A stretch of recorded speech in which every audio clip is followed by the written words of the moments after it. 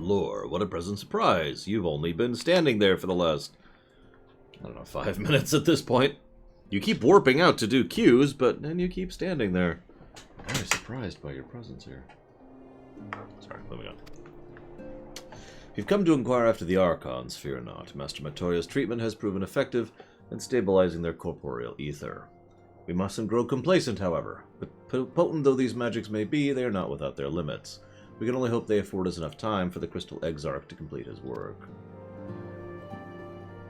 Wait, shoot, I think that's the current. Hang on, I think I accidentally started 5.2. Whoops! Whoops! Hang on. I accidentally started 5.2. I can't back out. This isn't Tor. I don't think Tor is better than this game at. You can back out of a conversation. Whatever, we started it. If only we could go with you to the first and help. Pardon the interruption, but I'm comparing urgent. Yeah, no, screw it. Hang on. I don't know. Yeah. Pagong! There we go. Who could that mystery man be? We'll find out in a while. God. Just kind of like, oh, there's the main story quest. All right, let's start 4.5. Oh no, FF14 crashed again. Oh no. Also, leveling 60 through 70 still sucks. I need to bug people to hit heaven or high on me, or heaven on high with me. See if it's actually worth a damn when it comes to experience.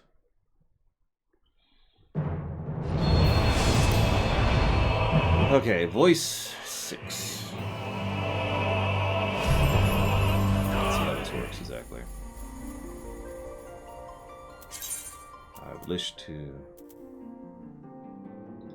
how do I change my appearance? How do I do this? Aha! I have to remove all equipment to... Okay. I have to unequip everything to change my appearance. Wow. Wait, you actually have to... How far do you have to do Palace of the Dead to unlock, Heaven on High? Now, I've gone to 100 on Palace of the Dead, so I'm good there. But... 450, wow. And that's not that hard, it's just a little time-consuming.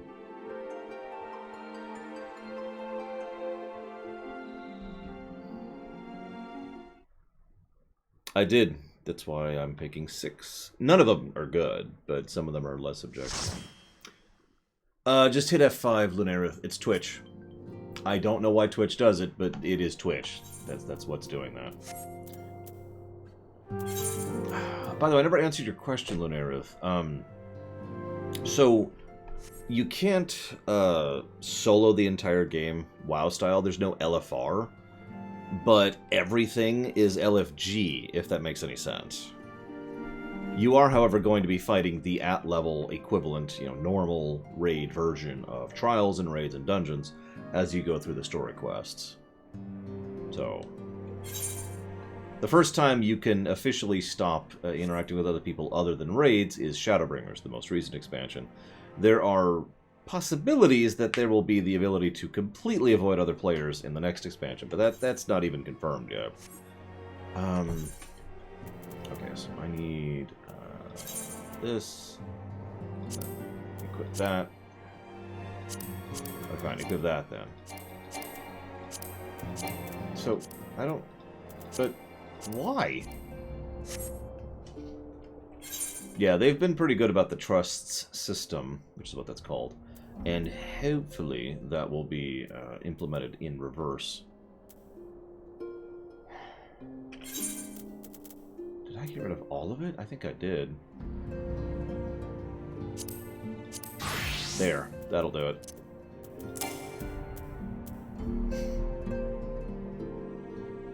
If you still have the Doppler effect on the music, then I got nothing. Refreshing is supposed to fix it.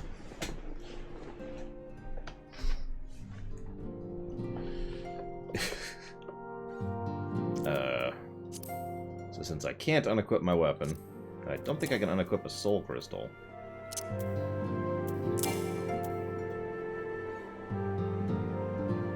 I suppose I could do... Okay. So, back out.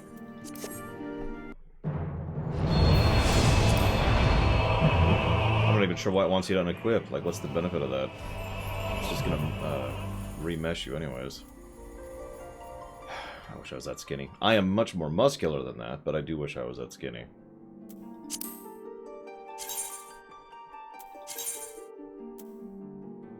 Sure.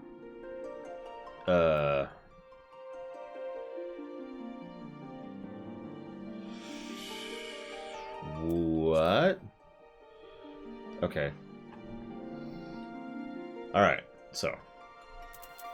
Something I'm curious about while we're here. Yeah, I don't think I'm gonna go with that. I don't know. Uh-huh. Probably not. What do we got here? So we've got hairstyle. Nothing worth a damn. Perfect.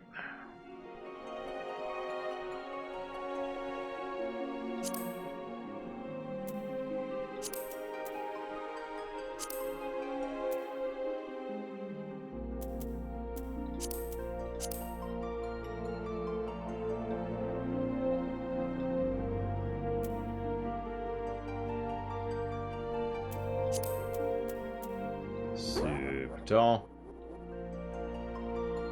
I don't know what that is, Muhammad Elvis. I do like the hair, but no.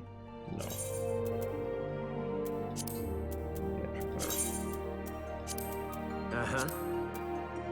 Let's go back to me here. Thank you for the bits regardless, Muhammad Elvis. I will have to hit the stream brakes in just a second. Figure out what you're talking about.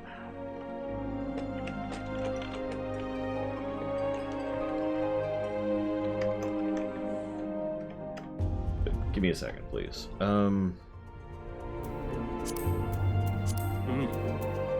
So, yep, no, height is still cranked. Aw, still only one hair color. Sadness. Is that per hairstyle? Or is that just only the dragon people get to have multiple hair colors? It's throne. I don't have context. I'm sorry, Muhammad Elvis. I'll look it up in a second. The highlight checkbox. Oh, there we go. Ah. Okay, so what the heck is my hairstyle? So I liked my hairstyle. I'm trying to find it again.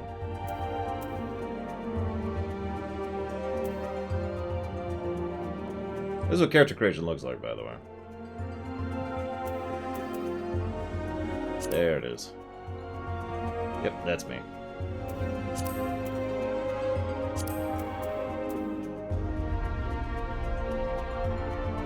Apparently visible.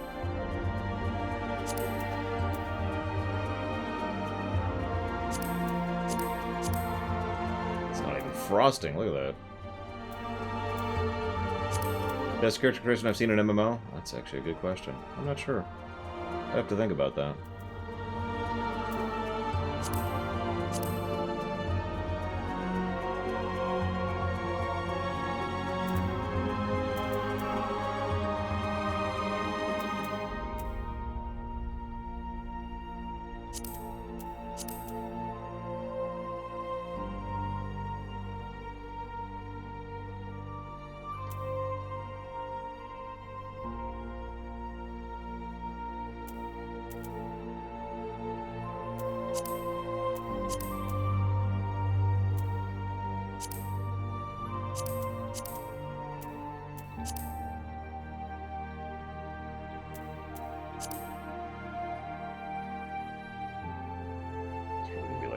Default lighting setup right there.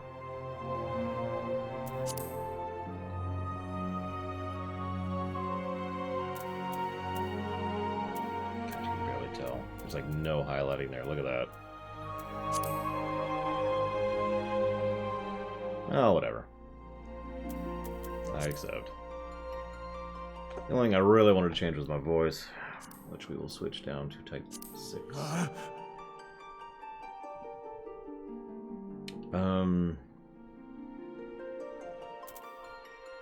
So is there anything else new?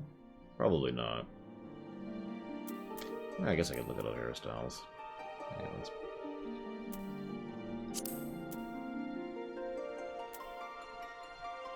perfect. This is just me now. Get back in the Nier outfit.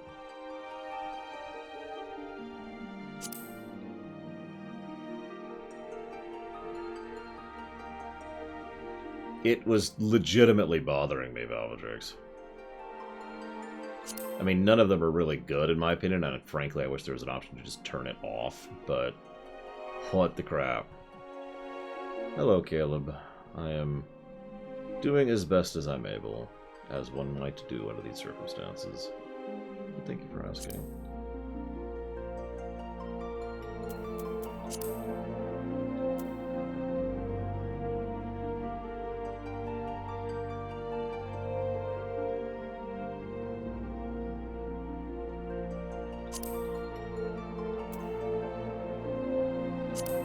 I might actually change my hair to that.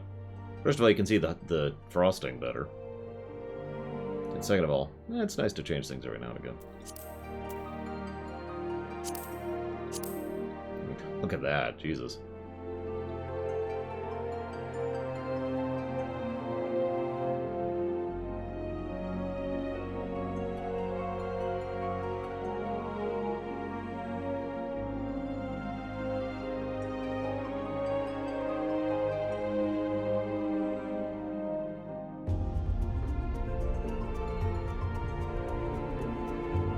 Nah, I like the beard. We'll go with that. We'll go with that. And voice is 6. Yep, okay. Go ahead and save it.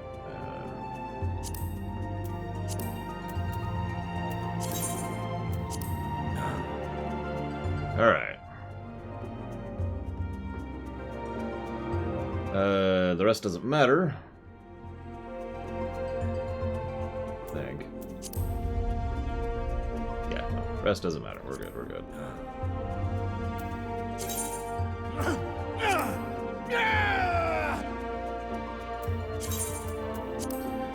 Okay, let's figure out what this thing is that Muhammad Elvis mentioned.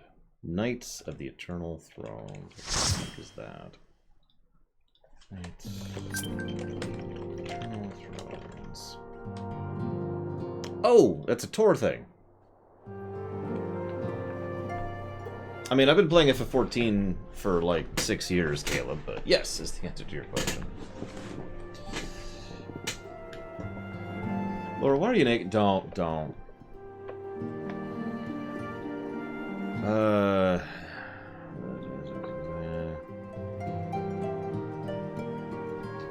Sure.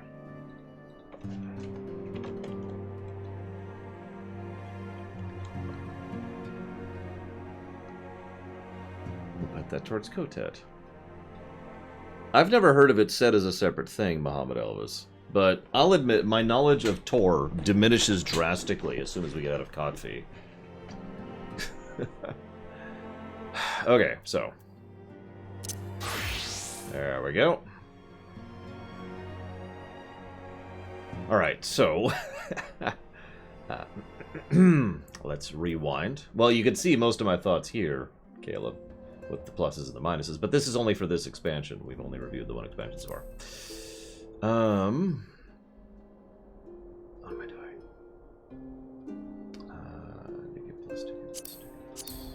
There it is.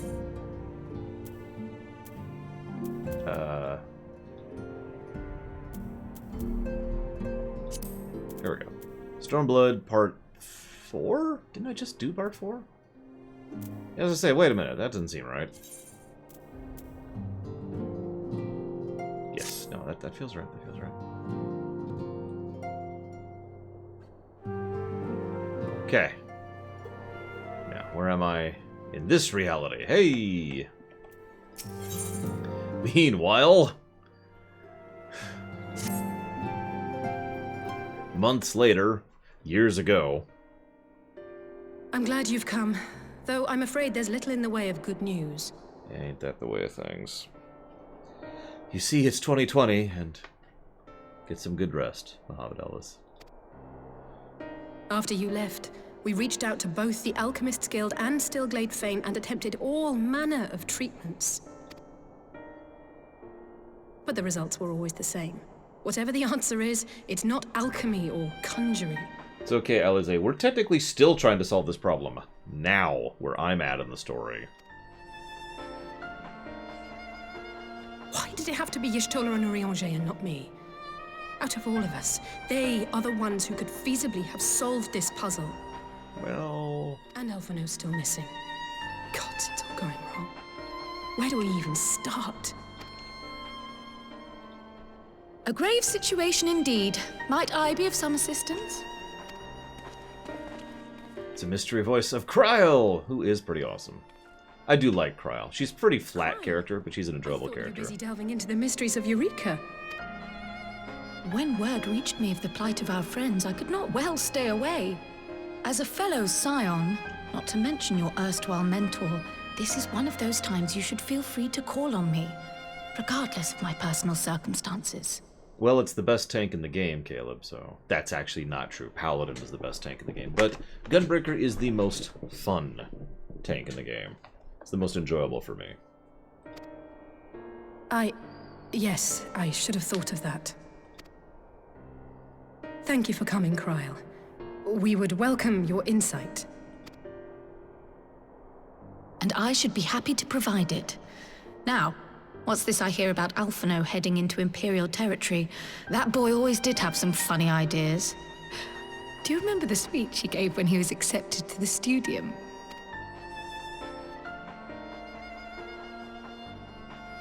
My life's goal is naught less than the salvation of this star.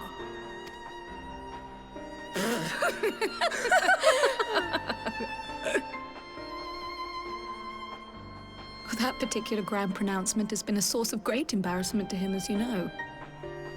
But the fact of the matter is, he meant every word and has lived his life accordingly. Yes, he remains altruistic to a fault. But I'm worried he was too fixated on his goals to see the dangers, as has happened before. You needn't be so concerned. Though his values remain the same, Alphino is not the blinkered boy he once was. Slowly but surely his eyes have been opened, thanks to a certain someone. Yeah, Estinian's been pretty good to him. A certain someone whom he'd be mortified to learn had heard about his little speech. Mum's the word, eh?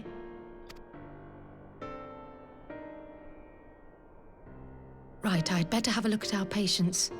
They're in the infirmary, I assume. I'll need absolute quiet, so it would be best if I did this alone. If you'll excuse me.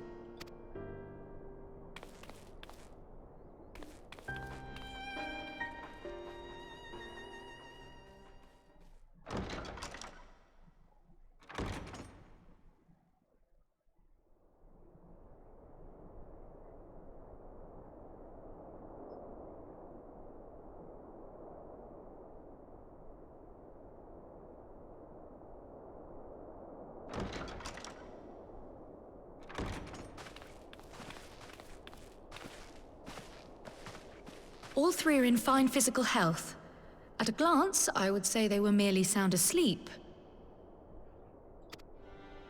Except for the fact that I couldn't sense the slightest trace of them in their bodies.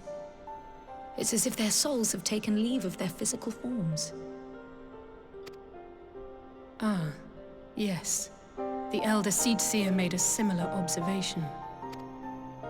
I've read the report. When you heard this mysterious voice, you described feeling as if you were somewhere else, yes? If we assume the ether which comprises your essence is being drawn to some other place, then it may be possible to follow the trail it leaves behind, just as we did in our search for Thancred. I wasn't around for that, but I can't imagine it was easy. Oh, it wasn't. But that's no reason not to try. I will have need of Master Matoya's crystal eye if I'm even to make the attempt. So I suggest we pay her a visit.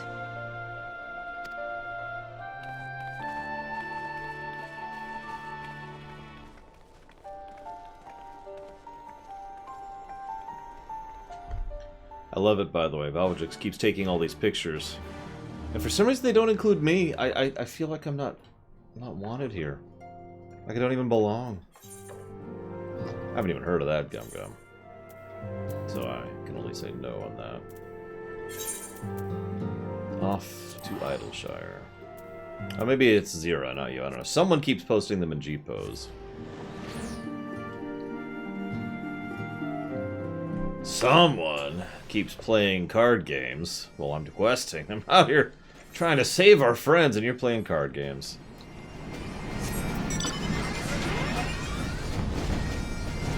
Right. God, it's been a long time since I've been to Idleshire.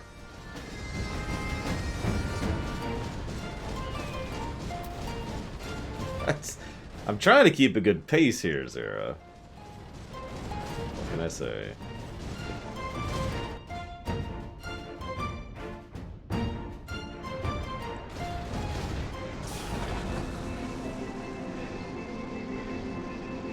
Still, a lot of my favorite stuff in general is in that raid, despite the fact that it includes time travel. It's also my favorite primal, and my favorite trial fight, if you could call it that. I know it's not really. Well, maybe it's not the favorite. The Omega stuff is really high tier. I don't know. There's good stuff in Alexander. What can I say?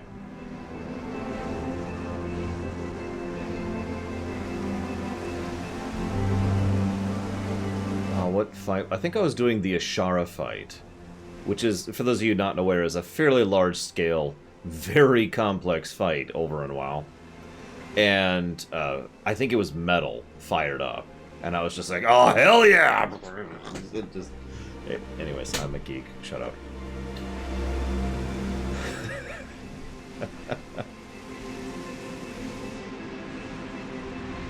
Little bit of a geek.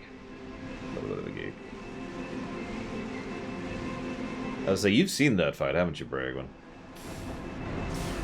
Or done it, I'm not sure which. That fight, it's a brilliant fight. Oh, I should say this out loud. So my general goal here is to finish 4.5, which I believe we're in the middle of. Whatever we're doing right now. This is the current goal. What I want to do after this, if you guys are amenable, is those 2 dungeons. Which is the Academia Night, or however you pronounce that, and the Twinning. And so that's the intention there. After that, I think we'll be going back to 5.2? Hang on, I have my notes. Or I can just pop on a Discord. But anyways. I have notes in many places.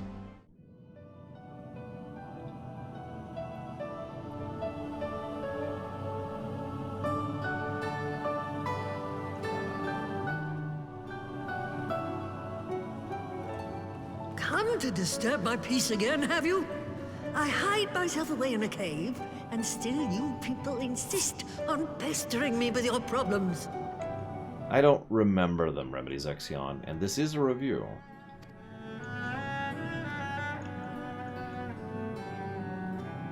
Oh, I mistook you for young what's-his-name, but I see now you're the sister. Weren't you supposed to be the lively one? I've seen happier faces at a rain-sodden burial. Well, I'm sorry to dash your expectations, but the situation isn't exactly conducive to gaiety. Ha! That's more like it. Stoller used to spit and hiss like a wildcat, too. Better for a young thing like you to be filled with fire and leave the doom and gloom to your elders. Now, what exactly does this tragic situation of yours have to do with me? If I may, Master Matoya, we have need of your crystal eye once more.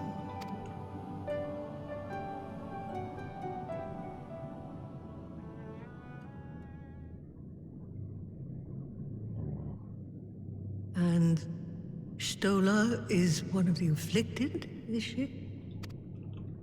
Very well. She may be an ungrateful stray, but she's my ungrateful stray, and I'll not see her buried before I am.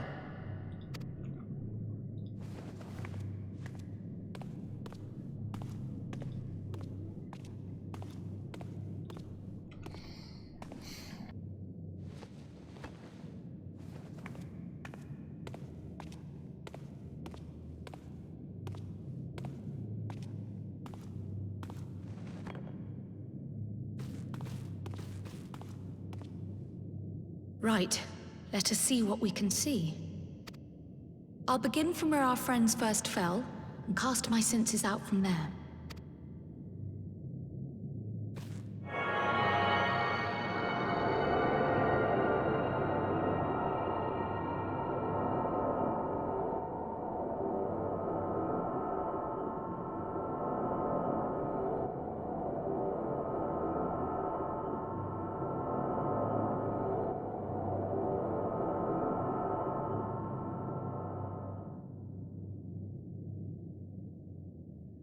What is it?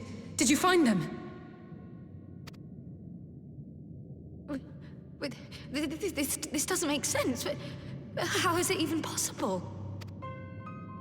How is what possible? Kryle, what did you see? The threads, they just ended. And no, I didn't lose track of them. I followed them as far as they went. It's as if they were cut off. Could their ether have dissipated if it had? Oh gods! Their bodies are just husks. It's like the Broodmother's daughter all over again. No, this is different. The Kalyana girl was already dead, body and soul, when Lakshmi affected her resurrection. Aye, let's not jump to conclusions. If their physical forms yet breathe, and show no signs of wasting, then it follows that their souls must still be intact somewhere. If I might be so bold, this always irritated me slightly, because this doesn't actually make sense to me. IMO, there probably should have remained an actual tether connecting their soul to their body, but there isn't, and yet they act as if their body is still connected to their soul, even though there isn't a connection there. You know what I mean? But I get that they wanted to drag it out, you know, where their souls had gone. It's just, I feel like this doesn't follow the logic of the setting, basically. That their bodies should literally be completely empty husks right now, sure. Or still have the tether, not having it both ways. Hello, Skymer. But where? That's the question, isn't it, girl? Death has not taken them to the ethereal sea, yet there are no tracks left for us to follow.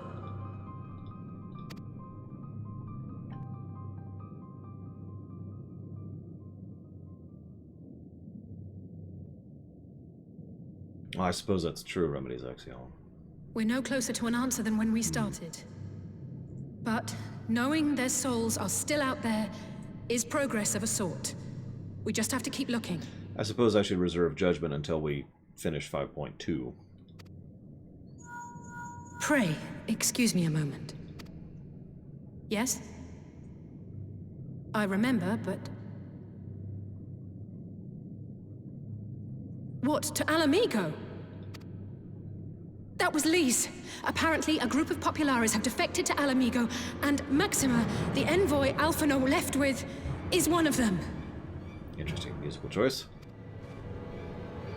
I'm sorry. I realize we've barely begun here, but... Go, child, go! You've made up your mind, and life's too short for dithering. I like her voice actress, by the way. I'll do some digging in the meantime and see if there isn't some other method we could use to continue the search. Matoya's. Let's be off then.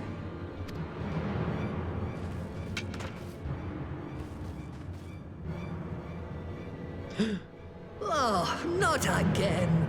The enchantment barely seems to take these days. I chalk it up to old age, but I rather doubt it's that simple.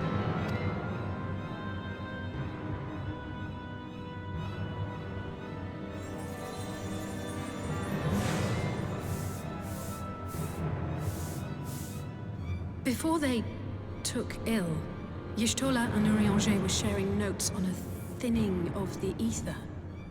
It seems to be happening all over. Does it now? And here I was, all set to blame my woes on that creaking mountain refuse clogging up the Thaliac. I fear something has gone awry. Still, there's naught to be gained from starting in shadows. You can only do what can be done, and that but one thing at a time. Yeah, I like that she blamed Alexander. And I was going to say, I'm pretty sure, and this is speculation, because I'm not that much of an expert, but I'm pretty sure the thinning is specifically because of what's happening in hyper-accelerated time, because time dilation is stupid over in the first right now. So that woman was the famed that was the woman who tamed Y'shtola. I have a distinct feeling of being grabbed by the scruff of the neck and having the nonsense shaken out of me. When Alphino is back, I'd like to visit again and ask her what tale she has of grandfather. I almost can't bear it to hear what Maxima has to tell us. But it can't be bad news, can it? At least would have said. Unless... yeah, there's no point in speculating. At least should she notify the guards. So let's go! I'll be praying for good news, learn what you can about Alphino's plight, and leave the search for our friend's lost souls to me. You got this, Crow.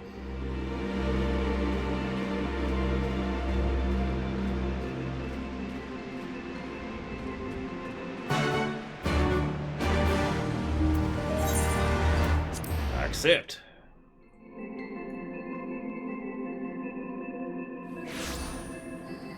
I do not think it is correct, no, Remedies Exion. I've been thinking about it a little bit, and I think the New Game Plus absolutely deserves the positive, but alas, I do not think it deserves the second positive. It is not quite as good as the golden standard of Diablo 3. There's a few little niggling things, and that is one of them. If you don't understand, allow me to elaborate on just one singular point. Let's say I'm leveling another class, like, say, Dancer. And let's say I would like to go ahead and level Dancer. But, you know, Roulette's, sure, and Heaven on High, and Palace of the Dead, and Squadrons, and Fate Grinding. You know, can I do something a little more meat on its bones to level? I've got it. I'll go back through the quest of Heavensward, because I really like Heavensward's story, and it'll be fun to re-experience, and I'll get some experience and I will get experience as I go. Right? Nope, can't do that. That reason alone is one of the reasons why I think that giving experience benefit to the New Game Plus would be a good idea. As I said earlier, and you probably heard me say this, I literally used to level in Chrono Trigger, not by picking up a good leveling spot and sitting there, but by just going through the game a few more times, because that was more enjoyable to me. Oh sure, the X benefit wasn't really worth it until you get about to Magus's lair, but still, you know? Anyways, that would also encourage me a lot more to do things like level Machinist, which is something I've been wanting to do, and Summoner, which is another one I've been wanting to touch on, but you get the idea. And yeah, as Rax points out, even if you ignore, you know, my own personal preference on the matter, which I just gave, there is a hell of a time commitment to that.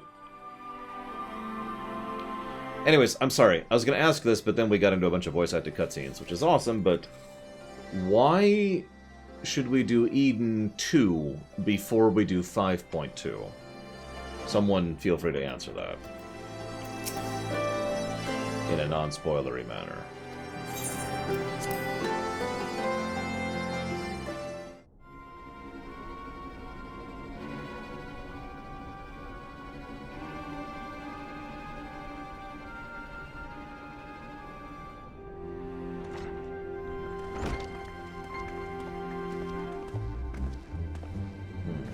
I'm sorry to drag you halfway across the realm, but when Maxima mentioned Alphino, I thought you'd want to hear the news in person.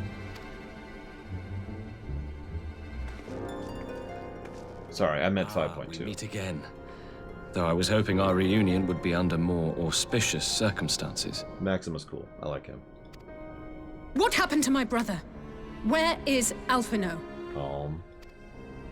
Never fear, my lady. Your brother was in fine health when I took my leave of him, and I have no reason to assume that has changed. You assume? If you will allow me, I shall endeavor to explain events.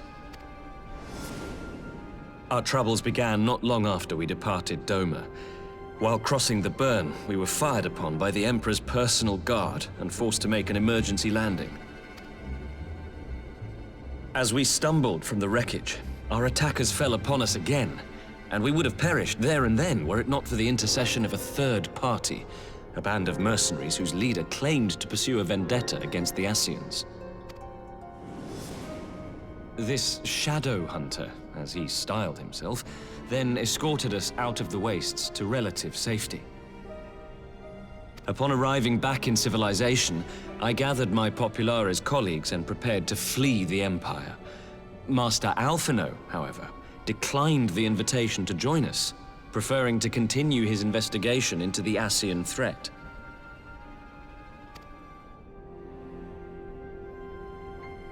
Well, at least he's not lying in a heap in the burn. Tell us more about these Ascian hunters. Who are they? And is Alphino still with them? He is. As to who they are, I'm afraid I have nothing to tell you. Beyond the fact that they root out and destroy Ascians, they were unwilling to divulge anything which might serve to identify them. They would not even reveal their next destination. But Master Alphino asked to accompany them all the same. Since parting company with your brother, we've been engaged in a game of cat and mouse with the Emperor's guard. We made our way through province after province, finding the army busy restoring order wherever we went, until we finally arrived here in Alamigo. I cannot thank Commander Aldin enough for giving us such an unexpectedly warm welcome. I'm not inclined to turn away refugees, no matter which land they call home. And if they can tell me how things lie in Garlemald, all the better. On that subject, there is much I would tell you. During the course of our journey, we heard tales that an entire rebel army had been slaughtered in the space of a single night.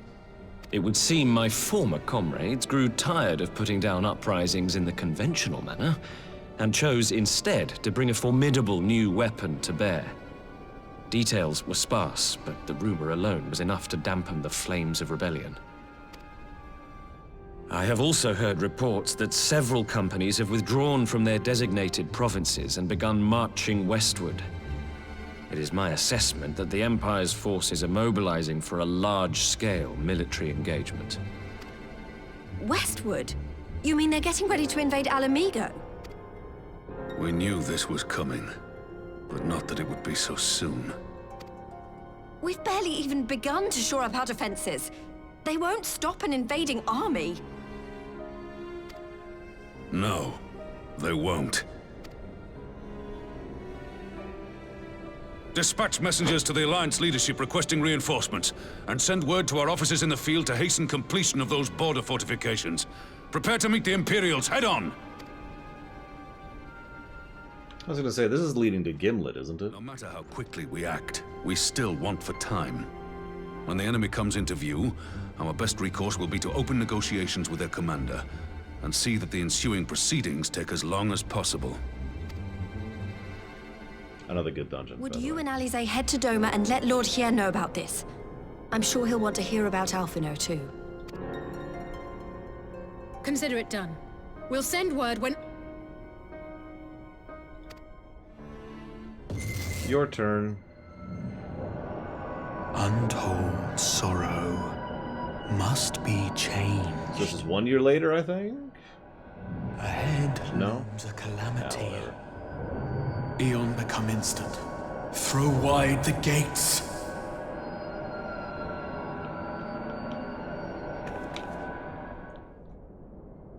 Oh, this is when Alphino gets drugged. That's right, that's right. You heard it too. Well, he sped up at least. Well, at least we're both still standing. Oh, thank the gods. I thought we'd lost you for a moment there. Why does this keep happening? Well... I wish I knew. Nothing we've tried has brought us any closer to an answer. We'll keep working on it. But first, we need to go and see Lord Hien.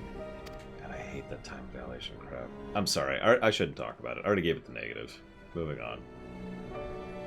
But yes, as of this moment, Thancred has been in the First for 4 years. So Alphino is safe for the present, at least. Hey, Serial Thriller. Welcome to my stream. I'm glad you like my YouTube stuff. Terrible though it may be. I'm actually glad Lise tasked us with visiting Lord Hien. Better to be dashing from place to place than sitting around stewing.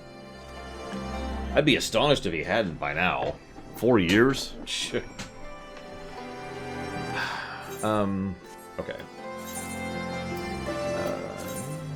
have more lists in my list than I feel like I should. Oh, right, duh.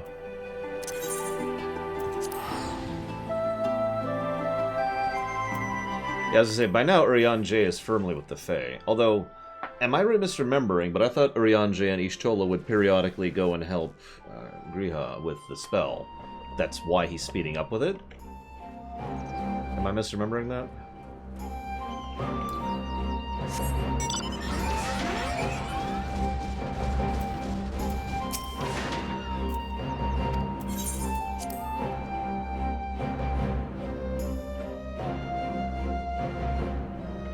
Well, I remember that, Zero.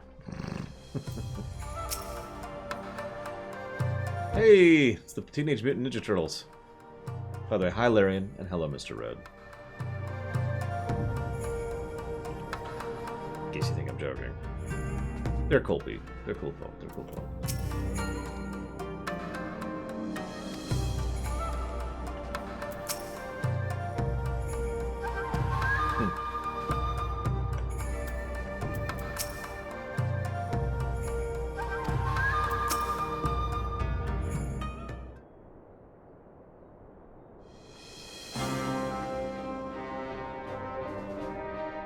Greetings, friends. I was just discussing future endeavors with the members of our newly formed alliance. The Kojin and the Confederacy you already know, and it was your own strength of arms that won the cooperation of the Steppes. We've also been joined by our neighbors from Daxia and the indomitable citizens of Dalmasca, though the scattered nature of the latter's resistance will somewhat delay their official induction. These proud people have united under a single purpose, to stand against the tyranny of the Garlean Empire.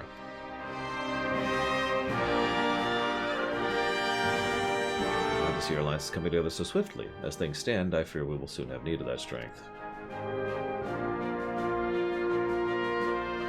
How soon? Now is good.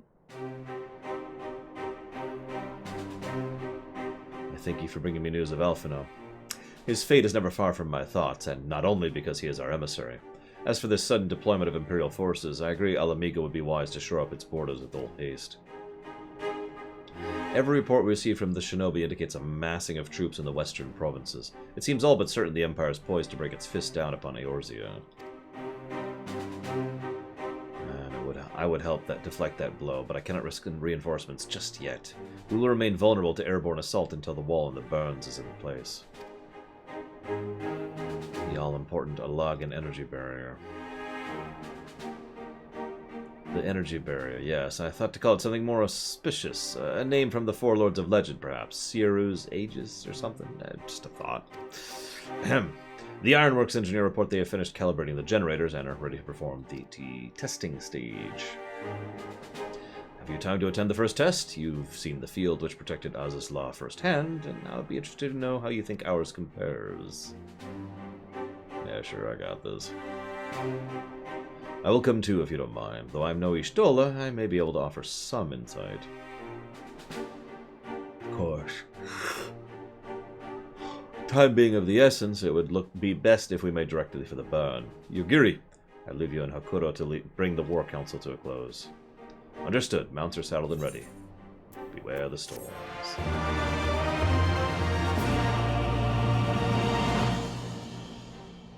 Hi, Kemek. We will cross the burn by Yol and Falcon, as before. Join me at the Overlook, near the House of Fears.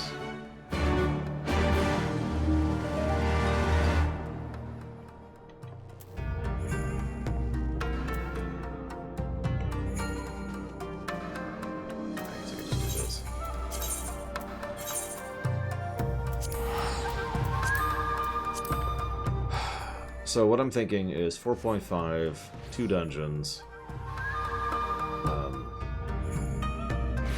Assuming we have more time, we'll then go ahead and do 5.2. Then Eden, then 5.3. Hello, Zawan.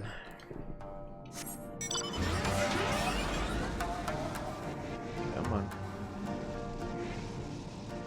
Come on. There we go. I'm actually trying a beard, Zawan, but you probably can't tell how it's connecting because for whatever reason, this is much darker than this. I bet you can't even see this, even though it isn't exactly as long. Back into the burn. No! It's okay. We're never going back in there. Unless we get it on random cues.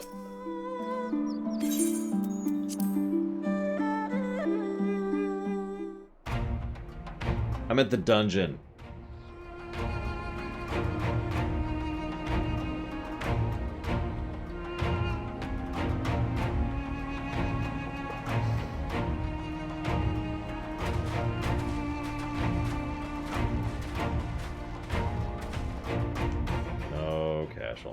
It seems the engineers have matters well in hand. I gotta be real, Cashel. There's plenty of pluses as is. I am not being,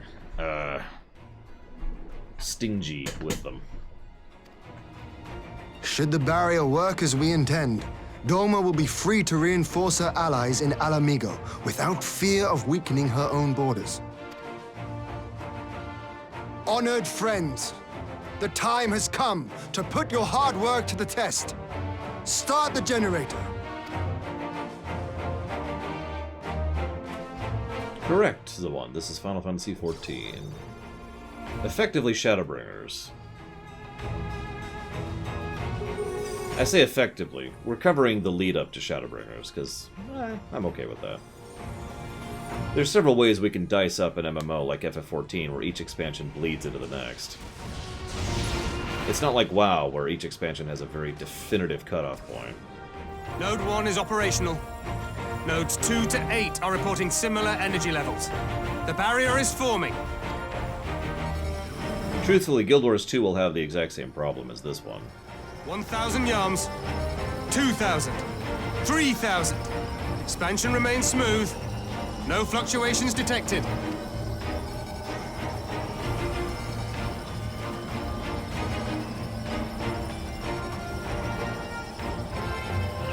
4,000!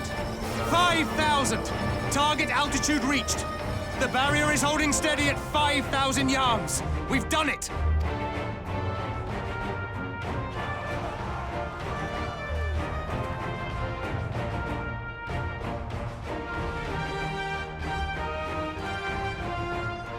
Hi, Alphino. Is that an Imperial airship? Of all the rotten timing. But this is a gift, Mistress Alize. They can test our new wool for us.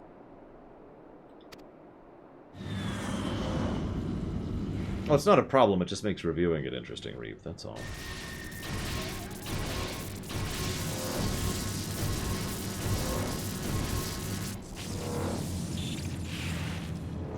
But yeah, like I said, Guild Wars 2... Though I was hoping for a fireball. Guild Wars 2 will have the exact same issue, because each episode of Guild Wars 2 blends almost seamlessly into the next one.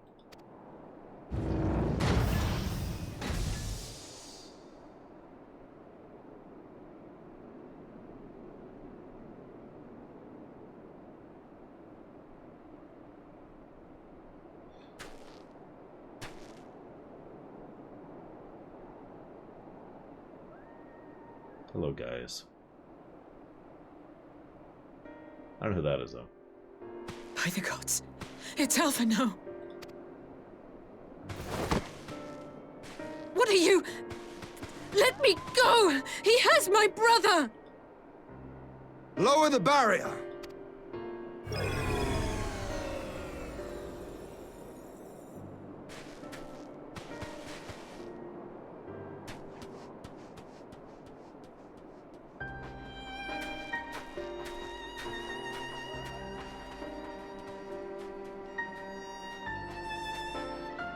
Be at ease, girl.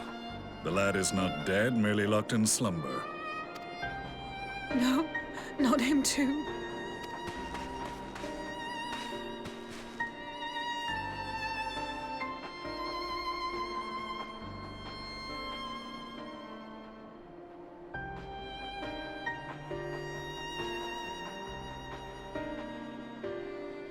We could identify no cause and found no remedy.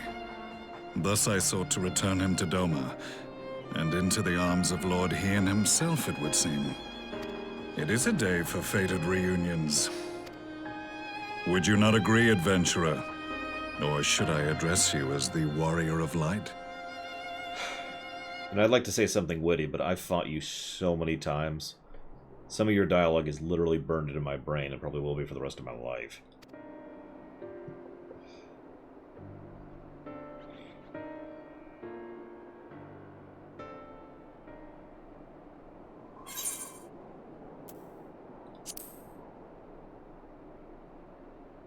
I, Gaius van Baelsar, the Black Wolf.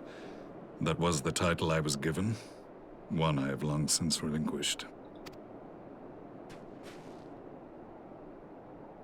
Stand down. The legatus of the 14th Imperial Legion died in Castrum Meridianum. I am no more than Gaius Baelsar, a man without rank or allegiance. Impossible! There's no way you could have survived! Do you remember how it unfolded? In my nightmares. How I was deceived by La Habrea? How I was convinced that reviving the Ultima weapon would allow me to bring peace to Eorzea? The Ascian used me, as he used so many others, all to further the restoration of his wretched god. Yet I say, I need to do this later tonight. My command, you bested me. And as the Praetorium went up in flames, I was content to burn along with it. For a moment, at least. A moment of folly. To surrender my life thus would have been to betray all who died for my cause. It was for them that I dragged myself free of the rubble, and swore vengeance on the Ascians.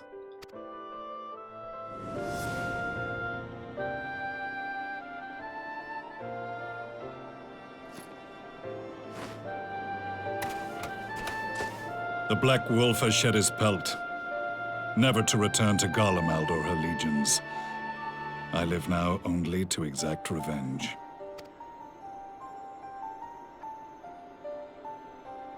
My principal quarry was to be La Habrea, whom I gather you have since ushered onto oblivion. You're welcome.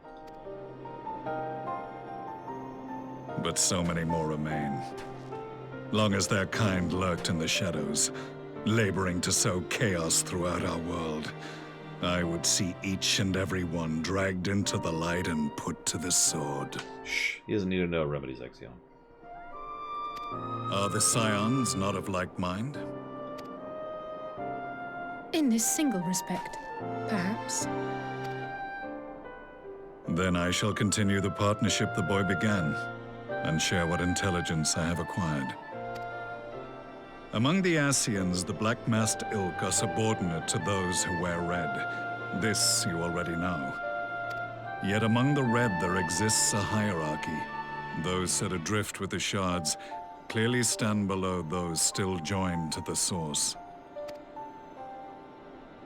Nabriales, who once dared to intrude upon the Rising Stones, belonged to the former group, and while he was indeed a dangerous foe, his powers were inconsequential next to the paragons of the Source. The first was La Habrea, who plagues us no more. There is also the white-robed Elidibus, and the elusive Emmet Selk, about whom little is known. We have files on La Habrea and Elidibus, but I believe this Emmet Selk is new to us? Yep. As I assume my brother told you, we have evidence to suggest that an Ascian now walks in the body of the Crown Prince. Have you identified this interloper? Elidibus seems the most likely culprit. As emissary, it is his role to maintain the equilibrium between darkness and light. Your many deeds in Hydaelyn's name have upset the balance, and I believe he seeks to restore it by throwing his considerable power behind the Empire. As a leader of the Ascians, he is one of our primary targets. It was on the trail of this very prey that the boy and I came across the scene of a failed uprising. In the absence of a single Garlean casualty, we inspected the bodies of the rebels, and the lack of any external injury drew my immediate attention. They had been slain by Black Rose, an alchemical invention of the Imperial Army. When I yet served as legatus, I ordered its production halted, and all stockpiles destroyed.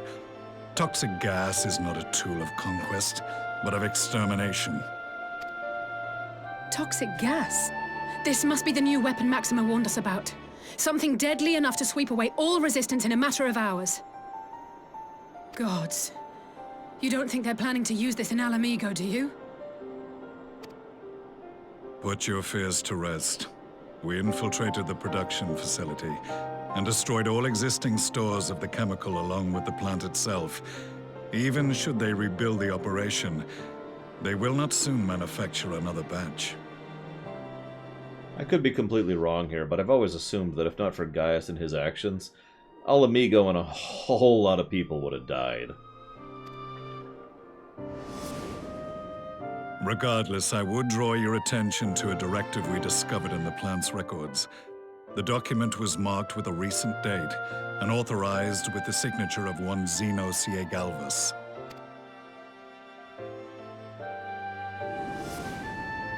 A dead man signing the death warrant for thousands. 'Tis bad comedy.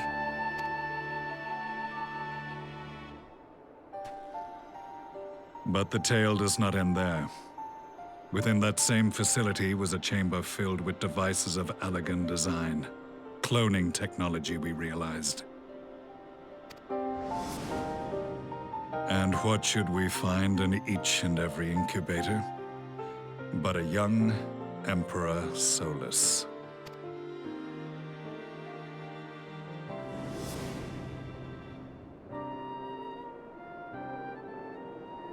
All of which prompts the question, were the Ascians responsible for these abominations, or was it the will of the Emperor? I must know which hand guides the Empire. Though I have given up my rank, I am yet a son of Garlemald, and I will fight for the future of my homeland. It is time I return to the hunting of shadows. We should focus on our common foe. To reopen old quarrels now would serve no purpose. You saved my brother's life, so I'm willing to let sleeping dogs lie. But in truth, it's not my decision to make.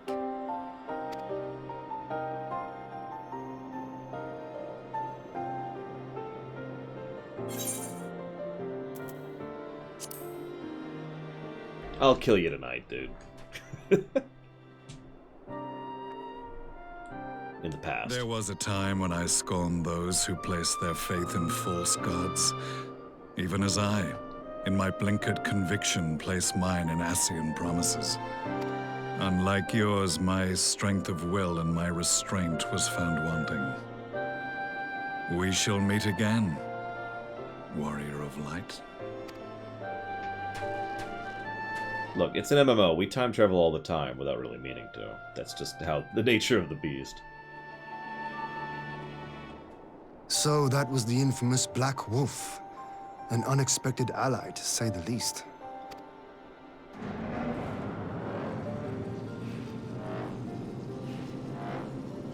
Yes, we shall fight again 5 years ago. The fine-tuning of the barrier to cleverer minds. Let us bid our friends from the Ironworks farewell, and see what can be done for Alphino back in Dorma.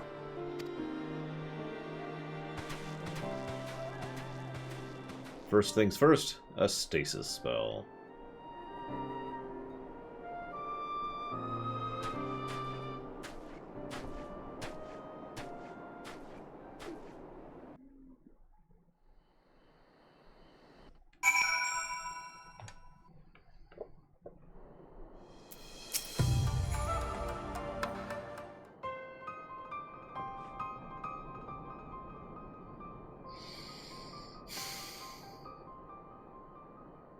That's a tough question to answer, Cashel, because there's nothing broad or sweeping. It's all little stuff, right? I mean, I guess the same's true in the other direction as well.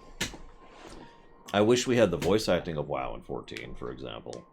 WoW falters on this a little bit, but in several expansions, WoW goes full hog into voice acting. It's awesome. Like, imagine you're fighting random trash mobs and they start talking to you. Just little snippets, you know? I would love to hear that kind of stuff over here in 14. Because if you pay attention, they do that anyways. It's just there's no voice acting. There's just little bubbles. The ones that don't even show up in the chat log. Anyways.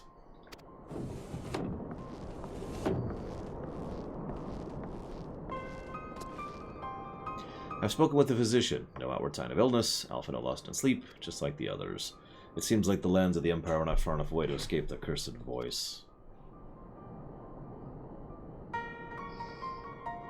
Oh, WoW has a whole internal studio for voice acting, motion capture, and general animation, so yes. I share your frustration, Alize, but Alphino has returned to us alive and otherwise unharmed. All that remains is finding the means to wake him. Until then, you can fulfill your duties as a scion, yours and your brother's both. You're right, of course. There are arrangements to be made and little time to make them. To business, then. Now that we know Ciero's wall works as intended, can we expect reinforcements for Alamigo? And now that we know we're not going to die instantly? As promised, we will send troops to bolster our allies. Pray be aware, however, they will not arrive without delay. Save for a few who boast teleportation magics, the bulk of our forces must transport by sea, a lengthy voyage for which the smaller vessels favored by the Confederacy are ill-equipped. Accordingly, I mean to enlist the assistance of the Eastern Aldenard Trading Company in finding suitable ships. As for navigating the distances in question, we are in the happy position of being able to call on those who plotted the course of my people's exodus to Eorzea. Beyond the procurement of ships, I think it's unlikely our East Aldernate friends will consent to any involvement in military operations, but I am certain they will afford Alphino a berth aboard one of their vessels. I shall have a surgeon accompany him every ilm of the way to the Rising Stones. My thanks, Lord Ian. Yugiri, I will go on ahead with our friends to Alamigo. Unless those capable of teleportation, put them at the disposal of the Eorzean Alliance as soon as possible. They will form the vanguard. I know, right, Blackpaw? This is exactly what we'd hoped for. Lise and the Alliance leaders will be glad to welcome the combined strength of the East. Yeah, to be clear, I'm quite happy with the voice acting quality we have in 14. I just lament the quantity of it. But I would rather have the quality than more at less quality, you know what I mean?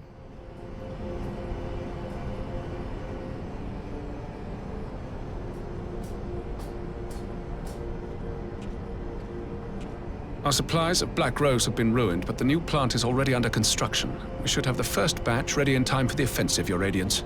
And yet, even WoW has some bad eggs in terms of their voice acting. Looking over at you, Wrath. Bella. See that you do. BC.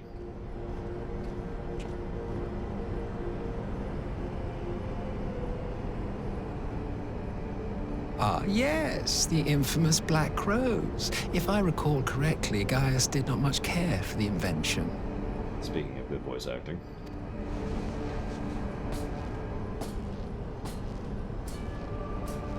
A ruthless and indiscriminate weapon indeed, this airborne poison. It seems you are capable of making decisions worthy of your bloodline. With no gift for sorcery, we Garleans must look to Magitech to even the odds. If it spares the needless deaths of our soldiers and serves the cause of this empire, there is no method I would not employ. How very noble of you. Truly, though, I must commend you for embracing your role as Emperor. You play the part of the determined ruler well. Sometimes even I catch myself believing. I love his slump.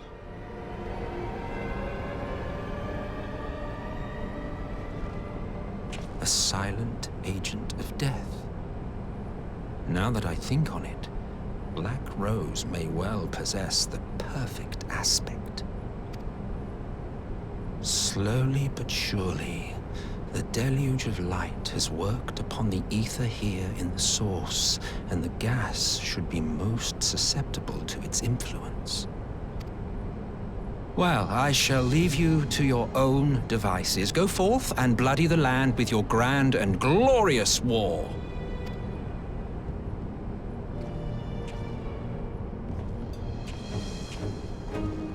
While you do what, precisely?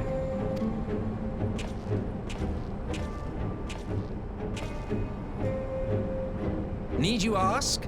I will be doing what all Ascians do.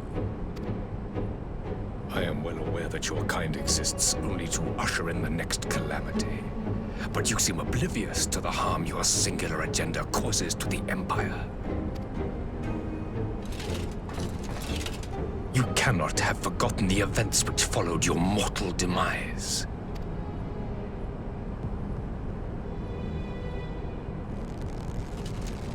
Our homeland was plunged into civil war for your failure to name a successor. The edifice you so carefully constructed was but a hair's breadth from collapse. Rome.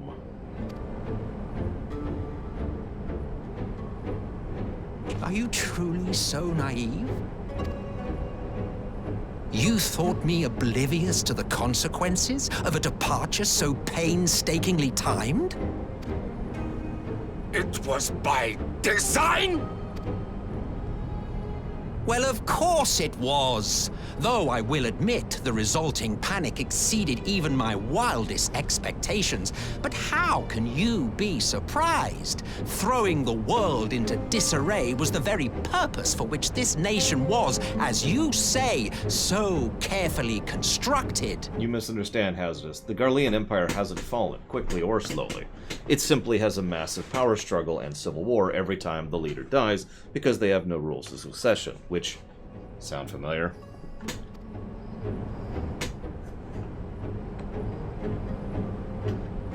Now, if you have no further questions, I must be on my way. Since we may not meet again in this lifetime, it would be remiss of me not to offer a word or two of gratitude. I really must thank you for this surplus of vessels. I can mold any host into my own image, but having bodies tailor-made for me in this fashion is so much less tiresome. What's funny is that sounds like mockery, but it's actually straight truth. La Habrea. You dabbled in Allagan cloning techniques, yes? It certainly is a compelling, not to mention entertaining, field of research. And of all the options available, you chose the founding father on whom to experiment. You have a twisted streak to you, Varus, like grandsire, like grandson, hey? If events play out as planned, this will become something of a family enterprise. You will be the capstone of this world, I the anchor and shard, and together we will give the lie to this star's fraudulent existence.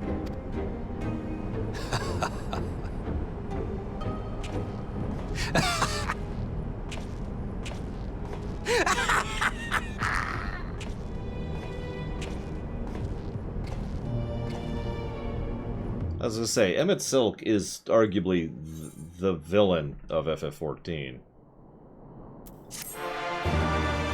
Like, the whole game.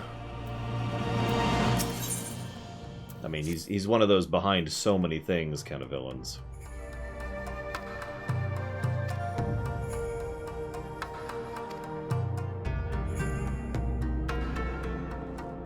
Why does he do what he does? A little complicated, but the long and the short of it is he's trying to restore the way things used to be. Let's put it that way.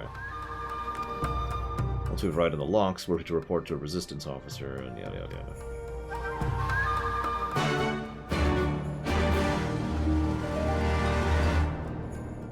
This partition right here? Yeah, that's him. But yeah, I like the way that Cashel puts it.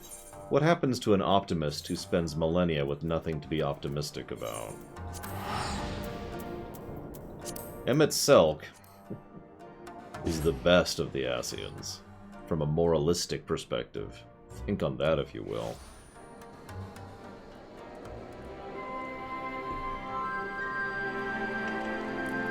It is worth noting I still haven't seen any additional stuff that may or may not exist about Elidibus, so I don't know if they've fleshed him out more.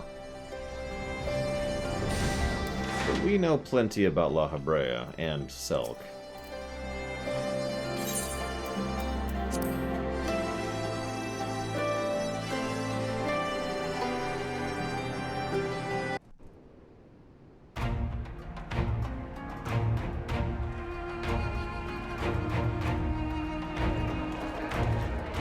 Speedruns, Disco.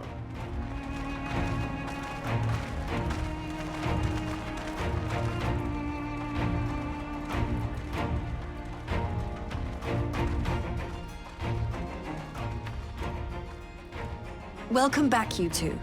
Greetings, Lord Here. Glad you could join us. Glad to be here. I would have come sooner, were our own defense is not in question, but I am pleased to report that our soldiers are assembling for deployment to Alamigo as we speak. Let's say Mega Man, Disco. We're grateful for your support. Thanks to the efforts of our allies, it won't be long before we've established defensive positions on this front as well.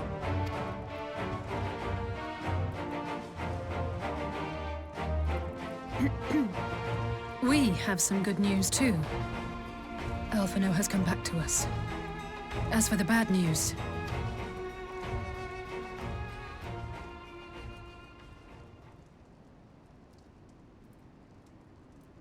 So, Alphino won't wake up. Gaius van Baelsar is alive and hunting Ascians, and the Empire is planning to poison us all with toxic gas. Does that sound about right? Ordinarily, any one of those things would have left me in shock. But the way things have been lately, it's all starting to seem pretty normal. Getting back to your report, are we sure this Black Rose is the weapon Maxima was talking about? It fits the description. And it seems we have Alphino to thank for sparing us an early demonstration of its effectiveness. I have a feeling this won't be the last time his bravery in the Empire will serve us here in Eorzea. The threat of an unknown weapon has had us all on edge. But now that we know what we're dealing with, we can take steps to defend against it. As for Gaius, I'm not sure what to think. Am I happy he's alive? Not in the slightest. Am I happy he's hunting Ascians? Aye, I'd have to say I am. Oh, speaking of Garleans you didn't expect to see, we have a tale of our own, as it happens. When we sent envoys to the Imperial Army to request talks, they returned with the message that Varissos Galvus would be attending.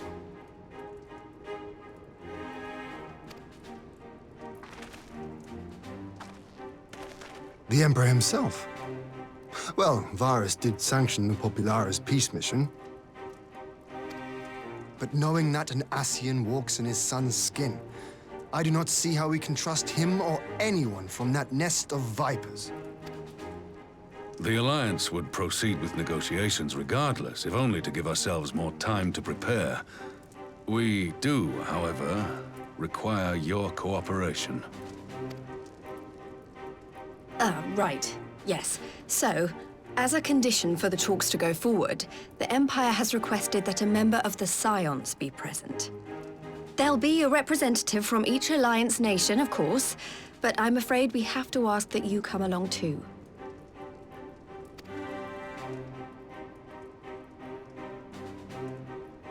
Gods, Lise, you know how much I hate politics. But then, what choice do I have? Elf? Very well. I shall attend as the Scion's representative.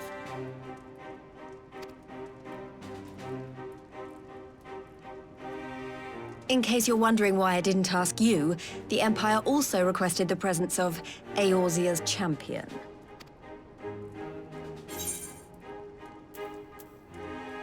I'm not fond of politics. No, I totally am, but let's not go into that. That's settled then.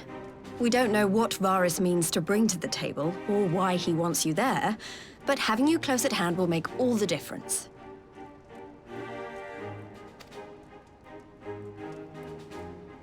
The meeting will take place on the border. Anticipating an early assault, we mean to position the bulk of our forces nearby.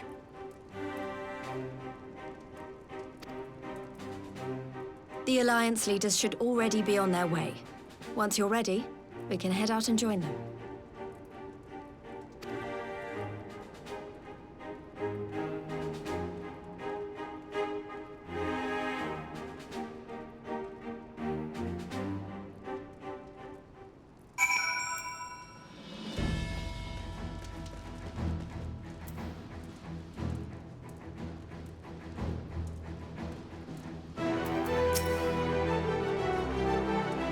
Sorry, who took that picture? That was Zira. So Zira took a picture of me and my sister, and I sent it to my sister. Her response, and I quote, "What am I wearing?" I don't think she'd ever seen it up close.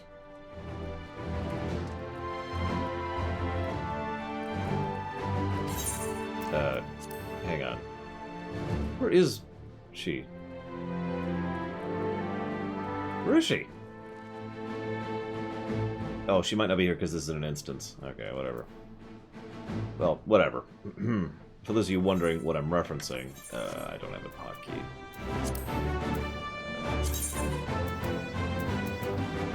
Where is she? Where is she? Here she is. That, you can kind of tell there, that's what she's wearing. Yeah. So, anyways, let's go meet with the Emperor. And see a cutscene that might actually get our first story negative in the last 3 days. Hey, it's the 2 bodyguards again. I kept not noticing them the last time I did this. I wouldn't even know it's them, except for the fact that I've fought them as a boss by now. They just kind of blend into the background.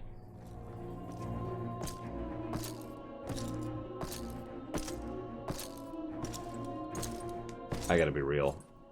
If we actually wanted to kill him right now, we totally could. He's actually rather lucky we don't.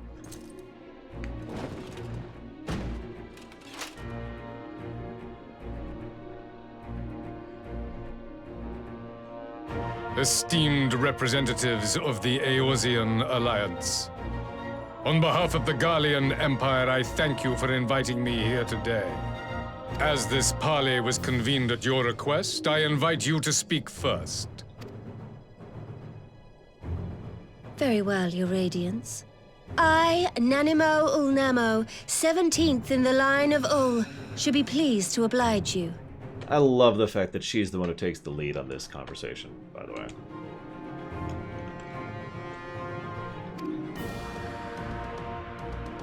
As recent events in Alamigo and Doma have made plain, the subjugation and exploitation of neighboring nations is not a sustainable policy. I said it earlier, Nanamo's awesome. She's my favorite city-state leader by far.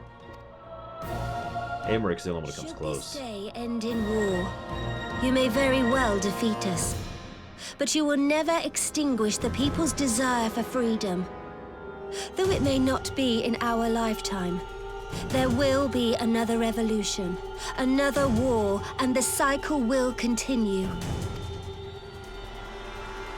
Doma has entered into a concord with the nations of Eorzea, a partnership wherein we recognize one another as equals.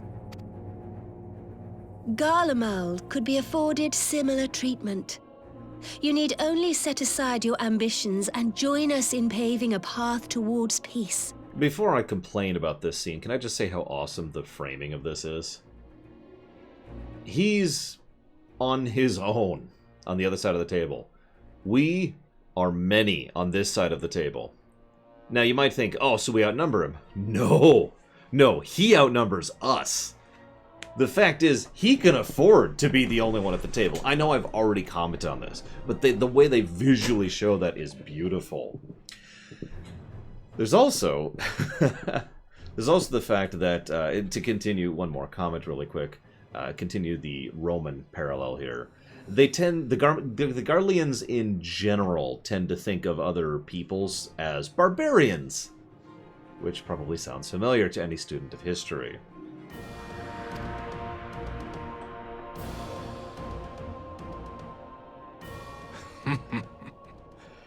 You will not win me over with sophistry, Your Grace. As you know only too well, this alliance lacks the strength to keep the peace within its own borders. Even now, your struggles with the Beastmen continue unabated. Divided, you sow this fertile soil with the seeds of your differences and reap naught but discord and chaos for your trouble. Eorzea must be united under one leader, one purpose. I would offer you both and bring an end to your strife. I mean, that's exactly my point, Remedies Exion. It was misapplied nomenclature, utilized as a form of elitist classism. Sound familiar?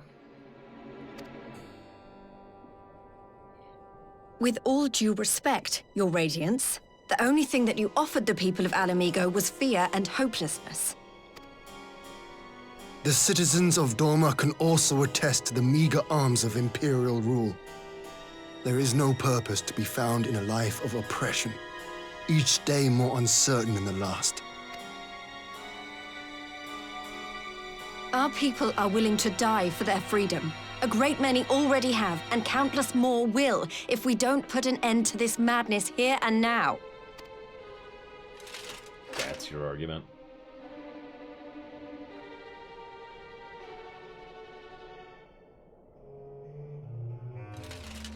We brought order and stability to your lives. This madness and bloodshed is of your own making. You broke the peace, not Garlemald. No. Peace. Order. You kill our peoples, despoil our lands, take everything that is ours. And what? You expect us to lick the boot that grinds our faces into the dirt? Yeah, I don't remember her name. You remember the woman who had the fake echo? Because, yeah. Her story is an excellent example of just how messed up the occupation really was. Probably one of the better story arcs in Stormblood, in my opinion.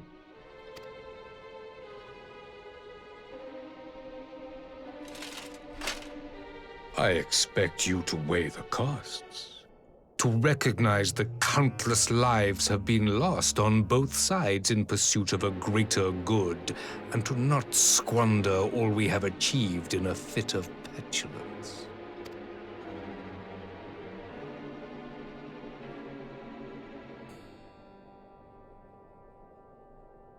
Your Radiance. I fear I can personally attest to the dangers of pursuing one's vision with such righteous fervor. For 1,000 years, the Holy See of Ishgard waged war with dragons. 1,000 years of sacrifice, of sorrow and hate, in which we bathed in the blood of friend and foe alike. Had it gone on any longer, we may well have drowned. Yet we have chosen to raise ourselves out of this bloody spiral, and have since made peace with our former enemy. You're welcome, by the way. So I understand. No doubt the dragons were more receptive to your overtures in the wake of their leader's demise.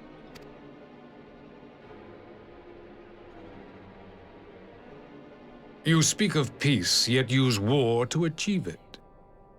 Your father would not have bothered to obscure his intent with honeyed words. He understood that strength is all that matters in the end. I want to like this scene. Sorry, I'm jumping in here because one of the biggest problems here is that not only is this side of the table giving frankly bad arguments, especially at a political meeting with a foreign head of state, who you're currently at war with, by the way, but more on top of that, why is Lys the one who's speaking for Alamigo? You'll notice the actual heads of state aren't the ones really speaking, other than Nadamo, because she's awesome, and Aymeric, who just jumped in.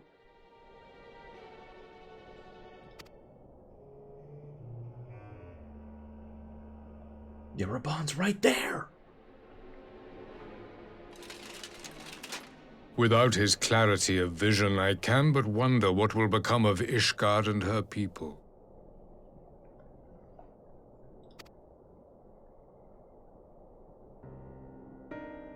Frankly, there was a time when Garlemald too lacked a leader of conviction. Weak and unable to wield magic, we were at the mercy of the strong from whom we sought refuge in the bitter cold of the north. Were it not for the discovery of ceruleum and the subsequent development of Magitech, we might never have gained the power to take back that which was rightfully ours.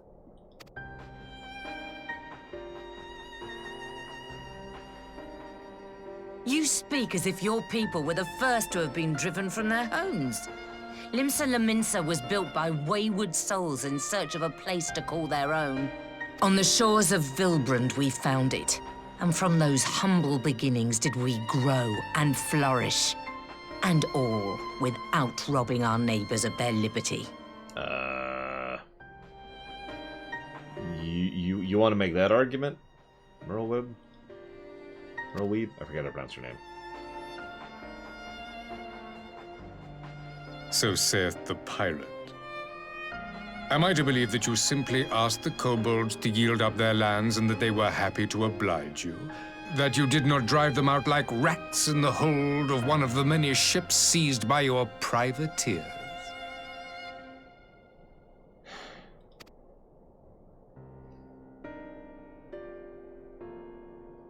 I will concede that after centuries of exile, reclamation may be mistaken for invasion. Nevertheless, it is not. And those who till stolen soil have no right to object when cast out in turn.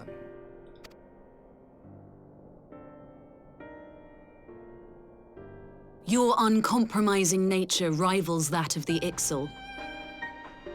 You see why I walked into this expecting, hoping not to give a negative for it. They too lament circumstances which they themselves perpetuate. Were they but to embrace peace, we would welcome them with open arms. Indeed, some few have done just that, and now receive of the 12's Wood's bounty.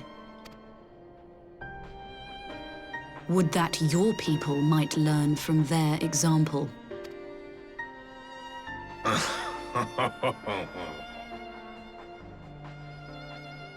You dare compare us to the Birdmen?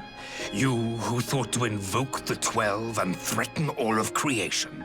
If I may, the one thing I really do, other than the visual presentation I already praised earlier, really do like about this cutscene, Varus is just kind of crushing them verbally. Now, the problem is, it's still not satisfying. It's like, well, is there a video game you like to play? I know, shocking question. Is there a video game you like to play and occasionally you just turn on mega cheats? Because that's what he's doing. Now, there's a certain enjoyment to that, especially a relaxation, but most of that's because I've done it without the cheats in those games, you know? I've done the hard modes, and I've done the low-level challenge runs, and I've done the single-character challenge runs, so I don't really mind stomping all over a boss at level 90.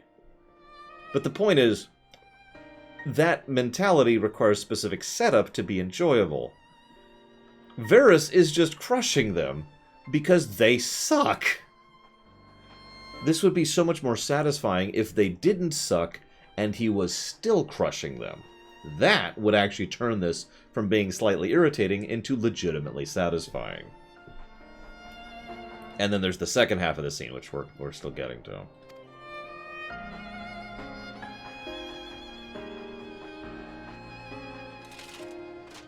I came here in the hope of finding some speck of common ground, but I see now these discussions will accomplish nothing. I mean, this side of the table's been moralizing for some reason. Despite what you people may believe, I am not wont to choose the sword over the olive branch. 'Tis but a pity men are loath to accept one without first being shown the other.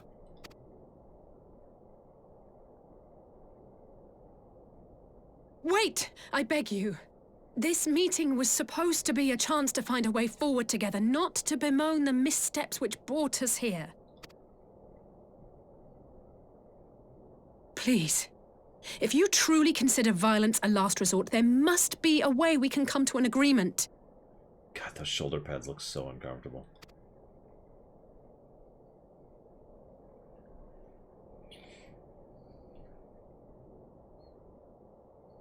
As Mistress Alisaie says, we did not come here to bicker over the past, but to discuss how we might strive towards a brighter future.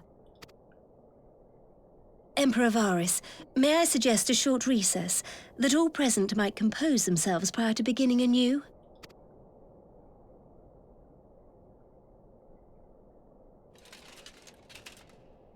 Very well. I pray this intermission will suffice to move these talks in a more constructive direction.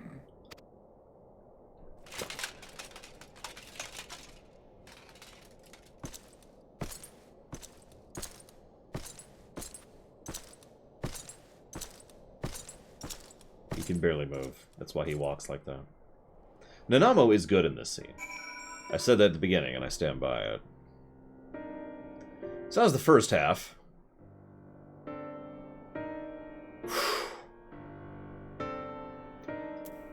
Yeah, that didn't go well, guys. I gotta be real. Y'all sucked. Now, in character, I'm probably not good at politics, but even in real life, I'm pretty sure the real life me, could have done a better job than that. Come on, guys.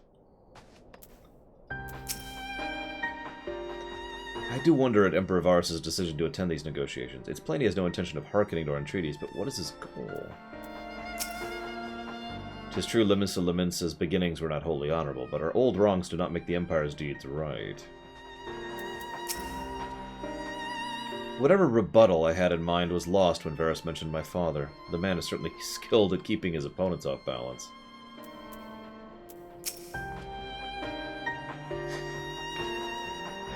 For a moment, I feared our talks would descend into violence there and then. Alisaie speaks of her dislike of politics, but her honest plea may well have prevented an early battle.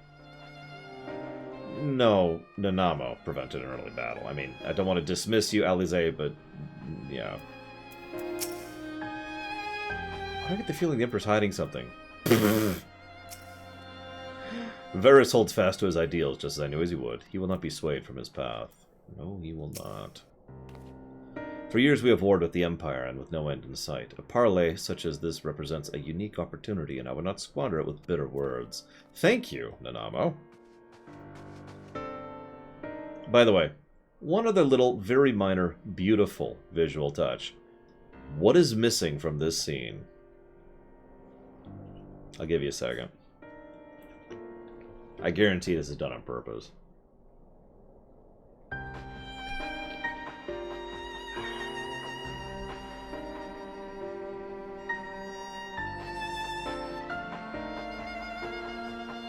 Yeah, Azeroth could use someone like Nanamo. I agree.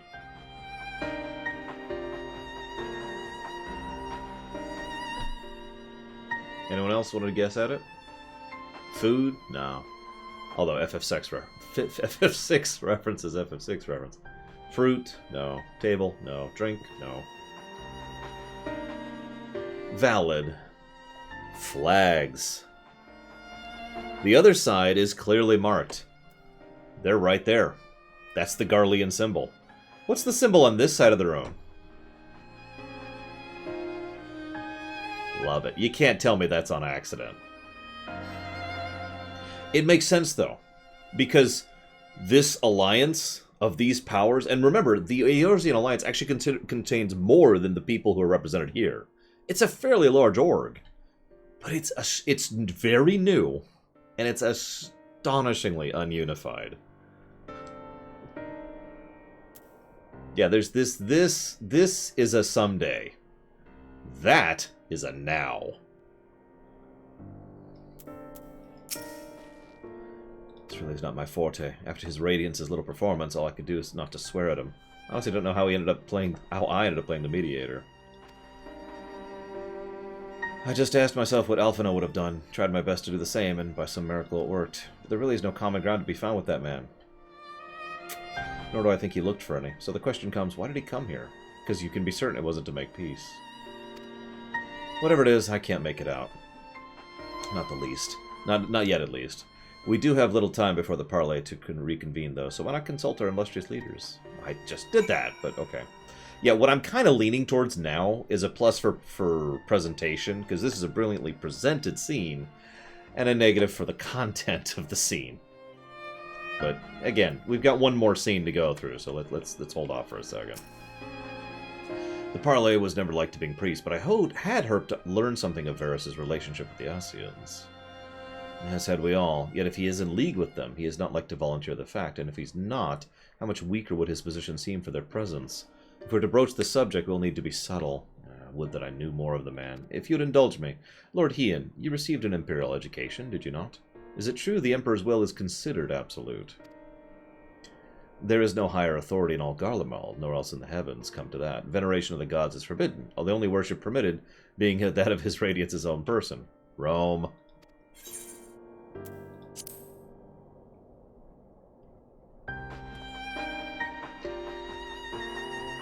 I share your disdain for their hypocrisy.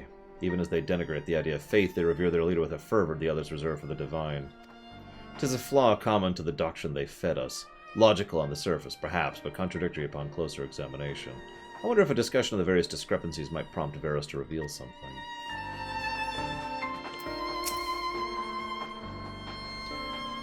I will say this for Varys. He is well versed in Eorzean history. His interest in our affairs is that of a beast in its prey. The conqueror would know its enemies. All should know their enemies, but there is much more we do not know of the Empire. Then we need to change that. We need having a Garle... By the way, you'll notice that once again we're leading into a Garlean expansion, right? This really is the Pandaria setup, I swear. If we can skirt the storm of his displeasure, we may yet come with some answers, even if it does sail close to the wind. Nanamo, help. 12 have mercy. But for Lady Alize's timely interjection, we might well have come to blows at the negotiating table. Not that Emperor Varys left us a great many options. Is unconditional surrender all he will accept, do you think?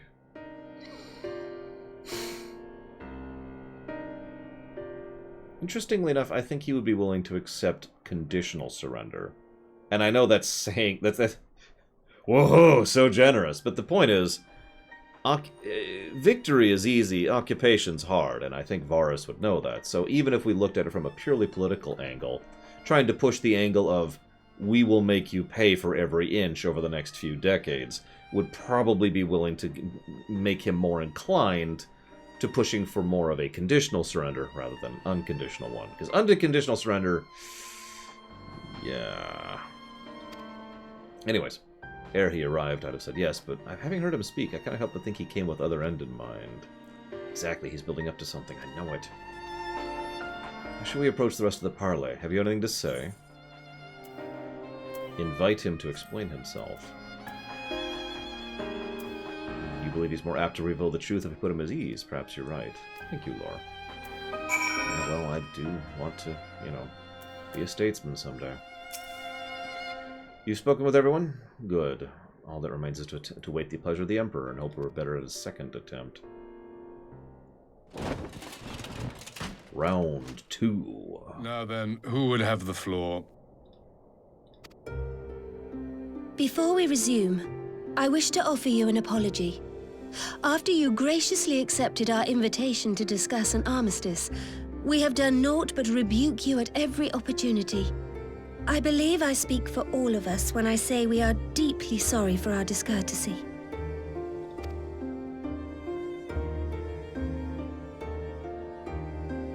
I'll admit your familiarity with our affairs surprised me, and served to remind me how little I know of yours. I think all here can understand the desire to reclaim one's homeland. But why expand further? That is my question. If I may, the answer can be found in the Imperial doctrine they took great pains to impart to my people. Recognizing the threat icons posed the world, Solus Zos Galvus decreed that they were to be eradicated. To this end, he began a campaign to unite all lands under the Garlean banner. I'm going to stop right there. For the longest time, I was actually pretty pro-Garlean. Some of the people who've been playing FF14 with me know this already. The problem is that is challenged by the evil and the asshole. Plural in both cases, right? Because it's like it's like frickin' Xehanort, you know? I am 100% with your goal. I am. It's just, what are you doing? You know? I hate to agree with you, because you're a monster. Anyways. Or so we were taught. Yet the Emperor only reached the burn, the Baron said to have been laid waste by Icons, after conquering all the lands that lay between. What is more, I am quite certain the practice of summoning was not nearly so widespread in the days before the Empire's founding. When you put it like that, it all starts to sound like an excuse, doesn't it? But to distract from what? Why are you really waging this war?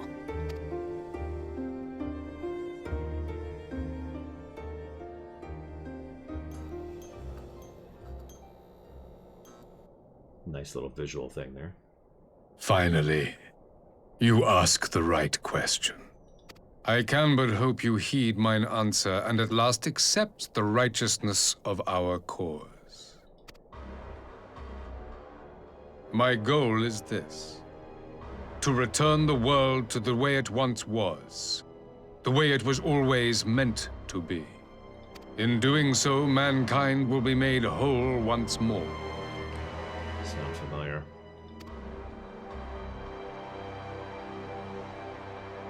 This is so much more interesting in hindsight, I gotta be honest. No longer will we suffer from the dissension born of our differences.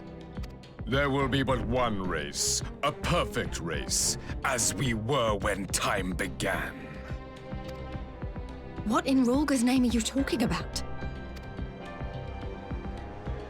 I am talking about the origins of this star, of the source and its 13 reflections. At the instant of the great sundering, 'twas not only the world that was shattered, but mankind itself. Thus were we divided into myriad races, each with its own unique imperfections. That is why man looks upon his neighbor and feels fear and hatred, why he wages war, why he kills his brother. You all in your own way have proven as much today. The peace you seek is but a fleeting solution to a fundamental problem. One which calls for more drastic measures. To bring about everlasting peace, our worlds must be rejoined. That is the goal the Empire would see realized. The glorious future unto which we shall one day shepherd mankind. A rejoining of worlds. It's worth noting that nothing he's saying is hyperbole. God, this is so weird going back to this. For those of you not aware of the story, I'll go ahead and share something with you guys. So, massive spoiler for Shadowbringers, okay? Massive spoiler for Shadowbringers in 5, 4, 3, 2, 1. There really did used to be one planet with the species, the Emerocians on it, the Asians. And there really was a shattering. And then there were a lot of worlds with a lot of people who were all pieces of the originals. And there's not really a real-life equivalent, but I'm going to share the... I like Emerocians better, but fine. We'll call them the Ancients, whatever. Such a generic goddamn name. The Ancients, who... Now I've lost my train of thought. I'm going to use an analogy that I've actually used before in this very stream. Imagine, if you will, that I have a picture in front of me, and this is the original planet, the original people, and the original everything. Now imagine that I have given all of you... Remedy has some crayons, Bragwin has some paintbrushes with pastels, Alex has a pencil, Baron has some charcoal, Purple Boy has, you know, finger paints. You know, everyone has a different tool. This is important. And I'm sitting here, and I'm describing this picture to you. And you now have to draw what you think this description is. And those 13 other paintings and pictures, those are the reflections.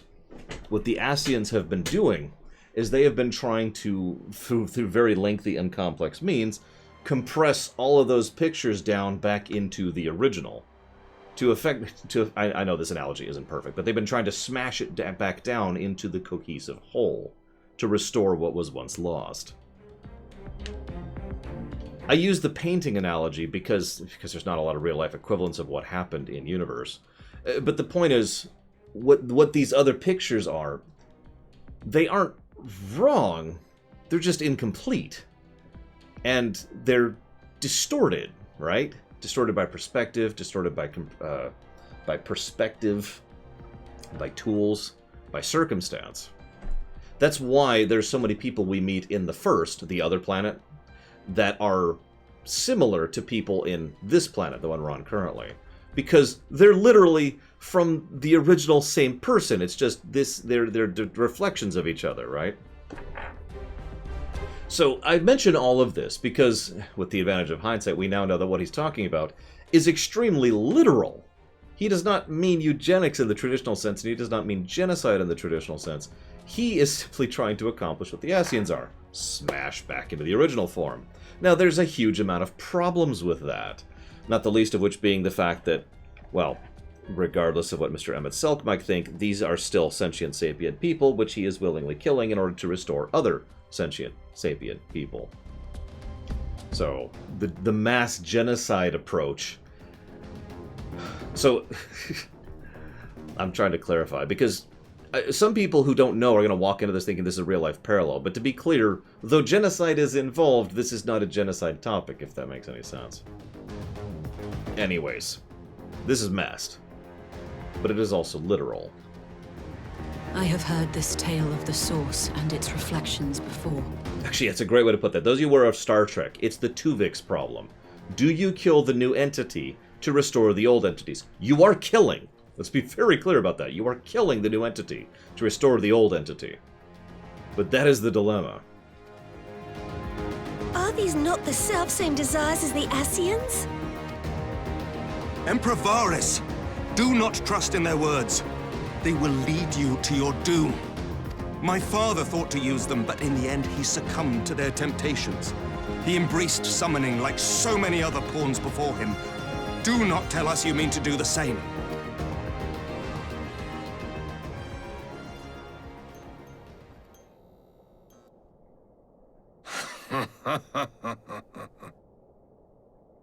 To be a pawn, free from the burden of choice, would be a blessing.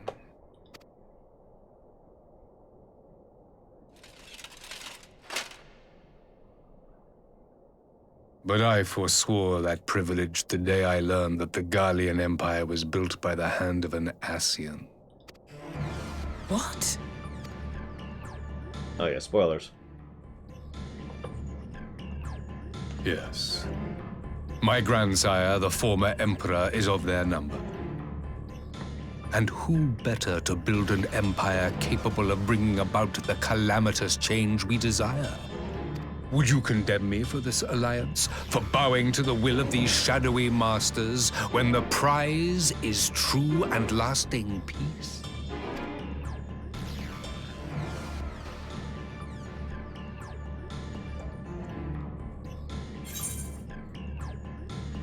It is worth noting that by all accounts, Amuro, at least Amuro in specific, maybe not the whole planet, was a paradise in pretty much every sense of the word. It's entirely possible, if not for totally not Lavos, it might still be a paradise to this day.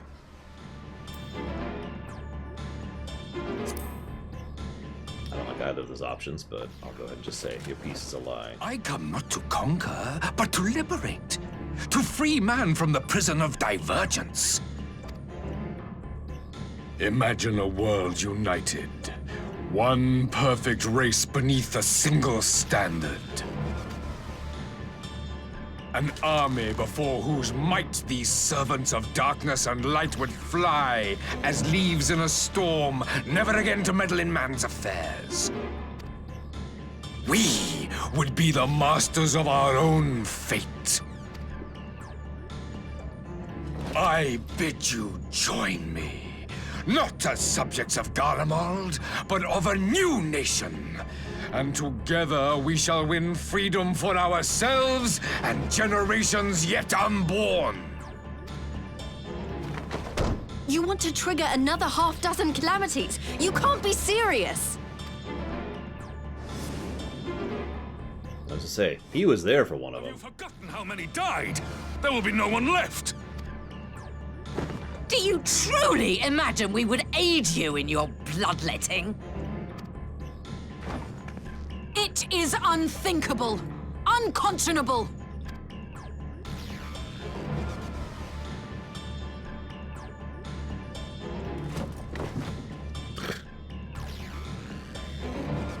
And what is the alternative?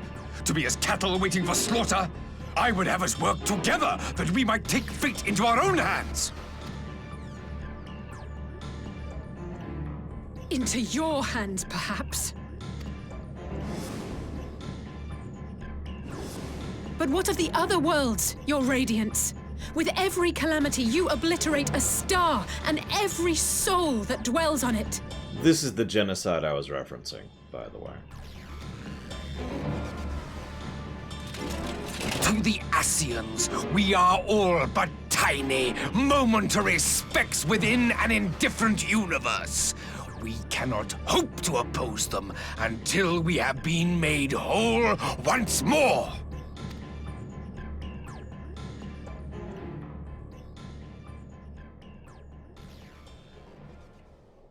Are these truly the words of Garlemald's ruler?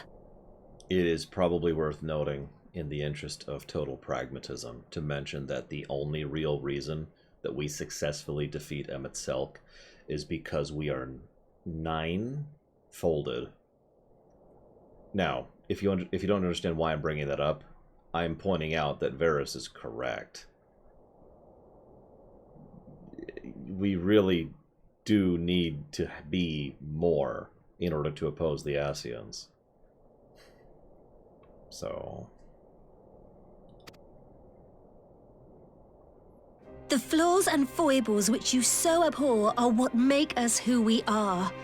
Every nation, even yours, Emperor Varys, is made whole through the combination of these imperfections, the strengths of one compensating for the weaknesses of another.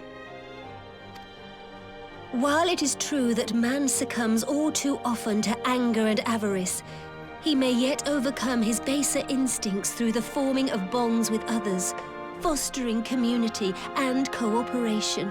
I'm sorry, this is so interesting in hindsight. I'm pretty sure the first time around I didn't realize what was going on here. Because if you're paying it... Yeah, true enough, Alex. If you're paying very careful attention, this scene is portrayed as though he's basically a madman and talking about how we need to be more unified. And she's saying, she then responds to that, oh, well, we are unified, our different... IDIC, right? The Mass Effect thing, united despite our differences. But the problem is, and again, with the advantage of hindsight, we now know he was speaking literally. Actually, literally. And I'm pretty sure I didn't pick up that he meant that literally back when I first went through this. That the protector of an empire should not only reject these fundamental truths, but seek to change them at so dear a cost to life is indefensible. Such a man is not fit to govern.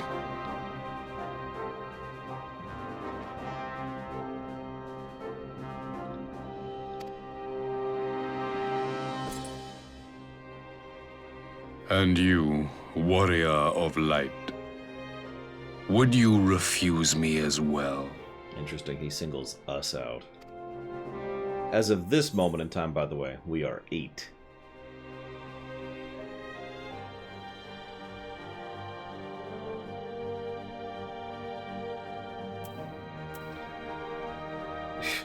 This is a lie. We will defeat the Ascians as we are. But that's a lie.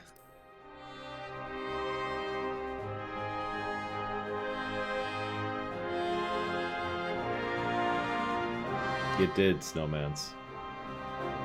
It took 15. It would seem the Alliance is of one mind on this matter.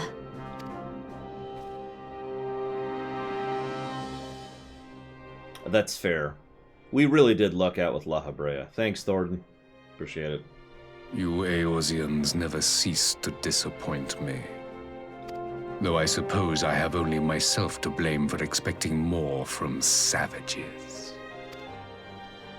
This discussion is at an end. I bid you make ready for our next meeting. It will not be at the negotiating table.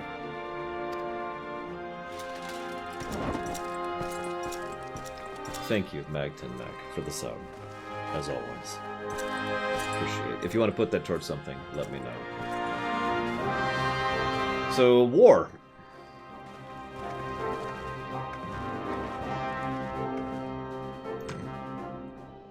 That is a very messed up scene, now that I'm really thinking about it. And yeah, so I haven't been saying this out loud, but to be clear, I'm not dismissing the Light Warden's energy. We had a stupid amount of light ether going with us, in addition to being 9, in addition to having 6 other people. We had, well, all I'm going to say is that for those of you who have actually seen the final battle against Emmett Selk, even with all of that on our side, we still almost lost. Just, yeah.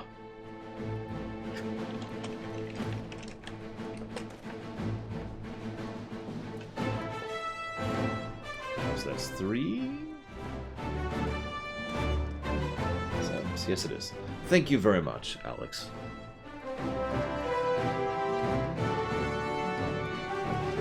As always, appreciate it. Very, very much. Give me a second, I'll type all that up while I think about this, because I gotta decide if that still deserves a negative. That scene is so different with hindsight. It really is. The first time through, I wouldn't even be questioning a negative for that. This time, now I'm just sitting here going,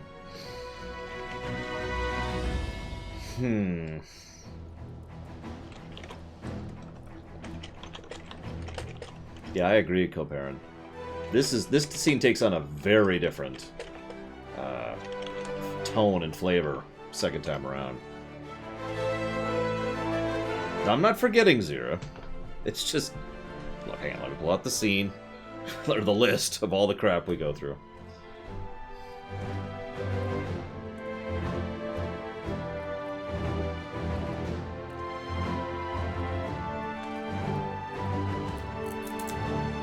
Admittedly, I'm still leaning towards a negative and a positive. The first scene is excusable, but honestly is still... I just don't care for the construct of it.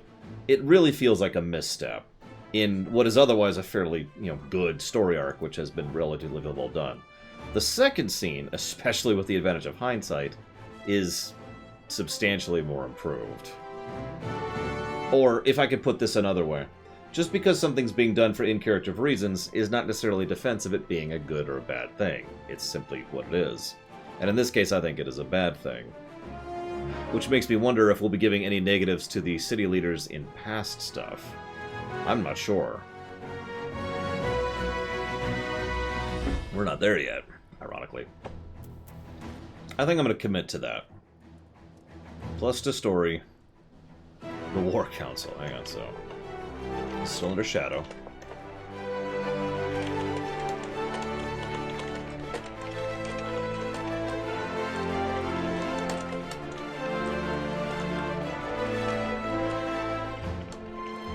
And then negative to story. I guess technically we'll put this up here since this was before the other negatives. Whoops.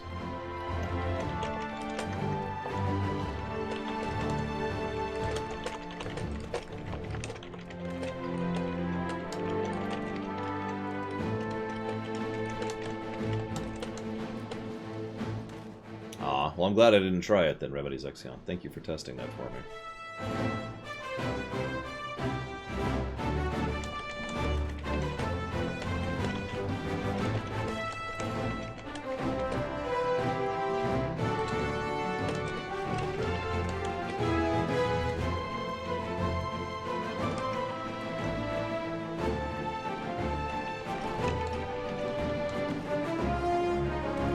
Plus the story. Negative the story. Boop. Okay, so that's like 40 minutes of us discussing that.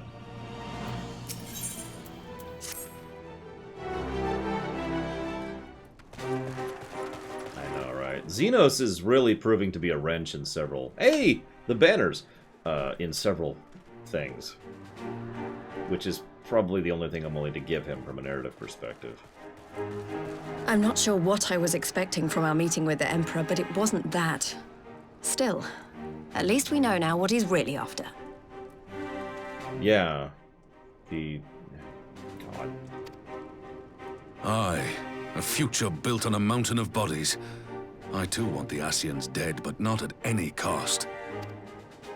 The last of the reinforcements from Dorma arrived not long ago.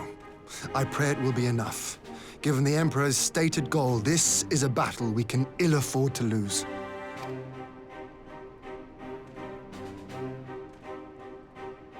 If the Gallians come in force, we may not have much say in the matter, even with our combined strength.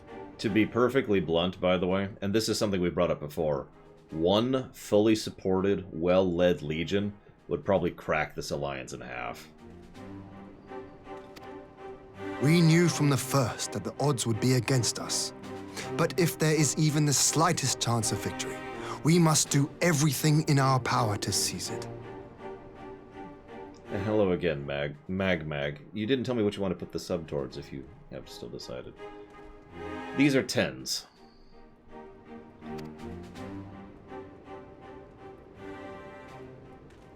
We must seize it, full stop. Here!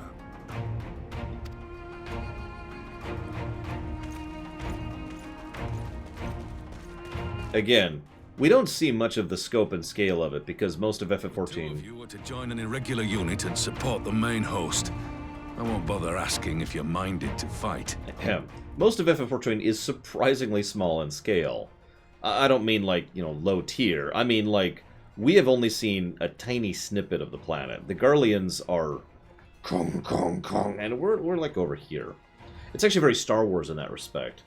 We see, you know, large-scale stuff in the Star Wars films, but we don't really. What we see is the tiny little speck in the corner that happens to be the focus of the Rebel Alliance. We don't see the other countless sectors consisting of thousands of star system with literally tens of thousands of fleets that is the rest of the Galactic Empire. Similarity. And again, Rome. After coming this far, how could I not? And for once, there's no one around to countermand me. Not that they would. Not even my brother. I mean, obviously the scale's different, but you see why I mentioned the Star Wars thing. But we all know who really make the difference. Ready to frighten some Garleans? Now, I don't mean to overstate our importance. I want to be on their side. But I'm legitimately pretty sure that if not for our presence and our inference in these events and this battle, that this still would have been a loss for the Alliance. Might I ask you to accompany the Dorman contingent? They are strangers here, and your presence would do much to raise their spirits.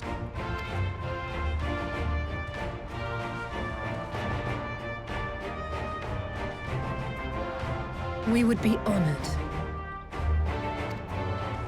When our people stride out with you in their midst, I dare say the Eorzeans will feel an ilm taller themselves. High spirits have a way of spreading. Is that a height joke? What I wouldn't give to join you. But my duties as field commander will not allow it. I'll leave the front lines in your capable hands. That's true. You're right, we don't actually win here, that's fair. But you know what I mean. We would have lost here, might be a better way to put that.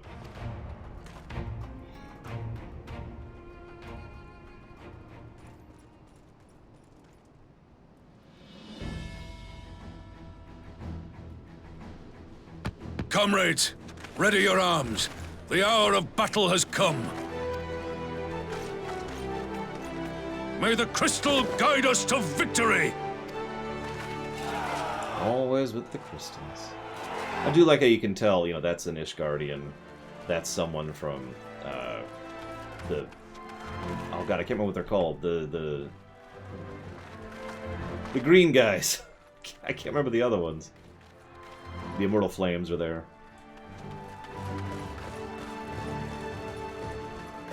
The Alamegans are there, yeah. Since the others couldn't be here, we'll have to fight twice as hard. If Alphinaud wakes to find the Imperials have won, I shall never hear the end of it. God damn it, Balvadrix. I will strange. stab you. I thought I would be terrified when the fighting started. I should be terrified.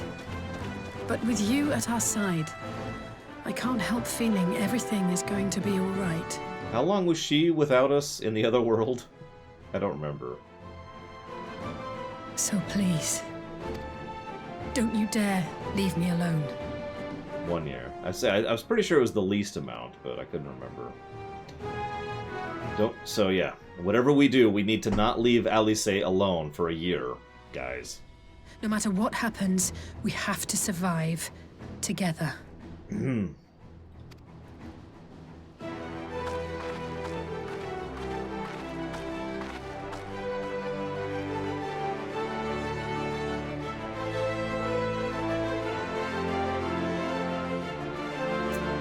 Hindsight. Again, a lot of these cutscenes are taking on an interesting tone in hindsight. So, Gimlet Dark. You guys ready? Let's smash this place into a fine paste, shall we?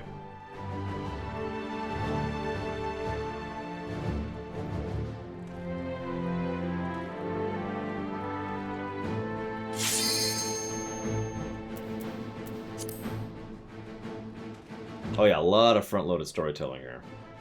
I'm actually surprised, because while I knew all these details, I honestly don't think I put these pieces together in advance.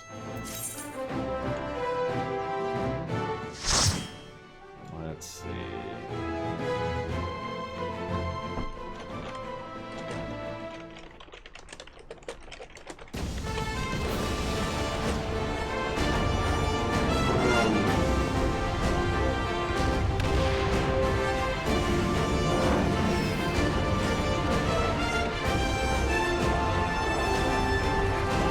Yeah, no, it'll be fascinating going back through.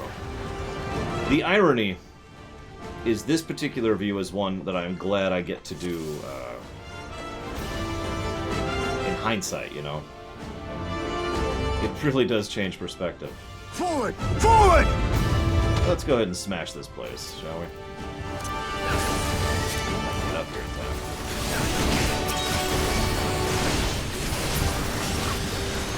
We got this, Lunarid. Maybe. We might not. How many airships are just in the Emperor's personal guard? There's a thought for you. Leave this to me!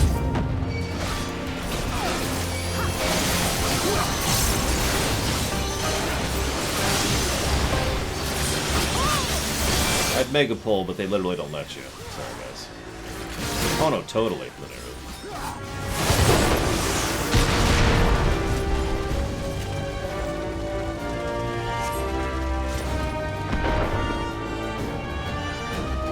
What's funny is the Garleans' main edge, being their air force, is a thing that goes all the way back to 1.0.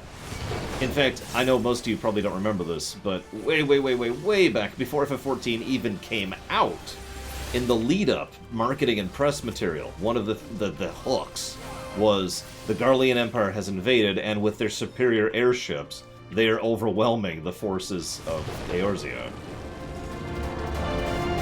Like, that's one of the earliest quest hooks, or story hooks, in the entire game.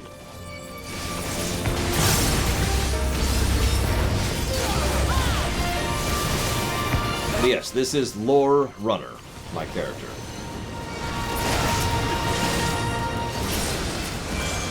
Ignore the Death Doom. That's more them than me. Yeah, this is a good use of this theme too. This is a fun fight. This dungeon's probably getting a positive. I've done this one several times. I know this place. Let's see if we even see him doing his mechanics.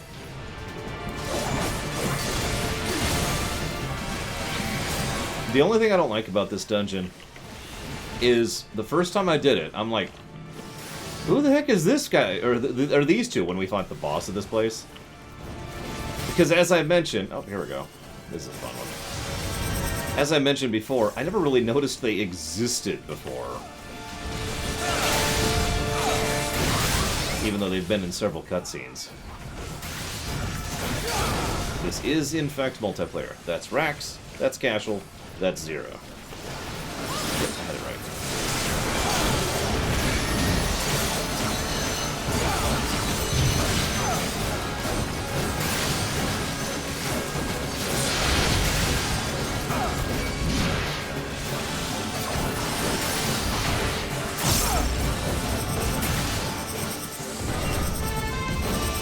Hello, Richard Cove.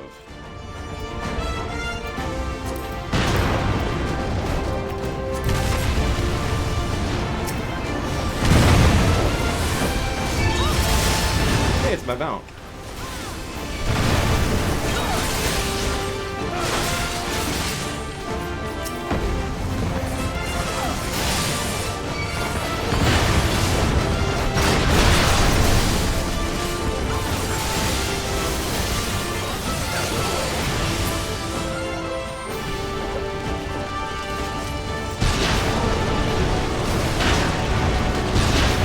I love how the battle's unfolding as we go. FF14 is certainly rather scripted, but it is also rather cinematic. I'm willing to make that trade-off.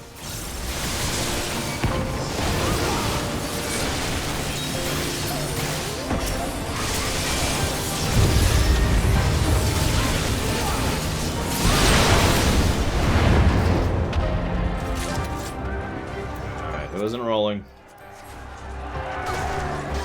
I shan't hold back! This is a neat little trick. There's a lot of people fighting here, but only a few of them are actually active MOBs. And these are the ones that we're fighting. Thus, we are part of the battle, but they don't have to absolutely overwhelm the game because of loading so many active MOBs at the same time.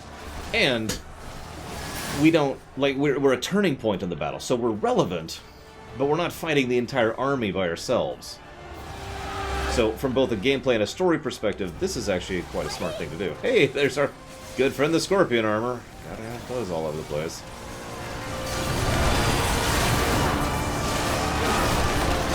Well, this dungeon might get a story positive at this rate.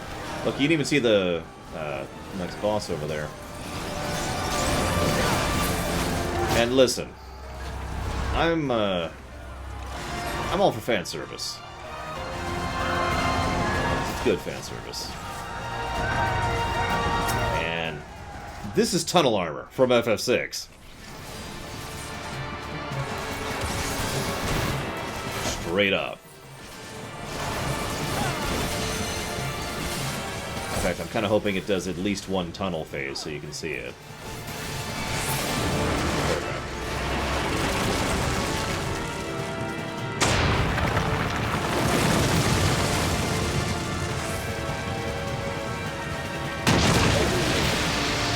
Fun fact, one time I was doing this dungeon, like a week ago, so I think Valvenders was there for this. And what was happening was, I'm over here, right? I'll even show you what was happening. And he disappears, so I know what he's doing. I know he's vanishing. And he's going to tunnel out. So I do this. And I'm looking around, and it's, I think it was literally this exact spot. I'm looking for where he's going to pop out. I'm like, well, I don't see him. And probably a good 2-3 seconds pass. And then it just kind of go, oh. And I realized, and yeah, he is right behind me.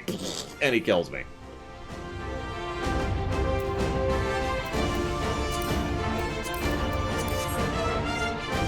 If you're wondering how I didn't hear him, I usually play with the sound off when I'm just doing, you know, leveling roulettes or whatever. Underestimate me. So I didn't hear nothing. I'm just like, where is he? Oh.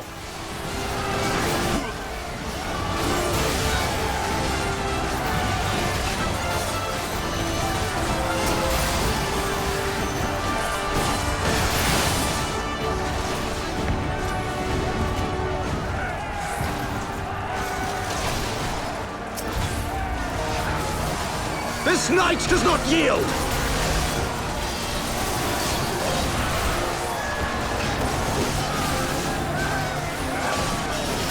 Out of my way! Alright, Ian. Ready to actually do some damage this time? Because you certainly didn't last time.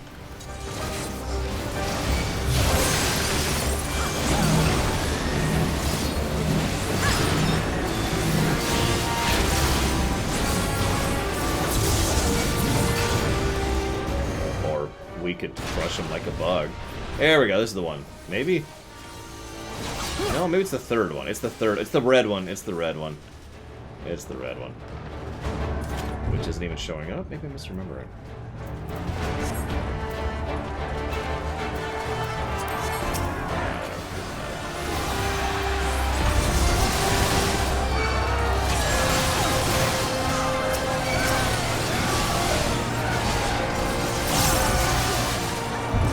As one!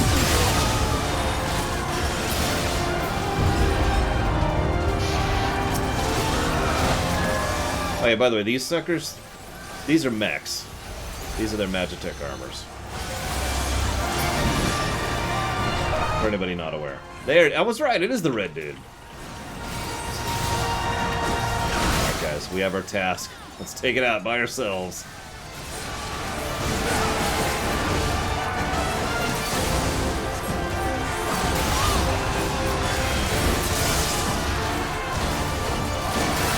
Oh, is it random? The last 2 times I've done this, it's been Hien. What do we get this time, I guess? Assuming we get anybody.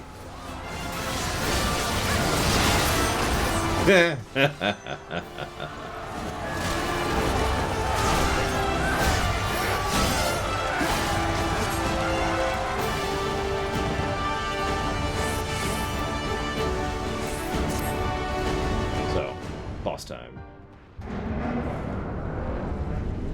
This is when Valvatrix pulls without me being invincible. Seriously though, first time I played this, I'm like, who are these two? They're not even voice acted.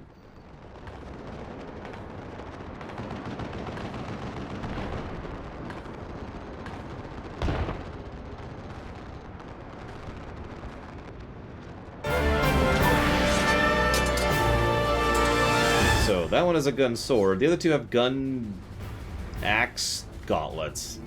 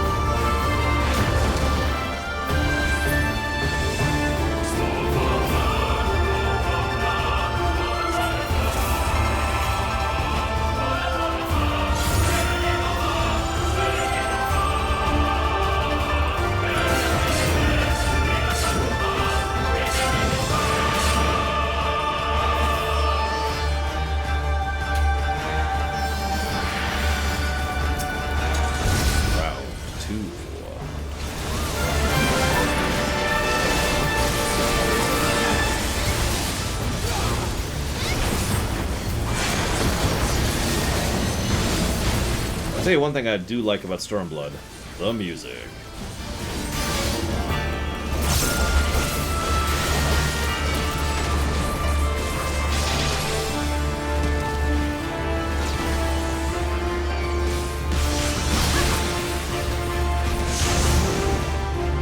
Oh, that actually hurt. Holy crap. I'm a little surprised by that. Nobody likes Omega.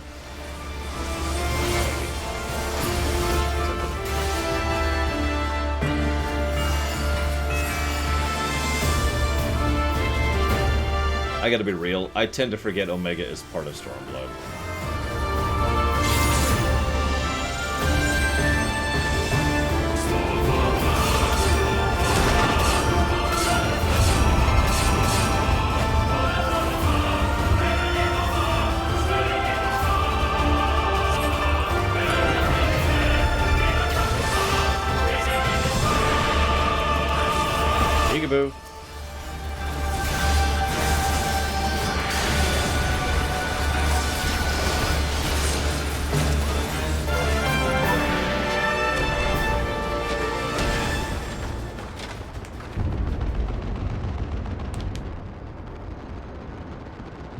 have served our purpose. Come, we withdraw.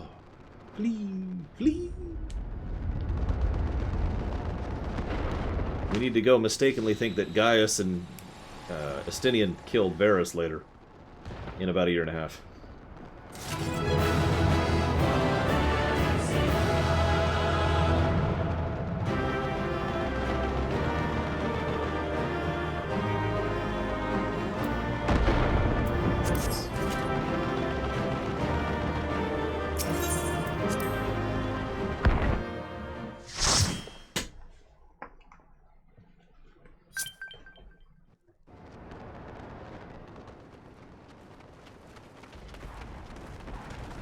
There you are, and none the worse for wear. Nope, everything is perfectly good. And we managed to push back a huge portion of their onslaught. Indeed. I had hoped we might do more to help, but there seems to be no one left to fight. A tactical withdrawal, perhaps? We should give chase. Finish them off while we have the chance. Imagine the other surprise when they wake to find the war already won. Okay, I know you're just being flippant and cute, Alice A, but I just gotta stress for those of you in chat, remember, we just fought the Emperor's personal guard. Yeah, you can't even see this on screen, can you? You can't even see how tiny of a dot I'm making with my fingers. This isn't even one legion. Never mind the forces of the Garlean Empire. We fought these guys. Nevertheless, we did pretty much turn this force around. Will expunge all life. We didn't do it alone. Only you can forestall the calamity. But we did do it. Throw wide the gates. Goodbye, Alice. No! No! No! Not like... Take care of Ulrich for me.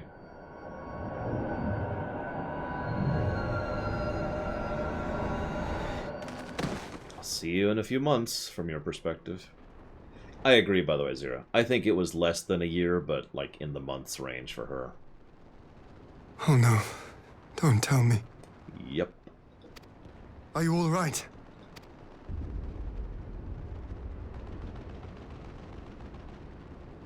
Quickly! We must get her back to the encampment.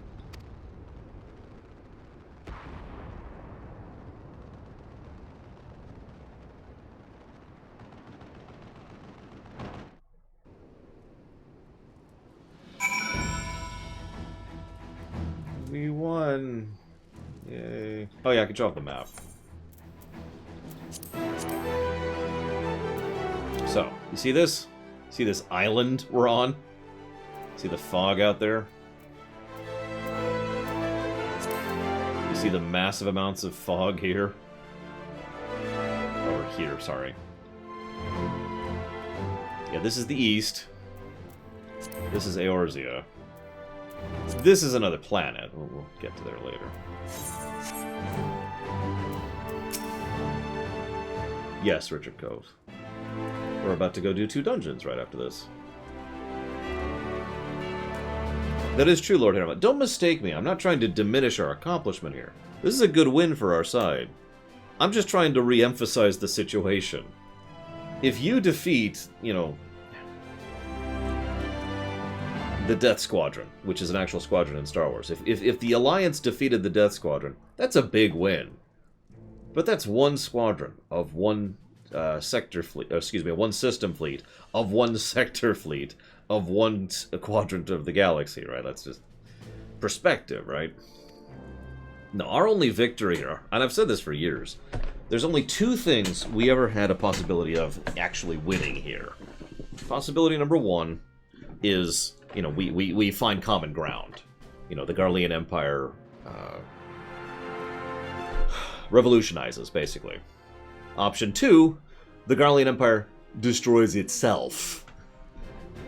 Funnily enough, based on what I have seen so far on 5.1, it looks like both are happening, so I'm rather pleased by that. Though this exchange was no more than a test of our strength, like as not, they won't be taking any chances now the Emperor's joined the fray. They want to take their time and whittle down our defenses. Still, with our help, and that of our eastern allies, we've passed the first test. The line is unbroken. As for Alize, well, she's in good hands over at the infirmary.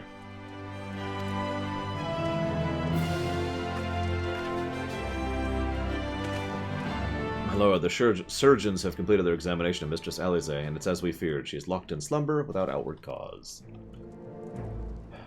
She has plot sickness. Just like the others, damn it all.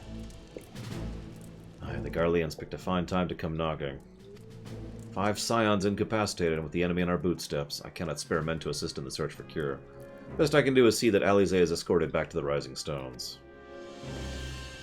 Yuguri and I would return to our encampment. The main contingent of our forces from the Far East is under sail, and I must make ready for their arrival. I'll not keep you then.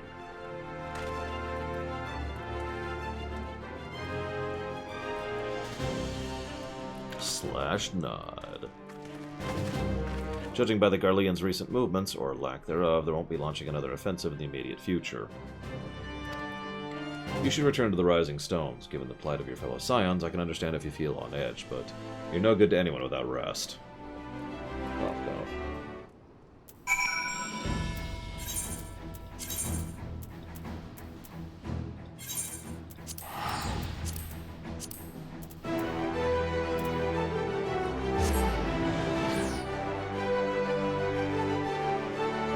So I assume I'll be healing the dungeons, by the way, guys, since you guys can't. It's okay, I really don't mind. I'm just... You're killing me.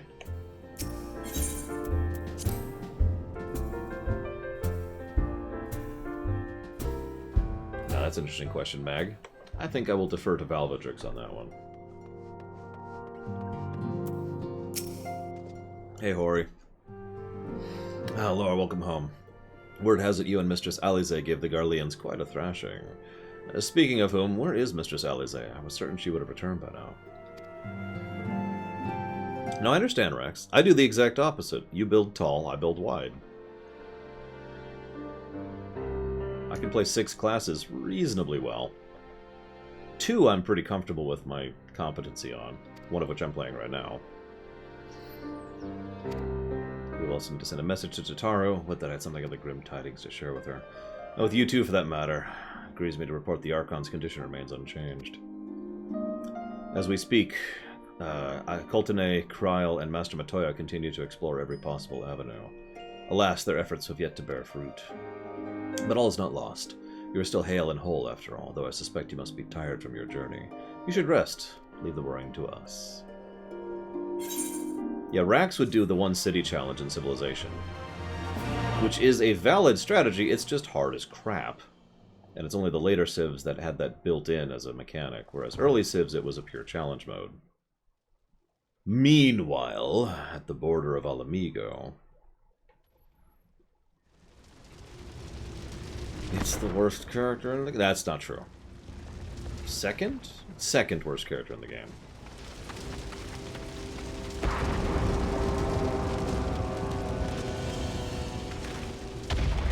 Not him. God, he's stupid. He has a gun sheath, by the way. In case you think I'm joking when I say the Garleans add guns to everything, Xenos had a gun sheath. Or a gun hilt? Holster? I don't know what to call that.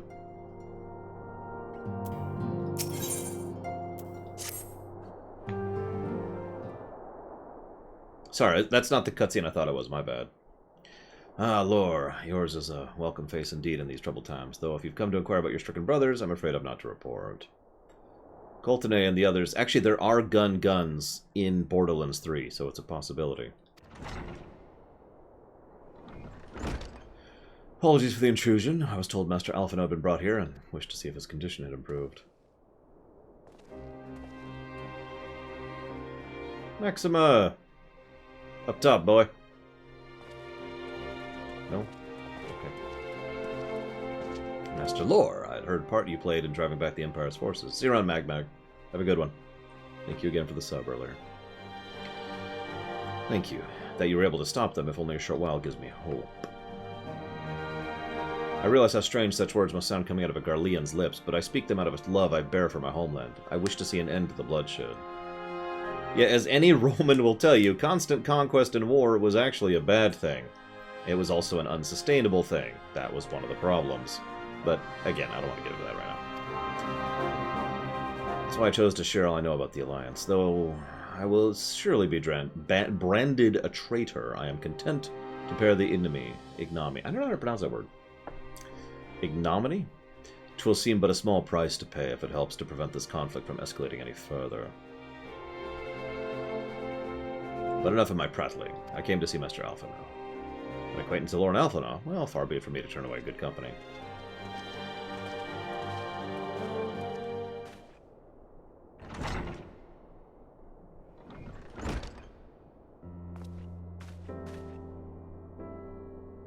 When word reached me that Alphino had returned, it seemed only right I visit him. Poor lad.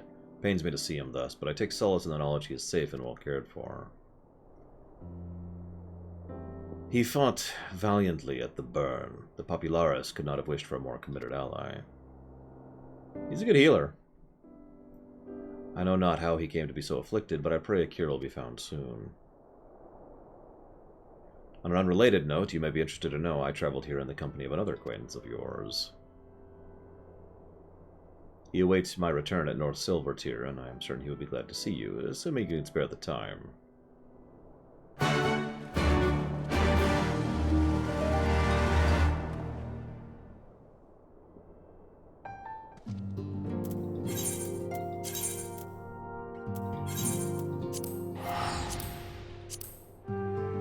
What?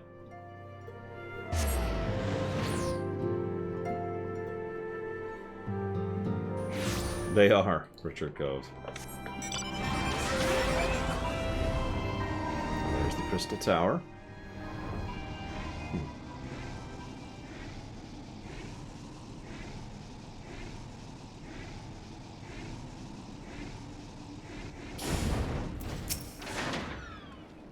There you are. Speaking, I think you wouldn't come.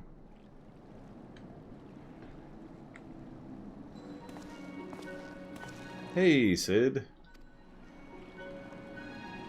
I must confess, tracking down missing souls isn't exactly in my field of expertise. Yeah, we should call Omega. I don't think they're busy right now. It's busy? As you may have surmised, I heard much of Master Garland growing up in Garlemald. Indeed, he has been a long source of inspiration to me. Long been a source of inspiration to me. Most Garleans would say he's a traitor, turned his back on his country.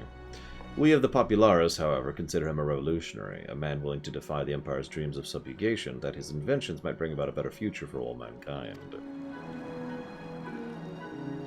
Yeah, don't worry, Sid is the first staunch ally we have who will probably not go away. But anyways. Whatever Master Garland says, I'm humbled to find myself in distinguished company. Speaking of distinguished company, we heard Raban you ran into... From Raban that you ran into an old friend in the burn. Is it true? Gaius still lives? Like most in the army, I never had the privilege of seeing the legatus without his mask. To think I walked halfway across the burn in the presence of the Black Wolf. And he claimed to have severed ties with the Empire to hunt Asians, did he? After his stumbling at the Praetorium, one would think he'd have the good sense to stay dead. Should we meet again, I shall be sure to tell him so.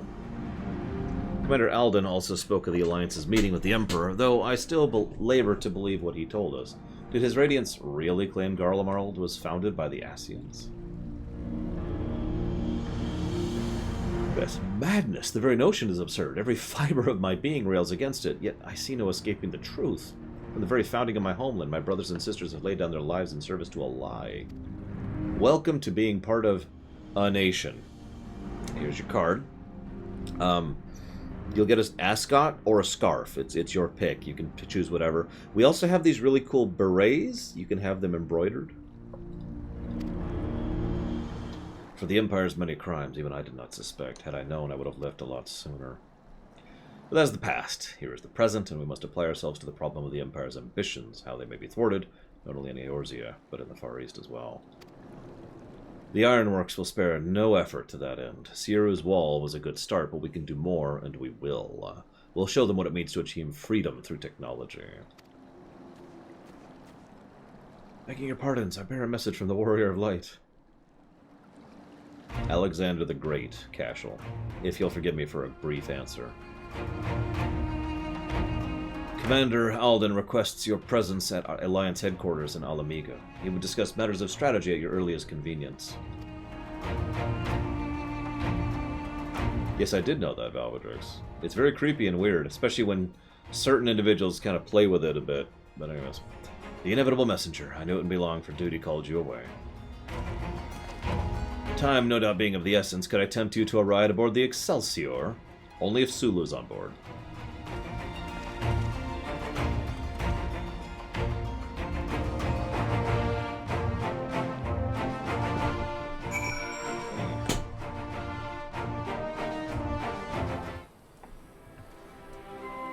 What the heck is this? Oh, okay. I swear, every time you board my airship, you seem to be barreling headlong into danger, which, every time you somehow emerge victorious, which is, of course, an admirable skill, but no one's invincible, so please take care of yourself. I pray you remain safe on the front lines. Though ill-equipped to join the fray, I shall do what I can to assist from headquarters. Yeah, you notice, speaking of height, Sid is one of the only people who doesn't look very high up to us, even amongst other humans. My colleagues and I have been tasked with evacuating casualties by air. See that you aren't among them, huh?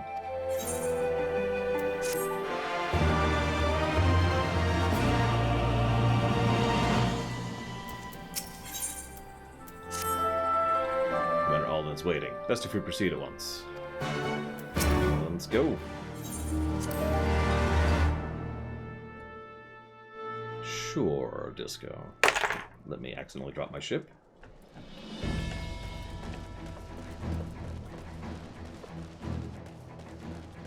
Yeah, they use a lot of skeleton reuse, which makes sense. Most MMOs will do that. WoW is another one that does that.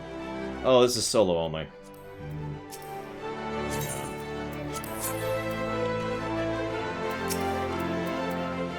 There you are. We must discuss things. Eh. We're not normal.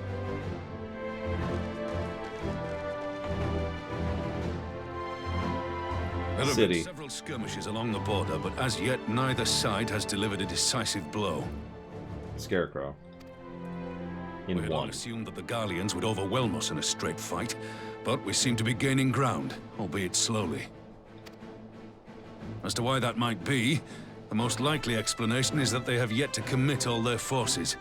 Still, we're winning, and our latest intelligence suggests the Emperor has retreated back to Garlemald. In light of this, we're considering launching an offensive with the aim of pushing the front line forward and giving ourselves some room to breathe. Commander! The Imperials! They've broken through our defenses to the east! What? Our scouts say their forces are being led by Lord Xenos. Lord Heian and Commander Hext have taken their troops to provide support, but we don't know how long they can hold out. So, they've been biding their time, waiting for his arrival, have they? Very well. Send word to our allies, requesting reinforcements for the front line.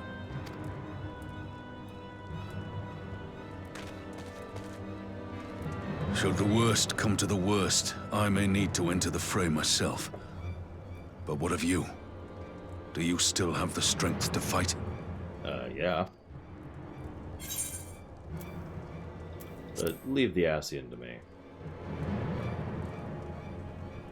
He may not die as such, but to see Lord Xenos fall on the battlefield would deal a heavy blow to Imperial morale. I'll see to it the men stay clear.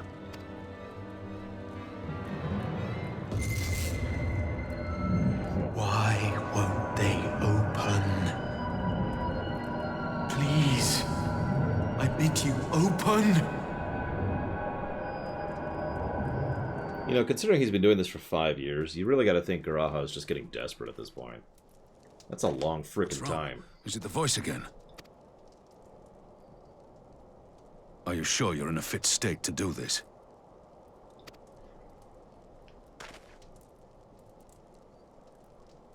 May Ralga grant us strength. Give 'em hell, lad. I, for my part, will defend this place to my dying breath. Nightwing, Disco. Up, up. Yeah, who else can take Xenos? Everyone else combined? Maybe? Probably not, honestly. Hello, Nevermore. This is Shadowbringers stuff, Nevermore. I mean, we gotta review it at some point.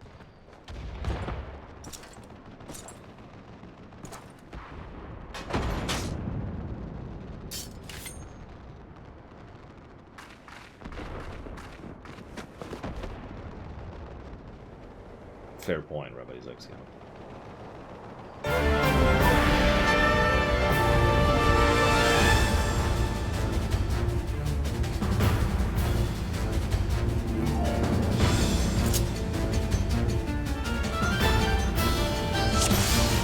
Oh, great. Ready?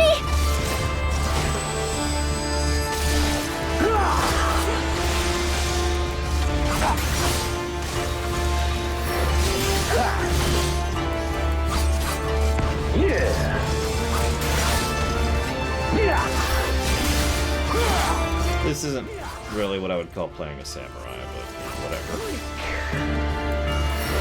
I know, the others aren't either, but I'm a lot more familiar with samurai, and this is hysterically not a samurai.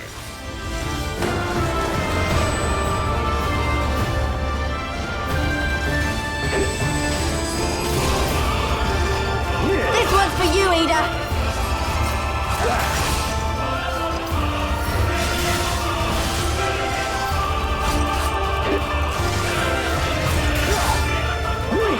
So now I'm thinking about an actual space-bound Final Fantasy. Like, literally, like, imagine it's set on ships and space stations, and that's it, you know?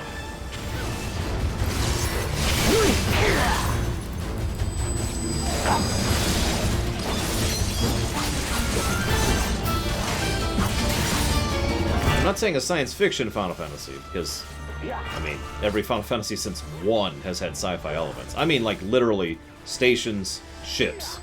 You know, ship-bound. There's actually a term for that, and I can't think of it right off the top of my head. I think it's the fact that Gary sucks! Or, I mean, hi, Gary. Spoilers if you ever plan to actually finish this game. I don't blame you if you don't.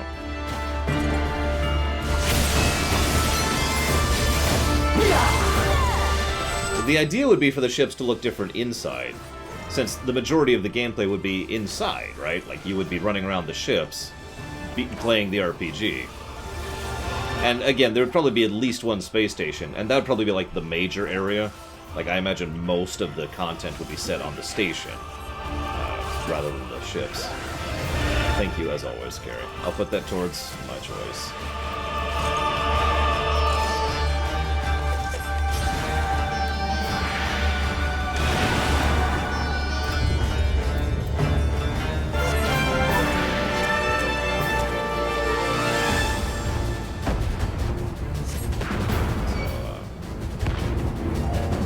Here it comes!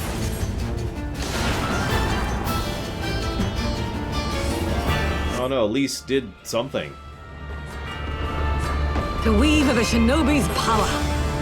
For the first time. Possibly. The art of my forebears.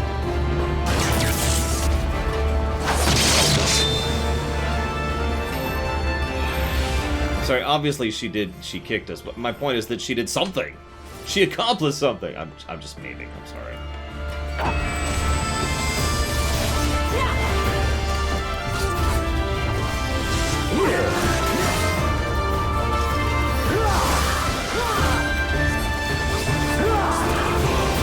We can at least hold out until Lore arrives. I'm sure we can turn this around. I'm telling you, I really enjoy being a measurement of power in this game.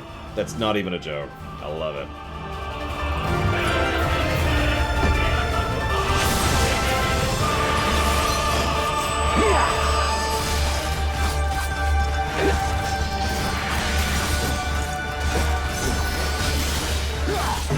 We are literally going to be the cavalry here.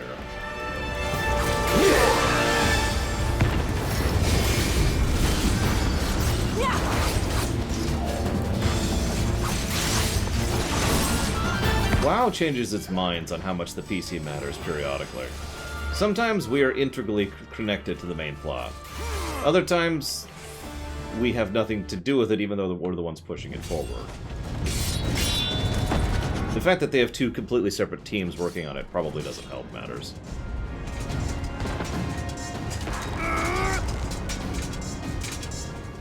Fall, fiend!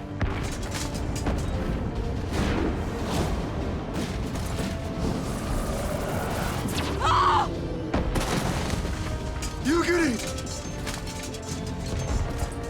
I agree, it does feel disjointed, Remedies Exion.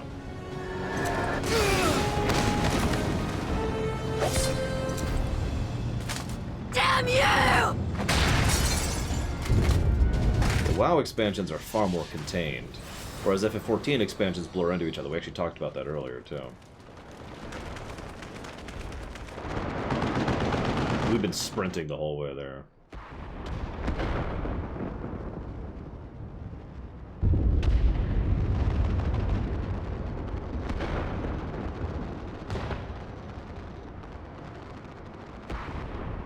Magic. With a Garlean body. That's hardly fair. Yeah. Guys, no, Lise is dead. Still, he must be stopped. No matter the cost. No, I'm wrong. She just she class changed to Dragoon. We're okay, guys.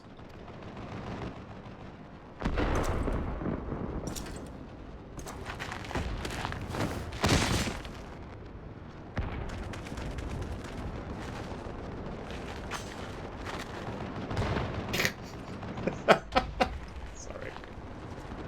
So, hey. Ah, bringer of light. It has been too long. Tell me, Elidibus, does that itch? No words to mark our reunion? So be it. Equilibrium must be restored, and only your death will redress the balance. Yeah, well, unfortunately for you, I am actually a gunblade wielder, so... Unfortunately, I'm also not 80, so I can't really boast. Awesome. But, you know, whatever. Boop!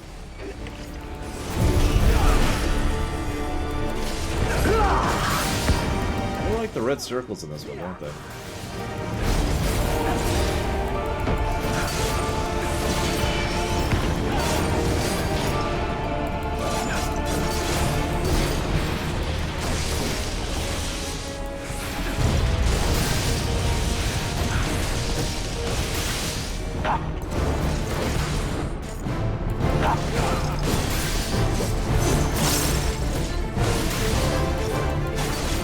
Pretty high tier, Baron. Not as high as Lightning in 13, but pretty far up there, I'd say.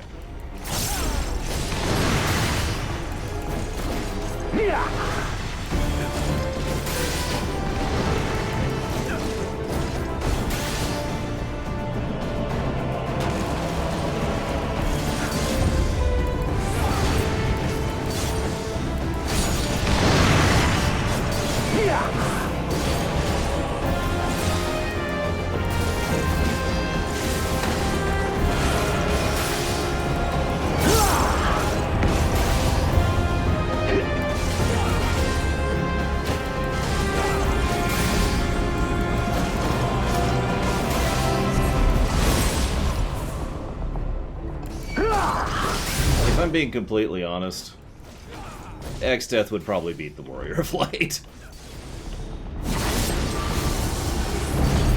Especially in a one-on-one. I mean, I know we took on Needhog one-on-one in lore, but seriously.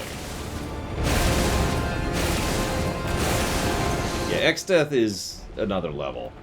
There's a reason I personally, to this day, consider him one of the highest tier villains we've ever fought.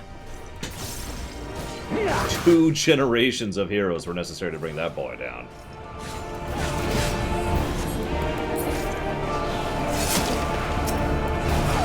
This looks familiar.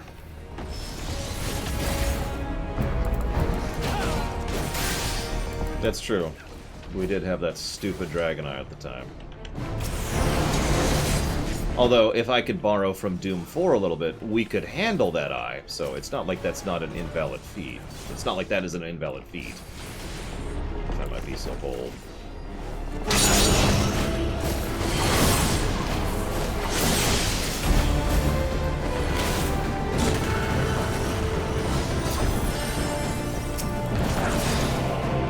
But yeah, Exdeath and Kuja at trance level are still, in my opinion, are the two of the strongest things that we've ever seen in the FF series as far as the villains go, I think. I just realized there's a third that has recently entered that tiering.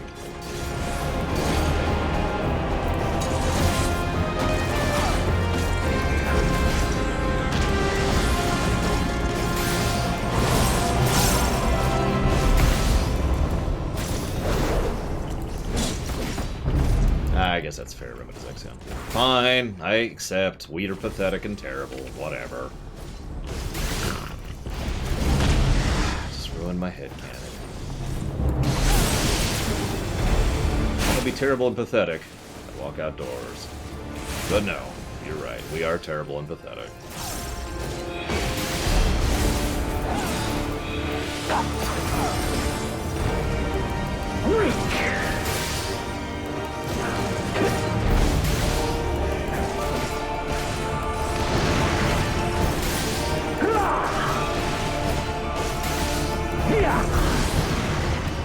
I'm gonna do it. There it is. Like I said, terrible and pathetic. But whatever. I've made my opinion clear. Many times.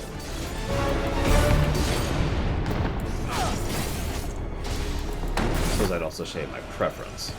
Yeah. That's my opinion. Yeah. Repeat myself. Star Destroyer.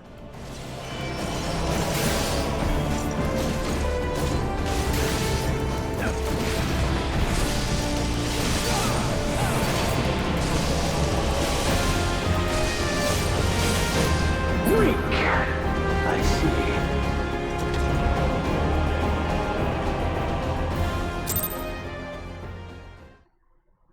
Oh, by the way, the third villain that'd be up a higher tier along with Exdeath and Transkuja, Emmett Selk. Emmett Selk was way up there.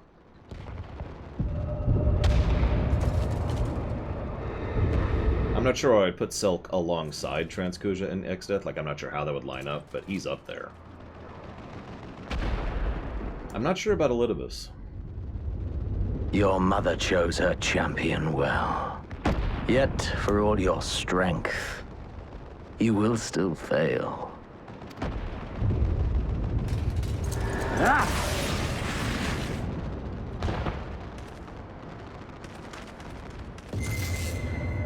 Please, I beseech you. Yeah, Emmett Selk made an entire populated, active city from his imagination because he was lonely. Someone calls to you. Yeah, Graha, your timing is Too late, alas.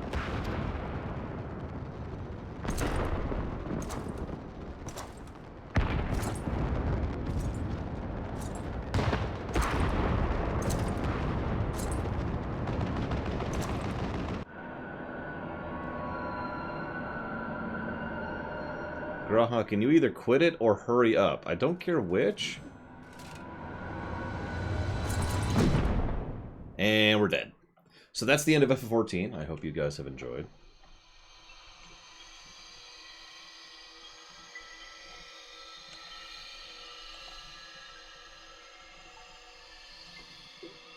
Yep, this is the afterlife, as you can see. No, actually, and I didn't notice this the first time around, that's the pattern of the Crystal Tower's central room. At last, I found you.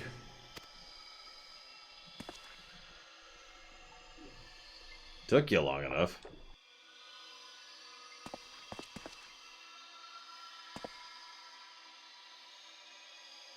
Please, there's no cause for alarm.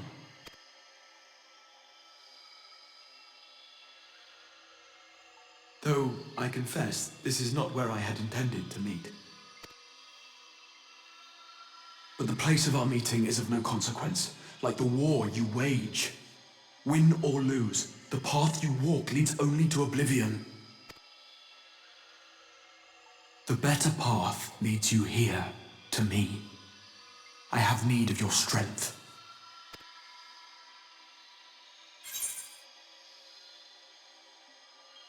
You, who are you?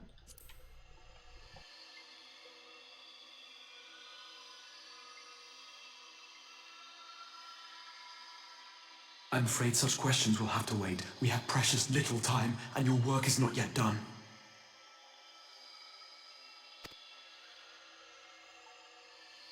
Go to the Crystal Tower.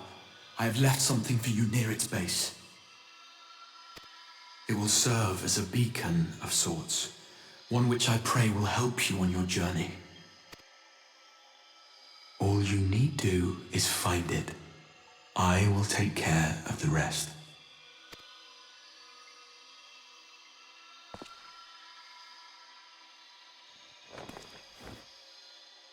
Soon, we will throw wide the gates. And the path to the first will be yours to walk at last.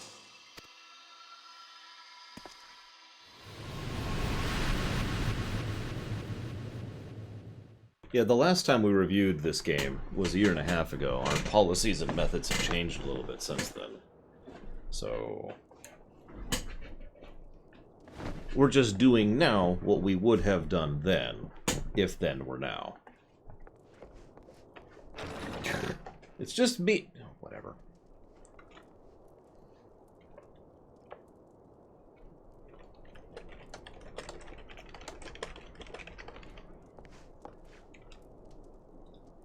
And with that, gameplay has barely overtaken in the positives. You're awake. Thank heavens.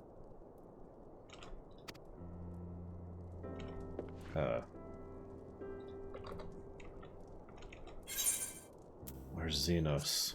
If you could call him that.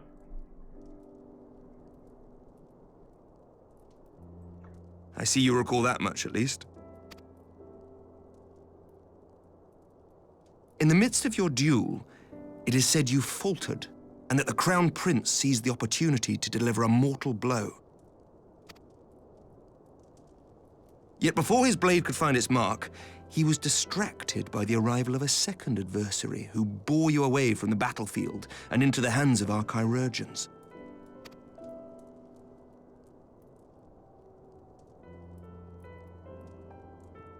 Lest you wonder, he left before you awoke. As is his wont.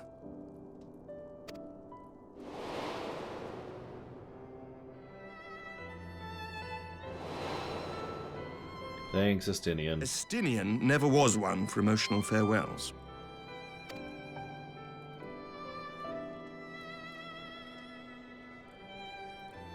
Though Xenos bested all before him, the battle clearly took its toll, for he retreated shortly after your rescue.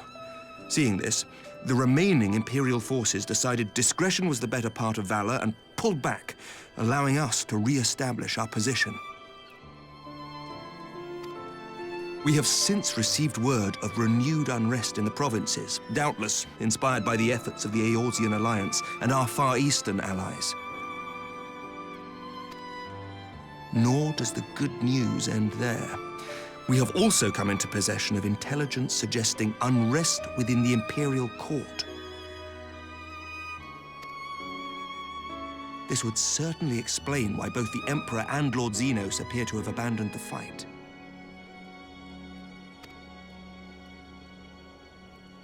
A long-awaited ray of hope in these dark times.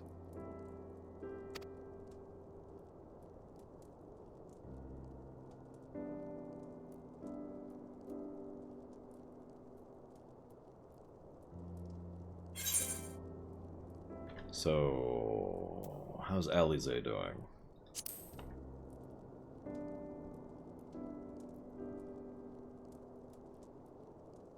Yet to awake, I'm afraid.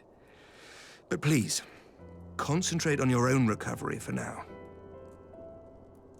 She keeps mumbling in her sleep. Something about sand?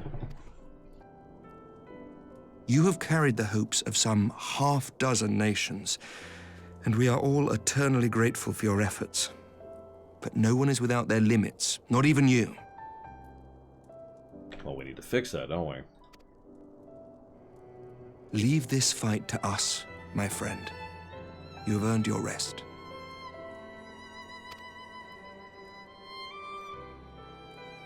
But before I forget, I was asked to deliver a message as soon as you awoke. A reminder that you are not alone, though many of your allies have fallen.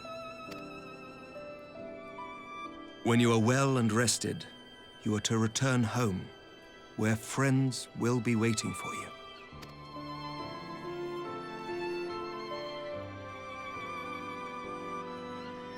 Now, if you will excuse me, I must return to the front. May we meet again soon, under happier circumstances.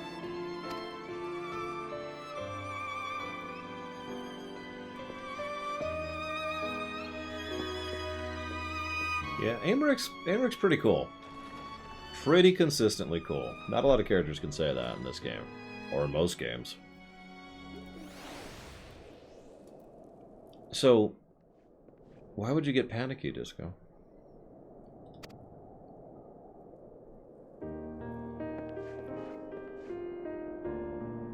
Speaking of Evansward. When I heard you had collapsed in the field of battle, I confess I feared the worst, but with you standing here before me, I see the reports of your defeat were greatly exaggerated. Oh, thank the Fury. As long as we have you, Master Runner. History suggests we have a fighting chance. Yeah, I'm going to another planet, by the way. Speaking of fighting, you may be surprised to hear the war's efforts have already been felt here in Ishgard. In anticipation of need for reinforcements, Artorial will soon be departing for the front lines with a contingent of our finest knights. I would advise you to stay until your strength is returned, but I know it would be an exercise in futility.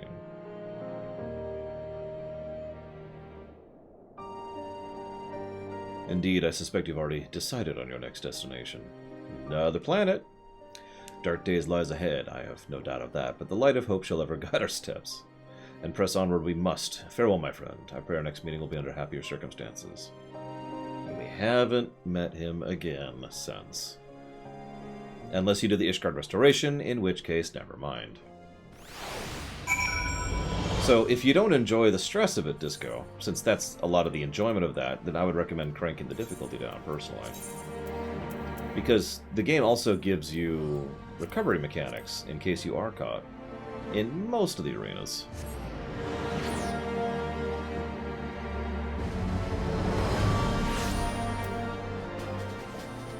Because you're right, it can be stressful, but it's, you know, designed stress, good stress. But if it's unenjoyable stress, then, well, turn it down.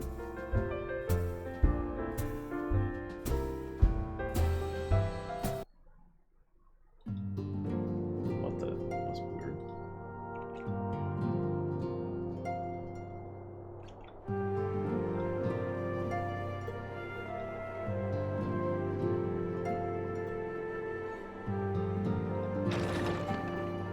Correct. We're immediately jumping into those dungeons right after this.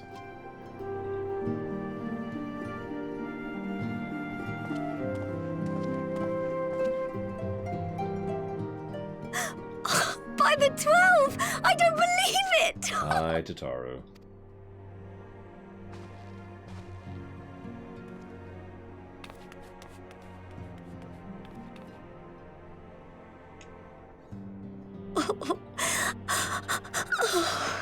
It's okay, Tataru. It's okay, that looks terrifying on I you. rushed back as soon as I could. I swear, my heart nearly stopped when I heard you'd collapsed like the others. What in heaven's name is going on? A goblin? That's clearly a dwarf, Aegis.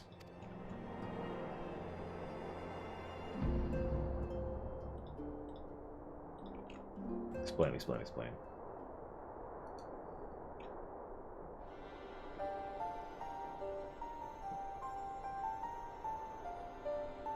Win or lose, the path you walk leads only to oblivion. Oh, well, that's helpful. And what else did he say? The better path leads to him? Yeah, we're in the bad timeline. We need to fix that. If his is the voice you've all been hearing, perhaps the others are with him. I'm not joking. We were in the bad timeline. He'd reached a stalemate, didn't he? But if that monster masquerading as Xenos comes back... But yes, goblins are adorable in this game, if they're who I'm thinking of. Alexander? I might be misremembering. Thancred, Yestola, Urianger, Alphino, Alize. You're going to need all of them on your side to defeat him. And I forbid you from going to face him on your own, do you hear me? Tataro, please, stop crying. It really makes your eyes terrifying. So if you must leave, go and find the others. Bring them home. Oh, great. Of course the bad timeline still exists. Guys, we need to invent time travel. Again. Sid, buddy. I need you to invent time travel. Don't worry, you already have. I just need you to speed it up a little, okay?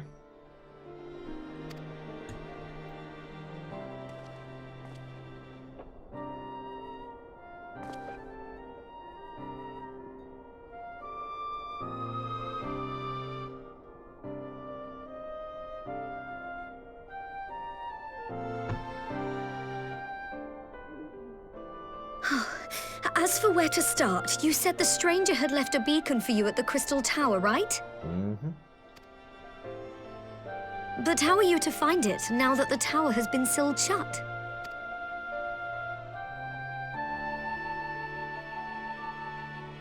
There has to be a way. If anyone would know, it's Sid, and the researchers of St. Coinac's find. Don't you worry, we'll find that beacon for you.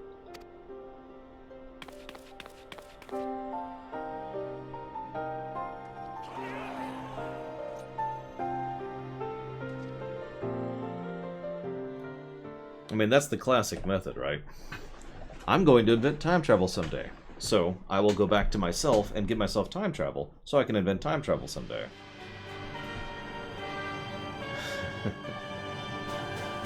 Not that I'm saying I've already done that, or will do that, however you want to think of that.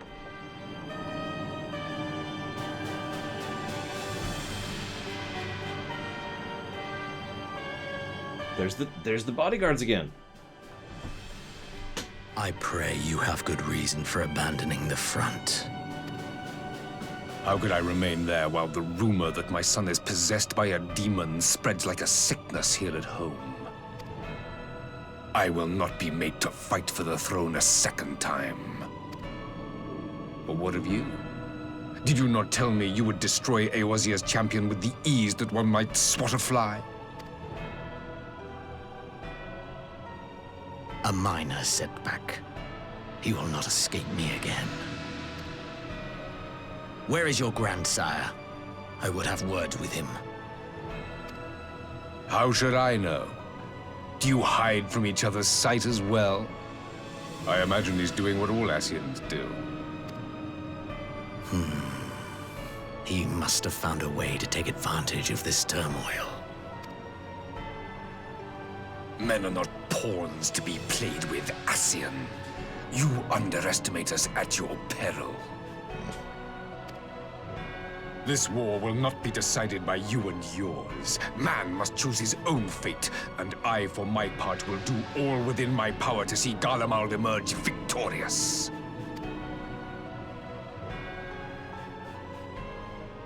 Whatever.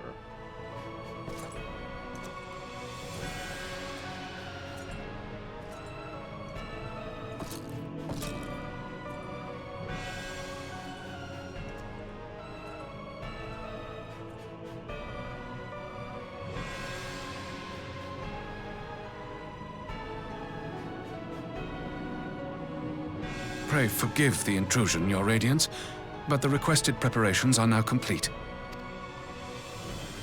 We stand ready to begin production of Black Rose upon your order. Bad timeline.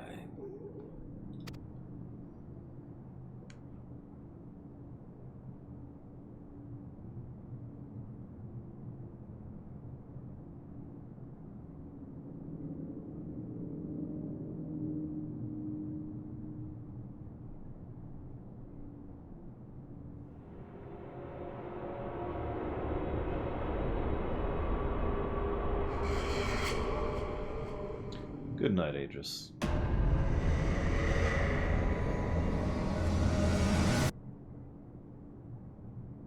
And then what was it, like a year for the next patch? 9 months? I don't know. It was a bit of a wait. I think we have one more though.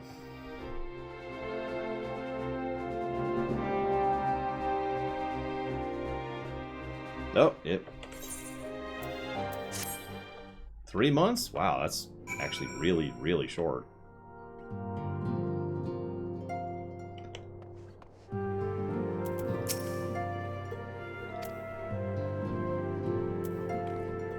Like, that's crazy.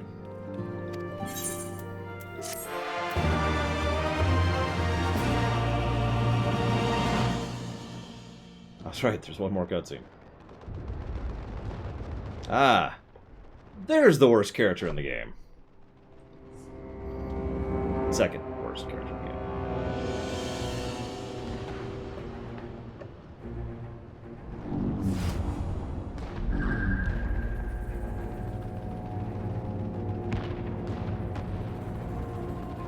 My enemy. My friend. Had I been but a step faster.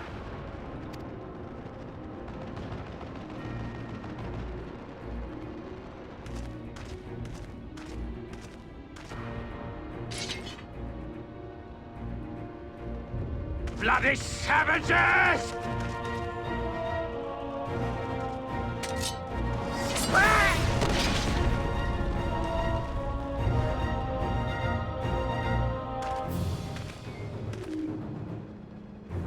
A pity your hunt leads you elsewhere. Not that I am surprised. May you find joy in it. Grow stronger, more savage, and savor every triumph. In the meantime, I will reclaim that which is rightfully mine.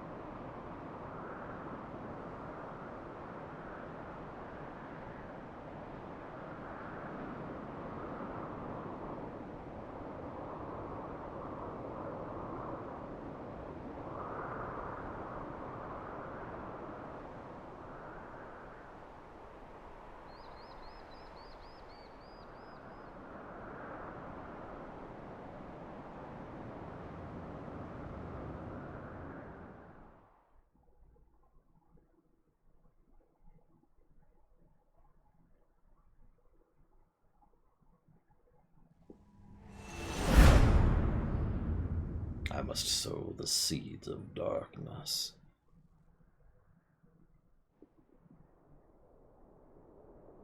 And done! Seed sown. Oh, that's exhausting. Okay, back to the present. So I assume I'm healing.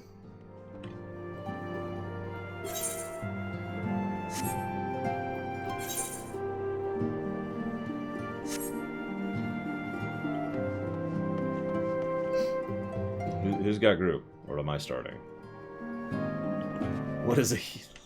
I'll start group. Who's coming? Who's coming? No, we'll do the Academia first. Academia Aniter? Okay, so no Zira, but we are gonna have you, or invite me.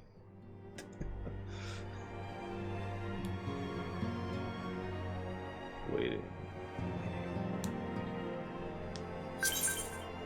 Alright, we should do twinning first, just to make sure Zira misses out on it.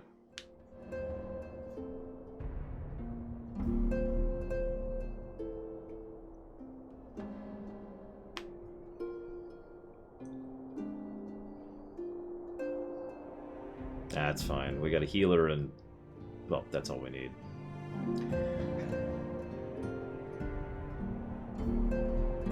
I don't care what I do, Casual. I really don't. Healing's easy mode.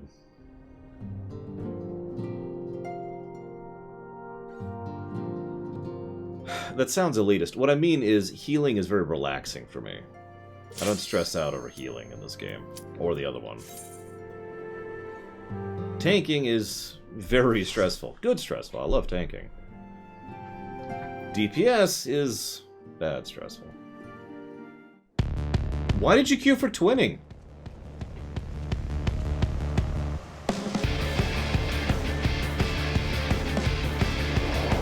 I said like 3 times we're doing Academia first. And Zira's like, hey, you know, I want to join for twinning. That's...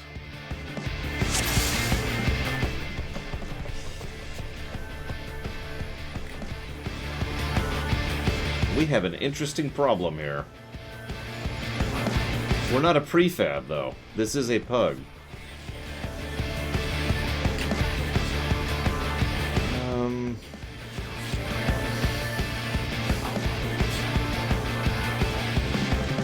Yeah, let's vote abandon.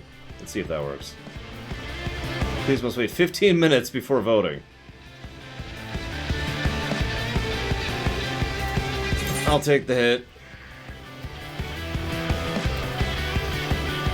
Actually, no.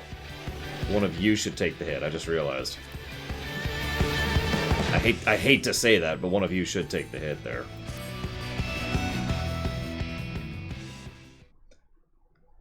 I don't mean to be callous. Yeah. So, Casual, if you want to queue for Academia, etc., I will heal it. Yeah, that poor pug. I feel really bad.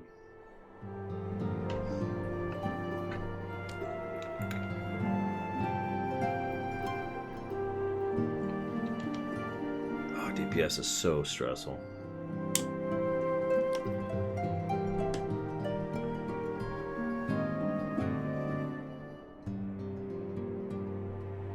Well, cool, Disco. I do hope you enjoy. Are enjoying, I suppose.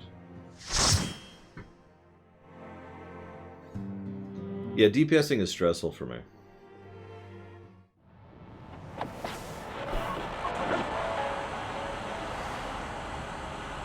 Okay, I remember the audio.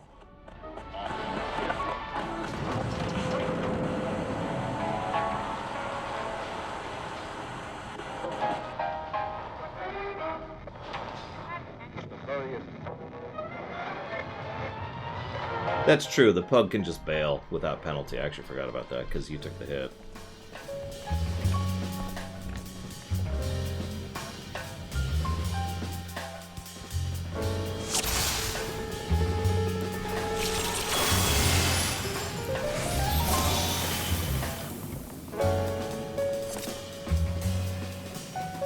Okay. I remember this dungeon a little bit now. A little bit. Let's go with that. Yes. Okay.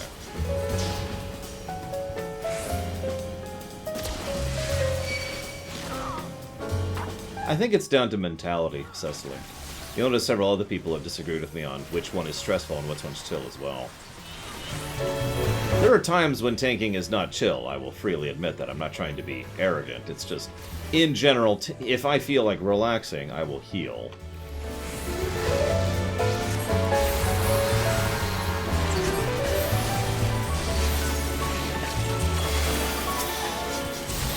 It's also worth noting, if I am uncertain, I will heal, because it's the one I feel the most confident in doing.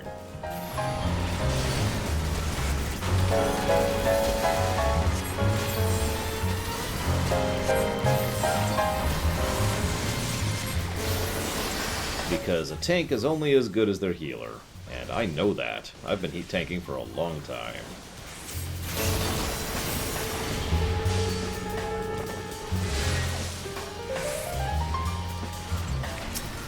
I did recently redo my binding, specifically to assist with this, so... what's the Bloodborne DLC, Alex? Would be my answer to you.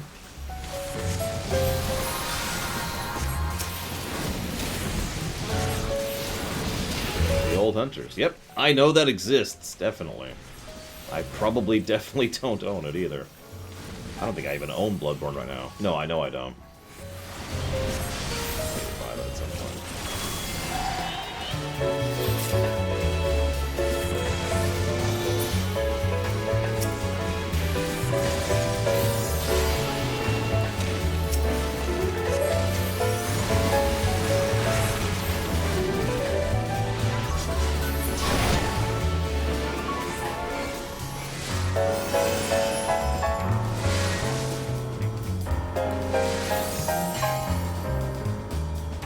It's the only one that's on my hotbar, Regibrock. If you want, I could cast nothing.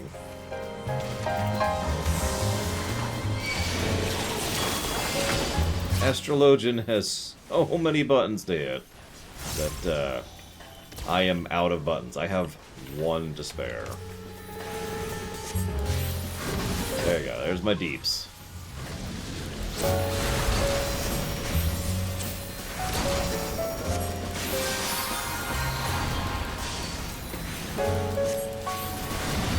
So yeah, if I'm gonna spare one button for deeps, it's gonna be the AoE.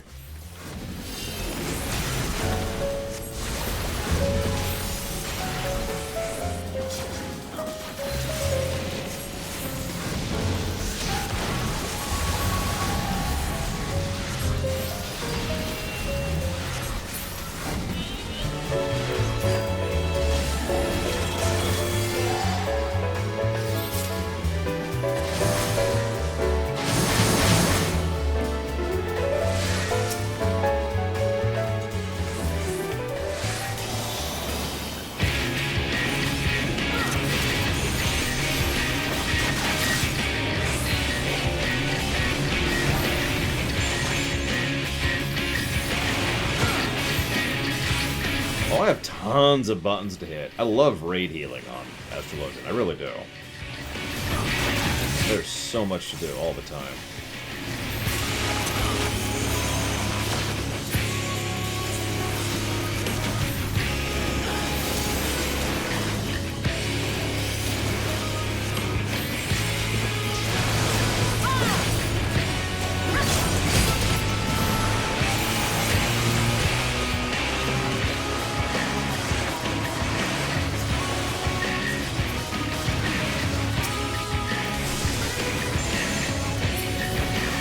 Take some damage.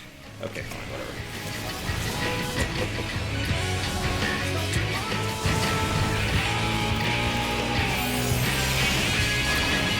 I was actually going to ask, Zira, because I don't recognize this exact mix.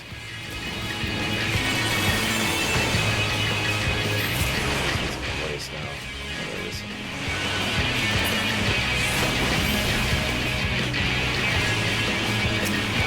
Eh.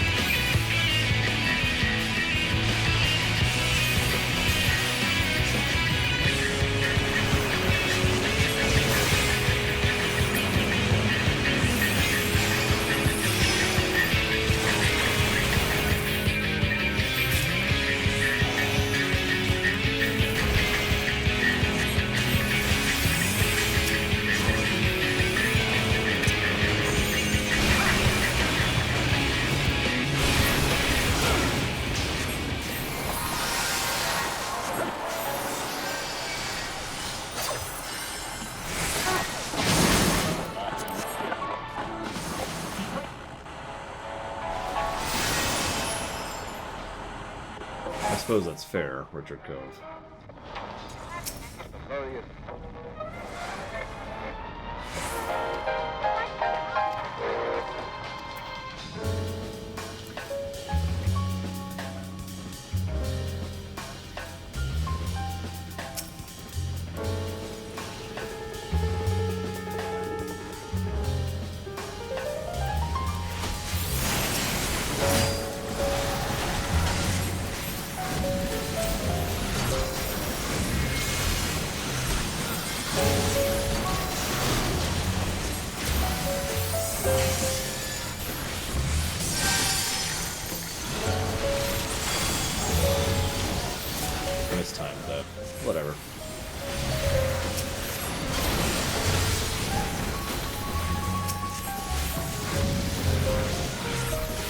I will admit, one of my biggest complaints with Astrologian at the launch of Shadowbringers was that it didn't have a lot of oh crap buttons.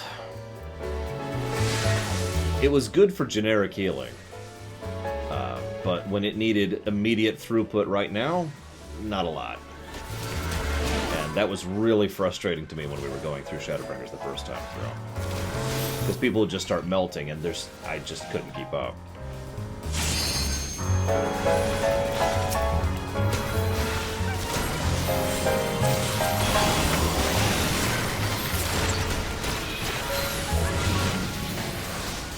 Yeah, as I say, I haven't had any issues since. Granted, I'm better geared now, but, you know. It reminds me a lot of where Druid healing is right now in World of Warcraft. Druid healing has one emergency heal right now. Everything else is just blanketing hots and layering them and timing them properly. I mean, there's skill involved, don't mistake me, but if someone starts dying now, your option is to start layering hots and hope that they live long enough for them to start ticking. Not fair, Frenchie's X on anything about that.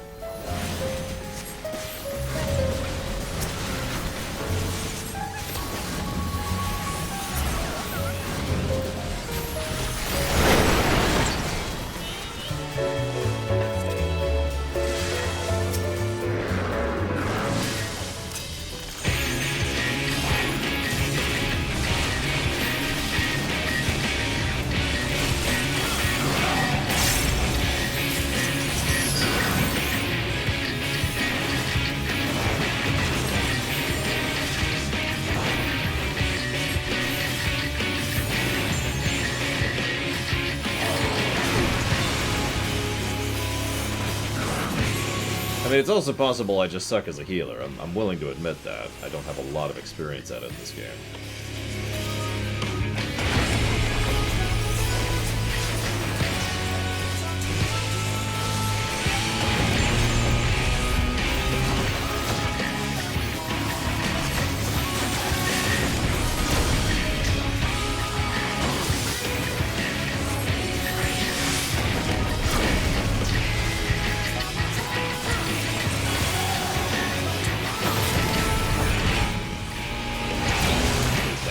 Much. Sorry.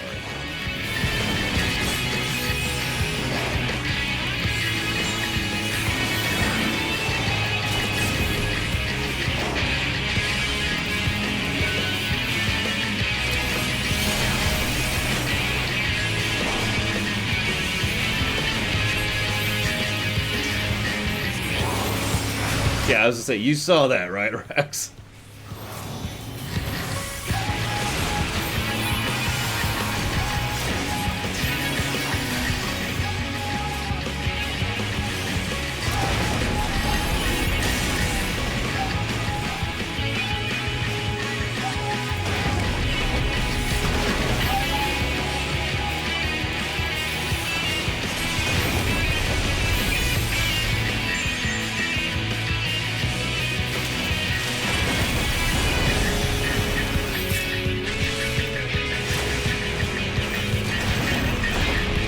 I admit I lean towards preferring regens on Astrologian than bubbles.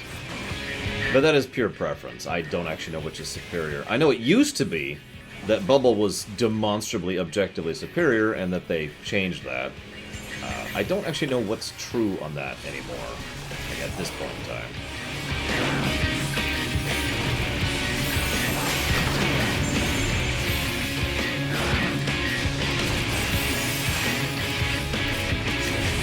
But Hots, as I've mentioned a few times, Druid Healer is kind of my main healer over in WoW, so Hots just sort of click with my brain, you know what I mean?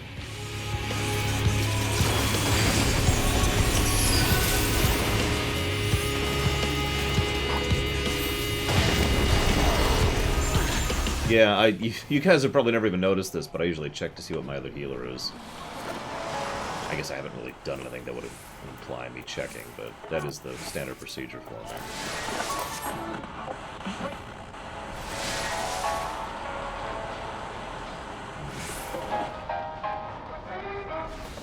Creepy looking.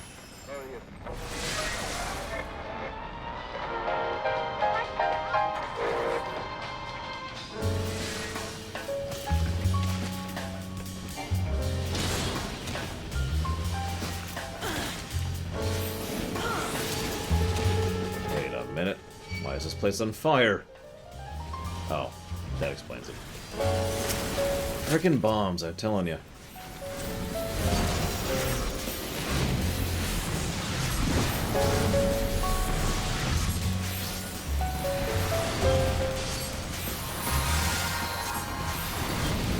I know, right, Regibrock? It's weird.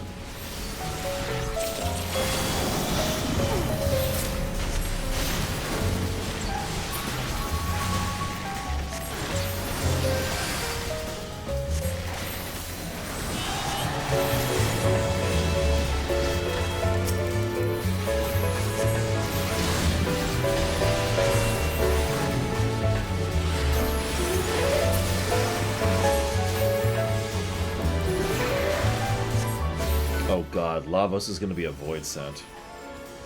I'm not sure I like that idea. No, Lavos is going to be the source of it. I like that idea more.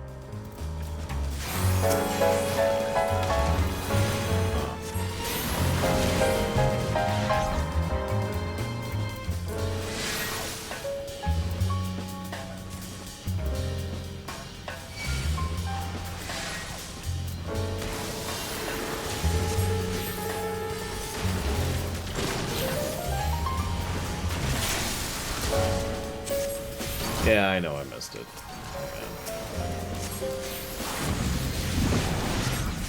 There it was. Okay. Not sure what happened there.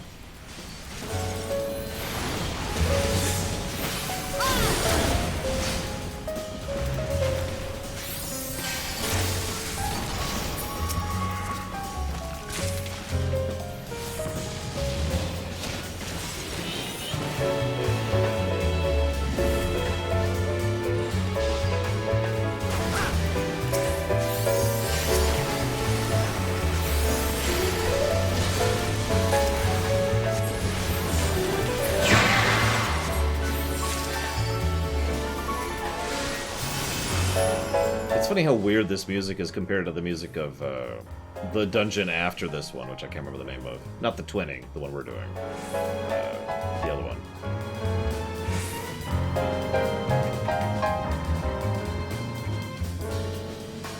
No, not Cosmos.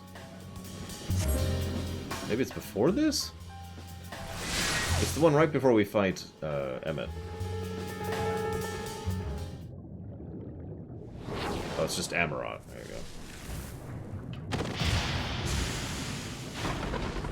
So here's the boss fight I didn't remember at all. And indeed, the primary reason I wanted to redo this dungeon. I had no memories of this boss fight. So let's see what we think of it, shall we?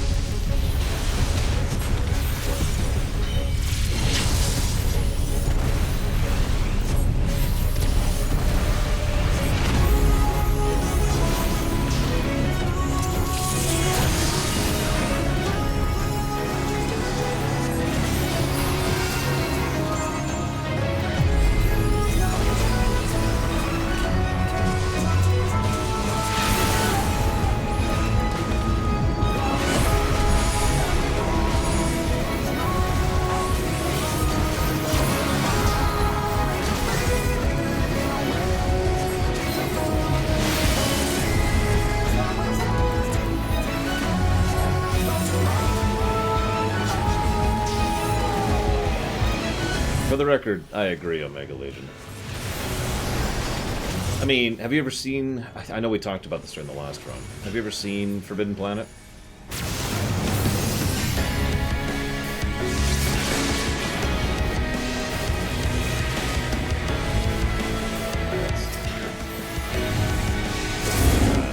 Okay, I'll accept that. Well, I won't... I mean, I have already spoiled it for you by referencing it in relation to this, so I apologize for that. There's an idea there, but as you posit, it is effectively a one-note idea. It's an interesting idea, the end. I think the Lavos idea is far more open-ended and has more potential going forward, my opinion. And I'm not just saying that because I love the idea of Lavos. I really do think that that has more potential long-term.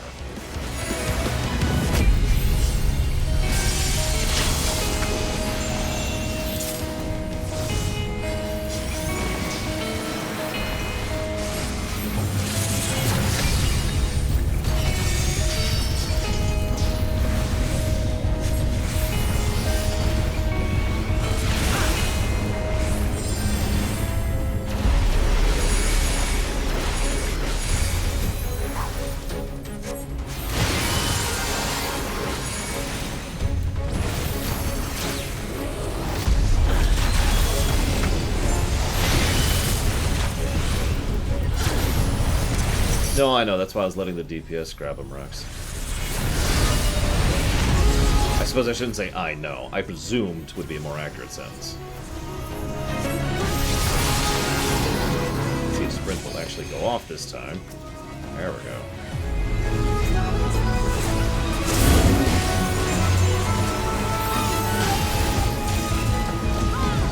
Hot out. Why not?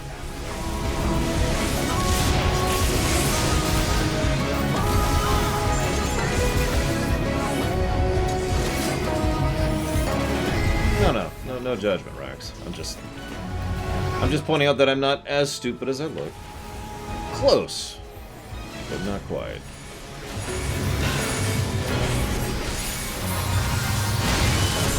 And I'm pretty stupid.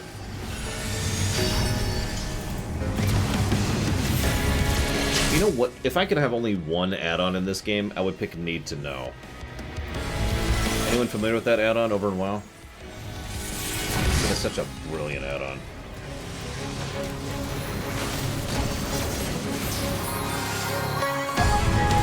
The way it works, Need to Know is a customizable bar.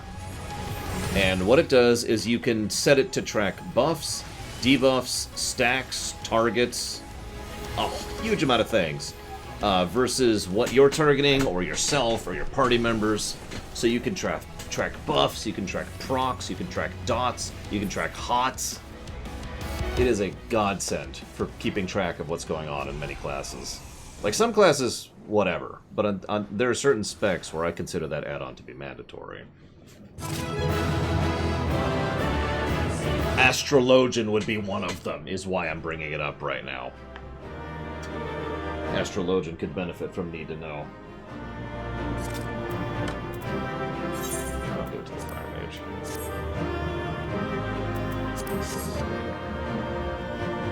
Eight minutes, Rex? Ish.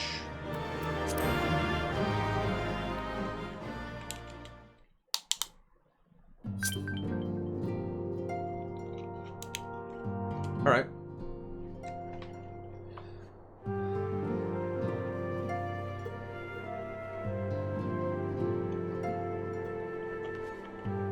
Yeah.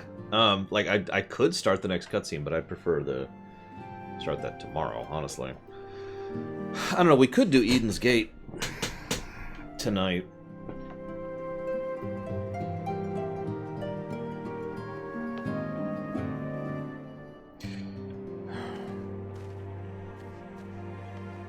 Did I say tomorrow? I meant, yeah, sorry. So for those of you who aren't aware of this, this is like the 15th time I've said this, I will not be streaming tomorrow. I will be streaming tomorrow night. That's the D&D stuff. But there will be no usual review stream tomorrow.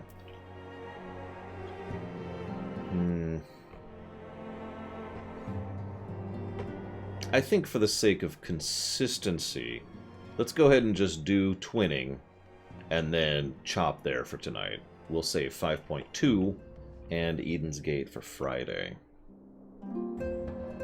That'll also give me time to grind tomorrow. I don't know, Valvedrix. I do have work to do in addition to that. And of course, so the actual doctor's appointment will be at noon. Well, I will be there at noon, my time. Because, of course, I will be there early. Yeah, I'm going to go and invite Rax now. I'll get Zira in here as well.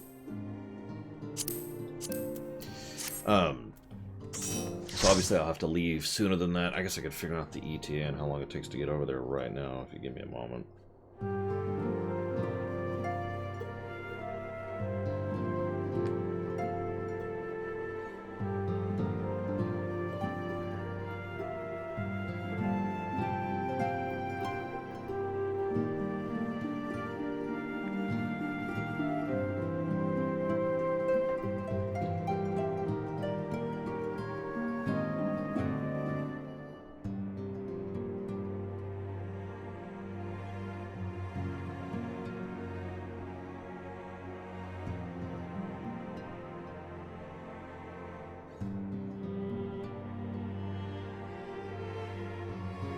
Thinking about it, Omega Legion. I mean, it's not exactly bad.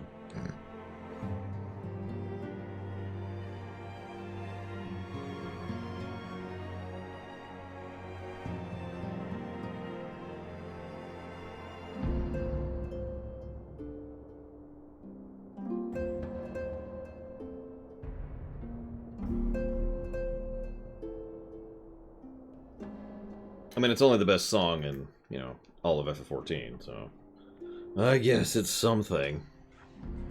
Sort of. This is quality streaming right here.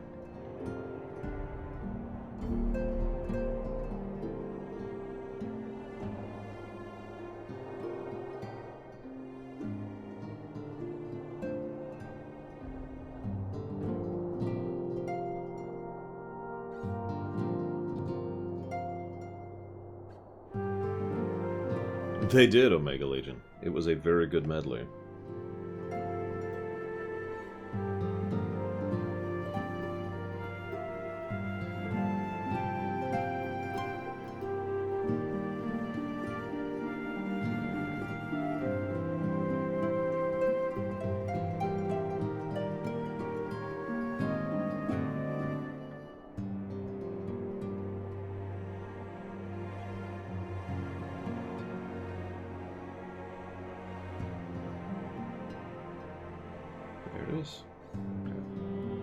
Okay, I figured out where I'm going. Step 1. Alright, so let's see how long it takes to get there. Oh, it's a bit of a trip.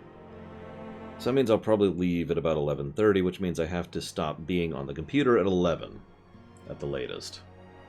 So I will probably be on tomorrow morning sometime prior to 11 a.m. Eastern Standard Time. Whoever was asking about that. Yeah, exactly, Omega Legion. How the hell do you mix those two? 3 minutes, by the way. What can I do while we wait? I wonder, can you do, like, individual queue when you have a cooldown?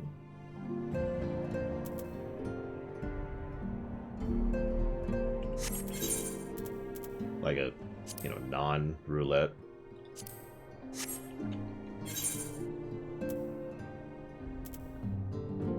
Ah! I was gonna say, let's go smash Alexander real quick a couple times, get some light. But we can't, so that sucks. One of these days I'm going to finish this stupid weapon. One of these days.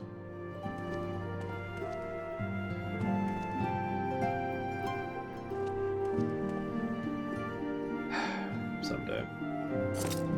Maybe think that's bad.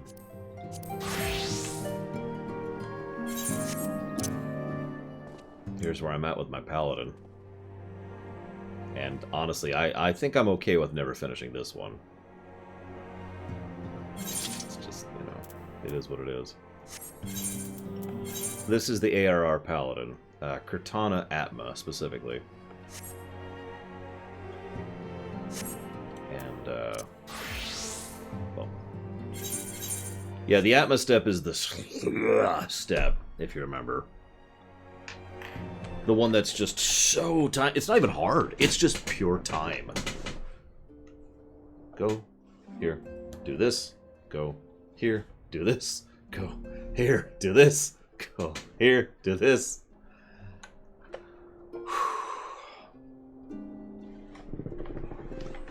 Yeah, whatever.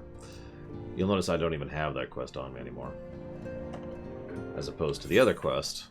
The Anima quest, which I do have, to get this thing.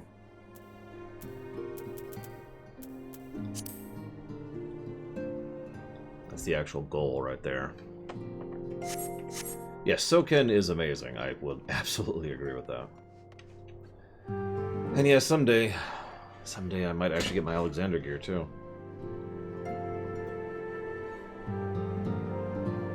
And then I'll think about resistance weapons. I was looking at the resistance Dancer blade, and I like Dancer, but like, there's only so much you can do with that, you know what I mean? I was trying to look at the machinist gun, but I couldn't find a good picture of it.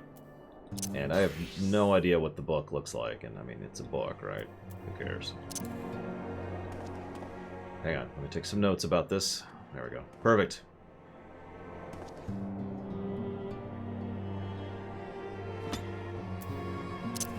And if I might be so bold, I have... Oh, we're good then.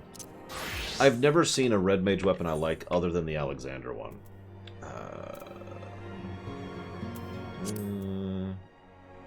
Winning. So, take 2. Everyone ready, by the way? Because if you're not, screw you. No, I don't like the appearance of them, Valvedrix. None of them have really clicked with me. So I'm going to shut up so you guys can enjoy the music.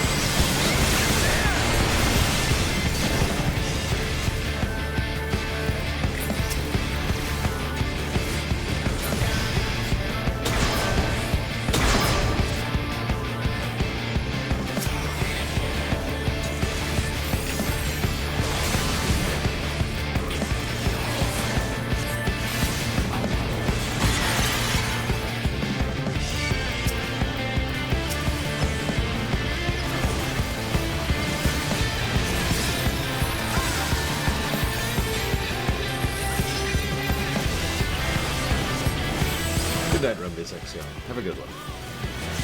See you in a couple days. Look, Rex, I can use the spell or I cannot use the spell. Make up your mind.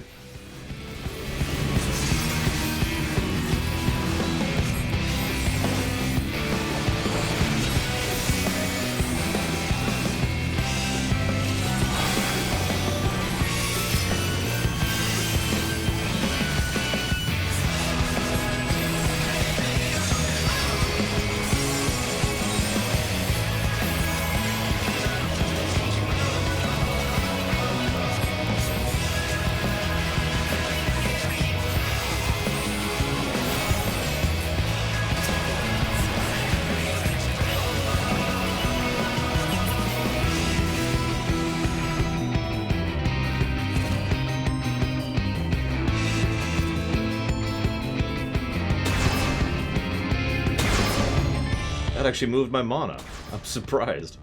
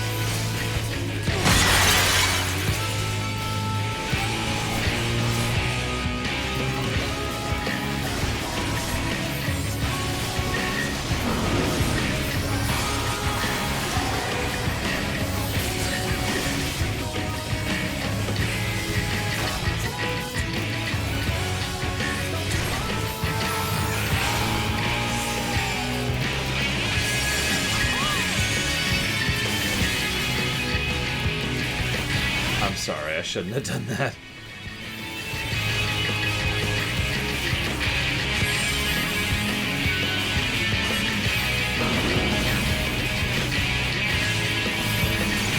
I'm sorry, I deliberately broke a dude out.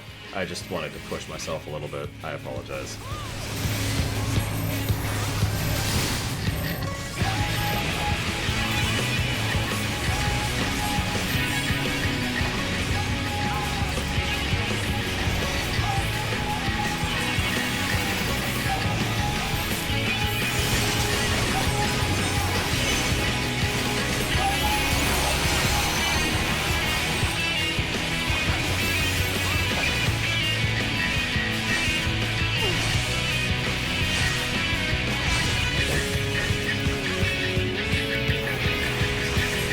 Agreed, Omega Legion. Ignoring the obvious cosmetic benefit of those challenges, there's also the fact that they're a good challenge. Like, they're usually well designed to make the game, make the encounter substantially more interesting and more challenging. Like, that's been just wrath at this point.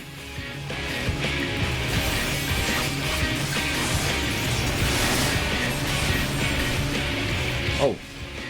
Okay. I didn't actually see what killed me there, so I'll just... Huh. Okay. I accept that.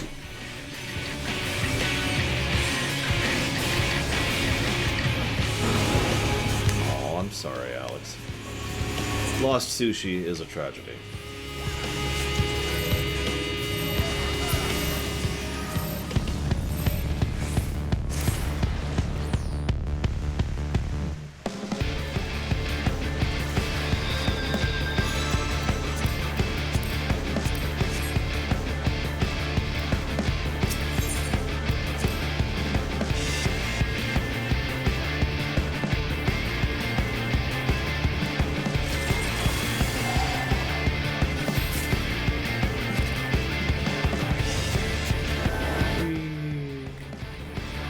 Hi, Toby Trigger.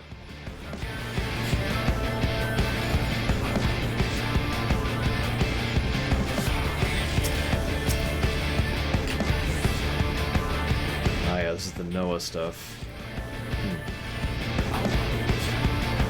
This is the explanation of the bad futures timeline. Or the bad timeline's future, sorry, I said that wrong. Whoops, I actually screwed that up.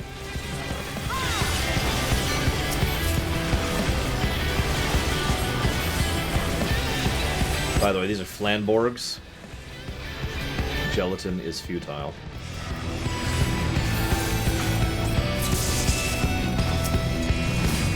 Kind of wibbly.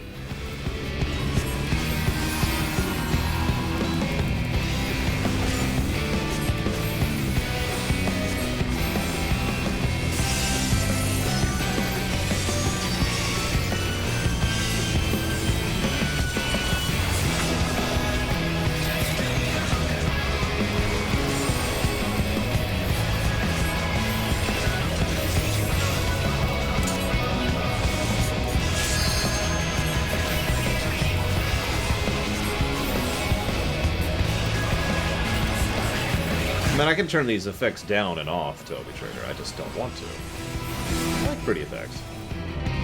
Who doesn't like flashy effects?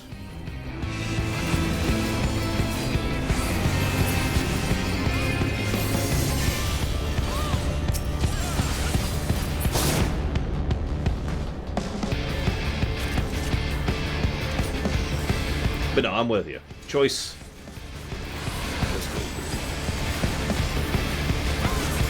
Hell, I actually turned them down because a viewer asked me to earlier. And by earlier, I mean yesterday.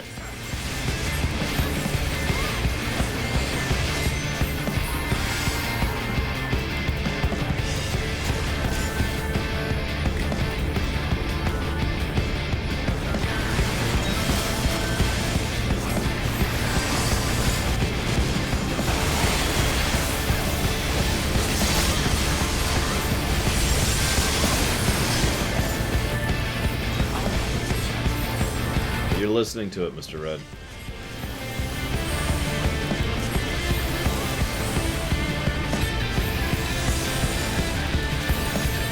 I think Zero took my statement literally. Remember, I only have so much throughput, Zero. Come on, drop it.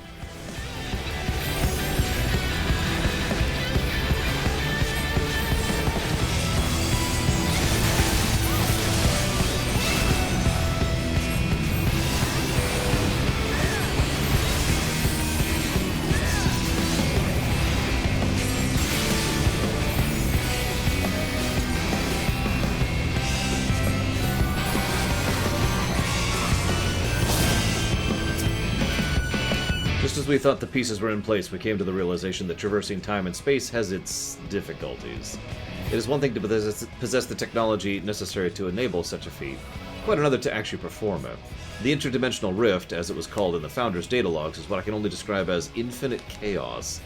To navigate it would take expertise far beyond our ken. There was, however, once a being capable of exactly that, the one known as Omega. And yet, despite all the research carried out, the mystery of how it was able to cross the rift remains unsolved. Freaking Omega.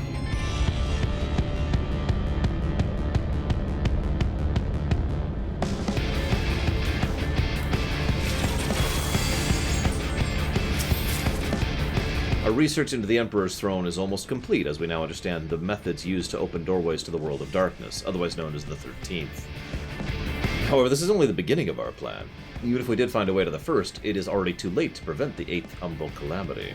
For that, we must travel not only to another world, but to another time. Thankfully, the data logs gathered over the years detailing battles of great primals point us in the right direction. Wrong Omega, Alex. This isn't FF5's Omega. It is, however, the reflection of FF5's Omega, if you will. Similar to how everything in FF14 is a reflection of the other FFs. Not in a bad way.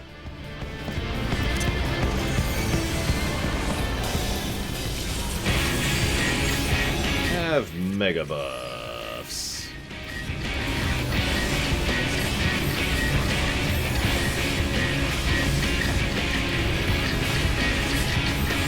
But does FF14 reflect about FF10?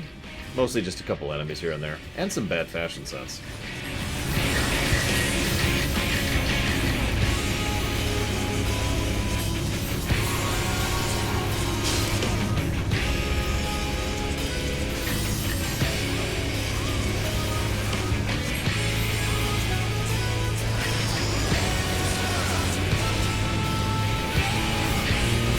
Toby Trigger. I'm glad you liked it. Whoops, that's the wrong button. I have to hit that button.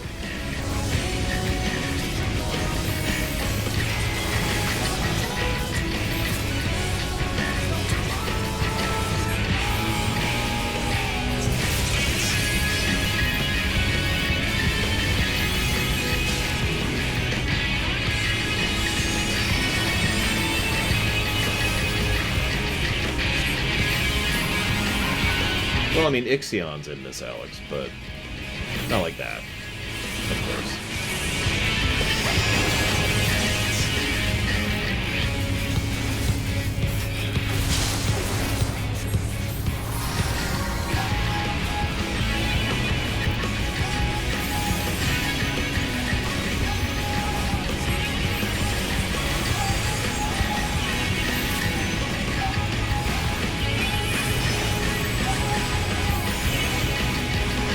frankly, the way the greater metaphysics of this setting work are very FF10. Everything's made of pyreflies/ether. And the afterlife is mostly just, you know, everything being returned to the same soup, aka pyreflies/ether, and then being reconstituted out as new beings. I mean, I know they've had kind of a live stream in many of the FFs, but it's pretty close to 1-to-1 between the pyreflies and the ether. There are differences, of course. Ether doesn't have the memory-containing aspects of pyreflies, for example. But it can be shaped into physical forms which can physically interact.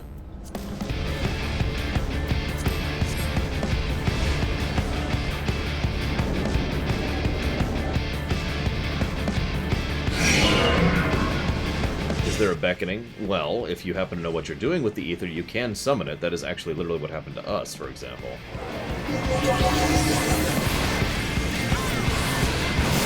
And of course, what a primal is not that indistinct from what an Aeon is. It's just there are some specific variances between them. A primal has... Let me take that back a step. An Aeon and a primal are actually pretty different. But the method of constructing them is very similar. Since both are formed by a degree of belief and Zira desperately trying to get killed.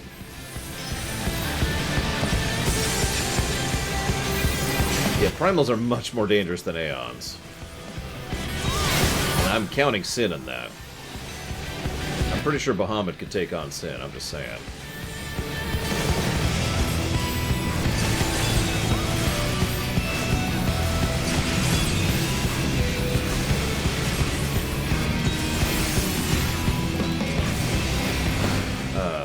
The strongest Aeon?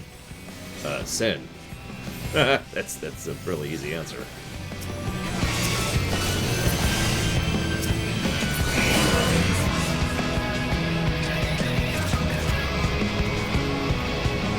Strongest primal? Probably Bahamut.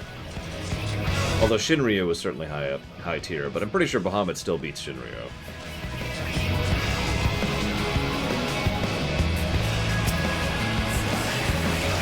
Oh yeah, I keep... yeah, Zodiark and Hydaelyn are the actual strongest. I keep forgetting about that.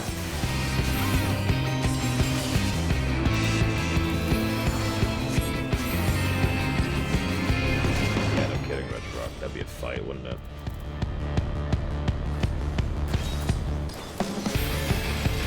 Things like that are why certain YouTube channels make a living, Alex. I'm not even being facetious. Oh, this is going to be interesting. Yep, we're just gonna eat that. And that. Yep. Let's keep going. Hello, Sonic Doctor.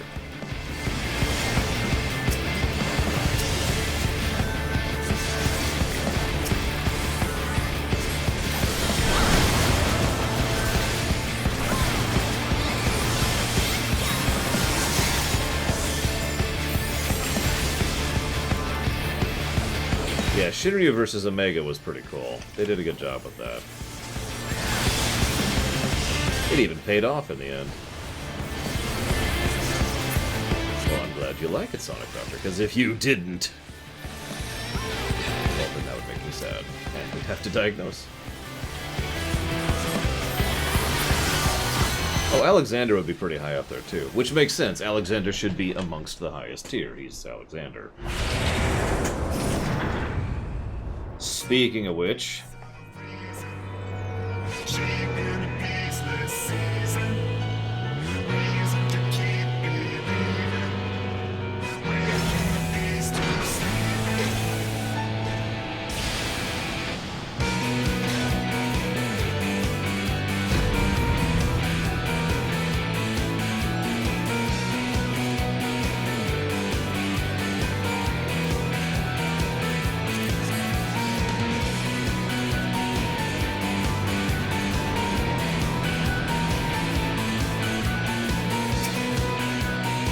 here's the coffee machine Nero made all the way back in the Omega stuff.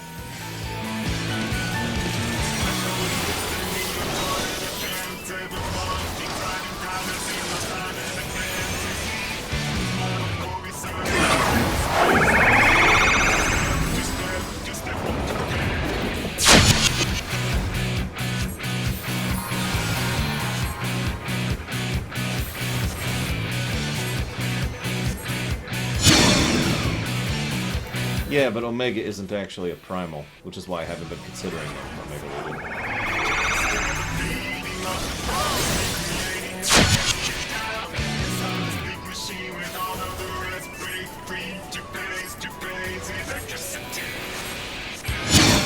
We've been discussing the primals. We were actually discussing how they rate compared to, you know, FF10 and stuff. And then that branched out a little bit.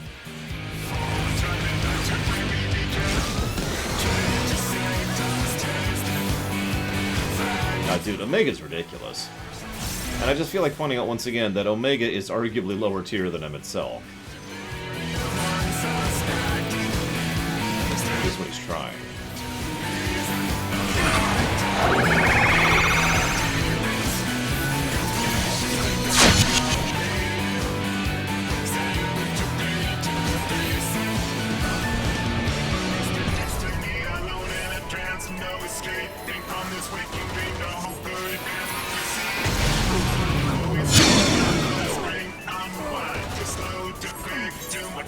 That's on me.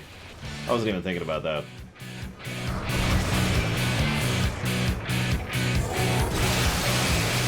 That's all on me, Sonic Doctor. For some reason I thought he'd already finished his time freeze phase. You might have this, but he's at half health, so I wouldn't expect it. You see this? So these blasts pause, and then when he unpauses, well, the blast finishes. I got hit by 2 of those.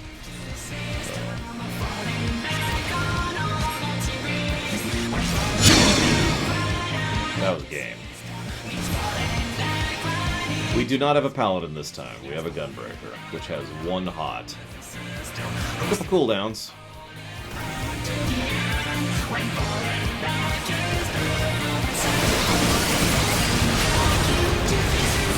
Emblem there too. I love his mechanical wings, by the way. It was okay, I guess, Omega Legion. I wasn't really all that impressed with either Omega fight. The actual Omega fights.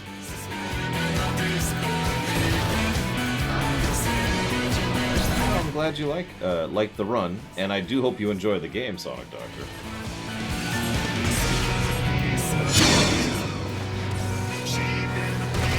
Well, thematically?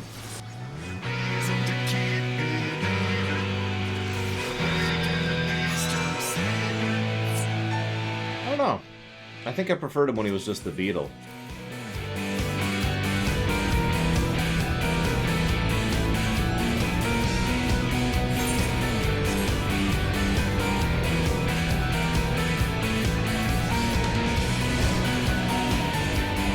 Not only do I have issues with Starboard Larboard, but if you remember, that was in the depths of the worst of my lag issues.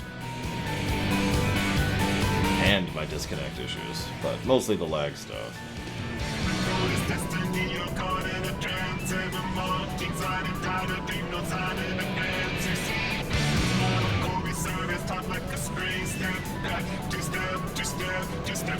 Thank you, Sonic Doctor. It is nice to know every now and again that I'm actually decent at video games. Yeah, if you said Starboard and Port, I would have been fine. I'm just saying. Starboard and Larboard. Whatever.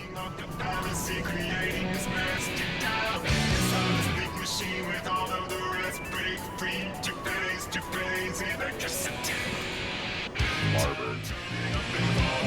If for those of you in chat who don't have context, a little thing will pop up. It's text, and it'll say focusing Larboard, focusing Starboard. Now, there's no other indicators.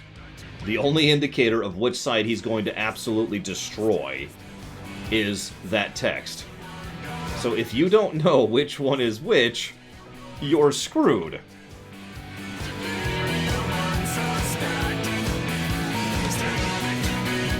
That's the problem.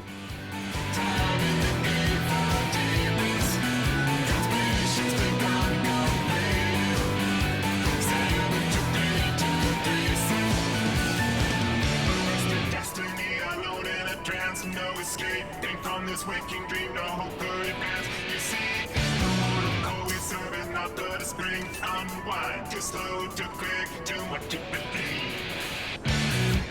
was gonna say, I'm pretty sure in real-life history they got rid of larboard because, especially shouted in the midst of a storm or whatever, it's very easy to confuse starboard and larboard. Starboard and port is extremely distinct. But I don't know of the veracity of that, so feel free to tell me that I am wrong, because I don't actually know. Let's get some buffs out. So here, watch how the beams will go. Right after the time thing. That's what caught me. I used to know why they didn't say left and right. I don't anymore.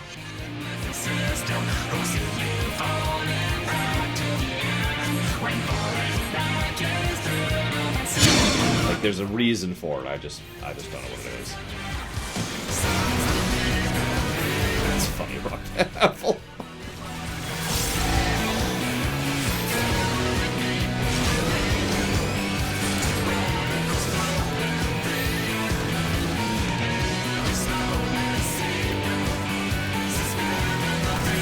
Could be Lunar Earth. I mean, that's what I've always assumed, but again, I don't know right now.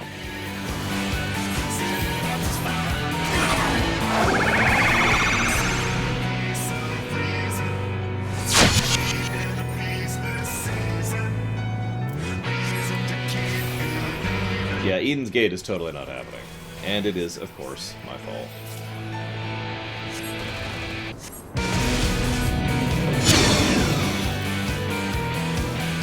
They do, yes, Sonic Doctor, so there will probably be something there. Have a buff, everyone. Oops, wrong button.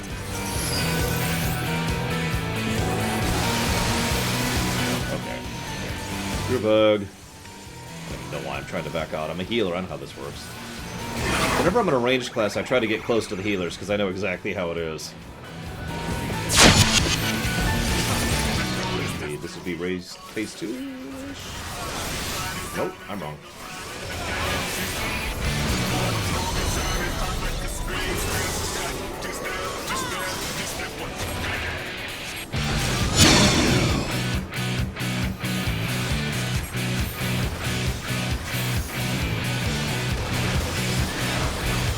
Yeah, agreed, Regibrard.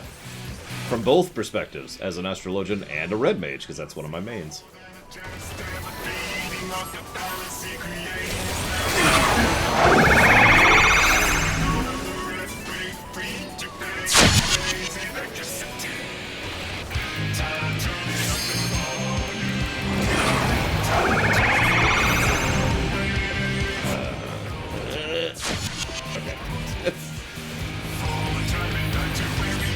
Game of the Year picks. I'm not sure what I've played that's come out this year, but my first knee-jerk thought is actually Ghost of Tsushima. It was a damn good game.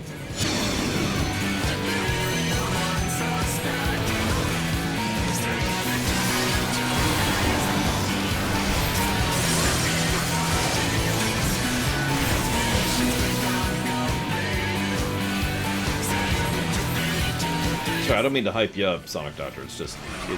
that's probably my pick. Whoop, whoop, whoop, whoop, whoop.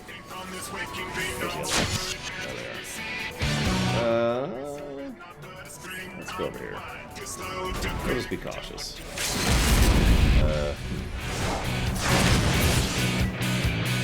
I know, Last of Us 2 is definitely Game of the Year. Crap.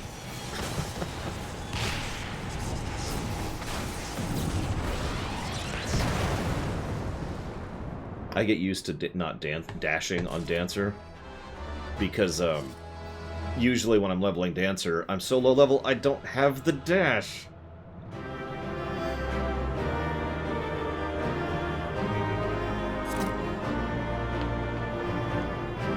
Honestly, yes, Sonic Doctor. If nothing else, it'd be shorter. I can make fun of it. Yeah, so...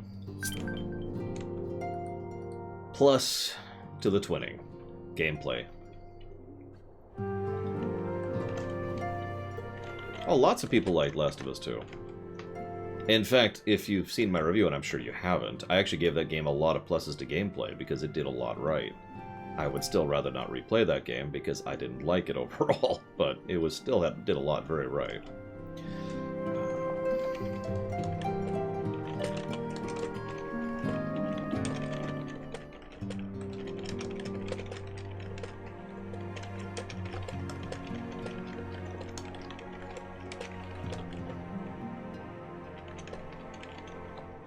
No, Mr. Red, I do not. So, plus to gameplay, twinning.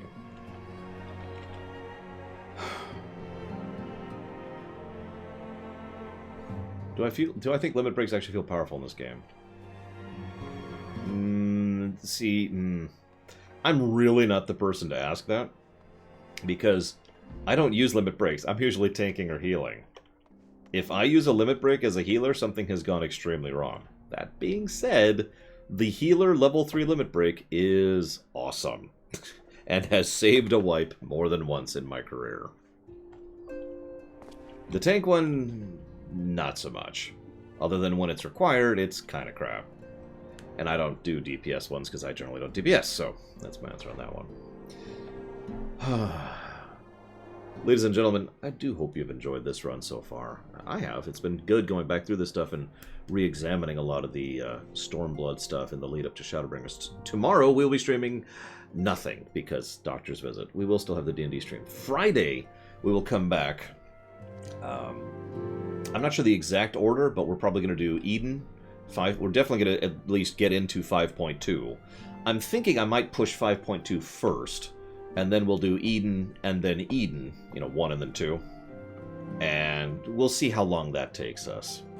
Either way, I'll see most of you guys either tomorrow night or Friday, 9 a.m. Eastern Standard Time as usual.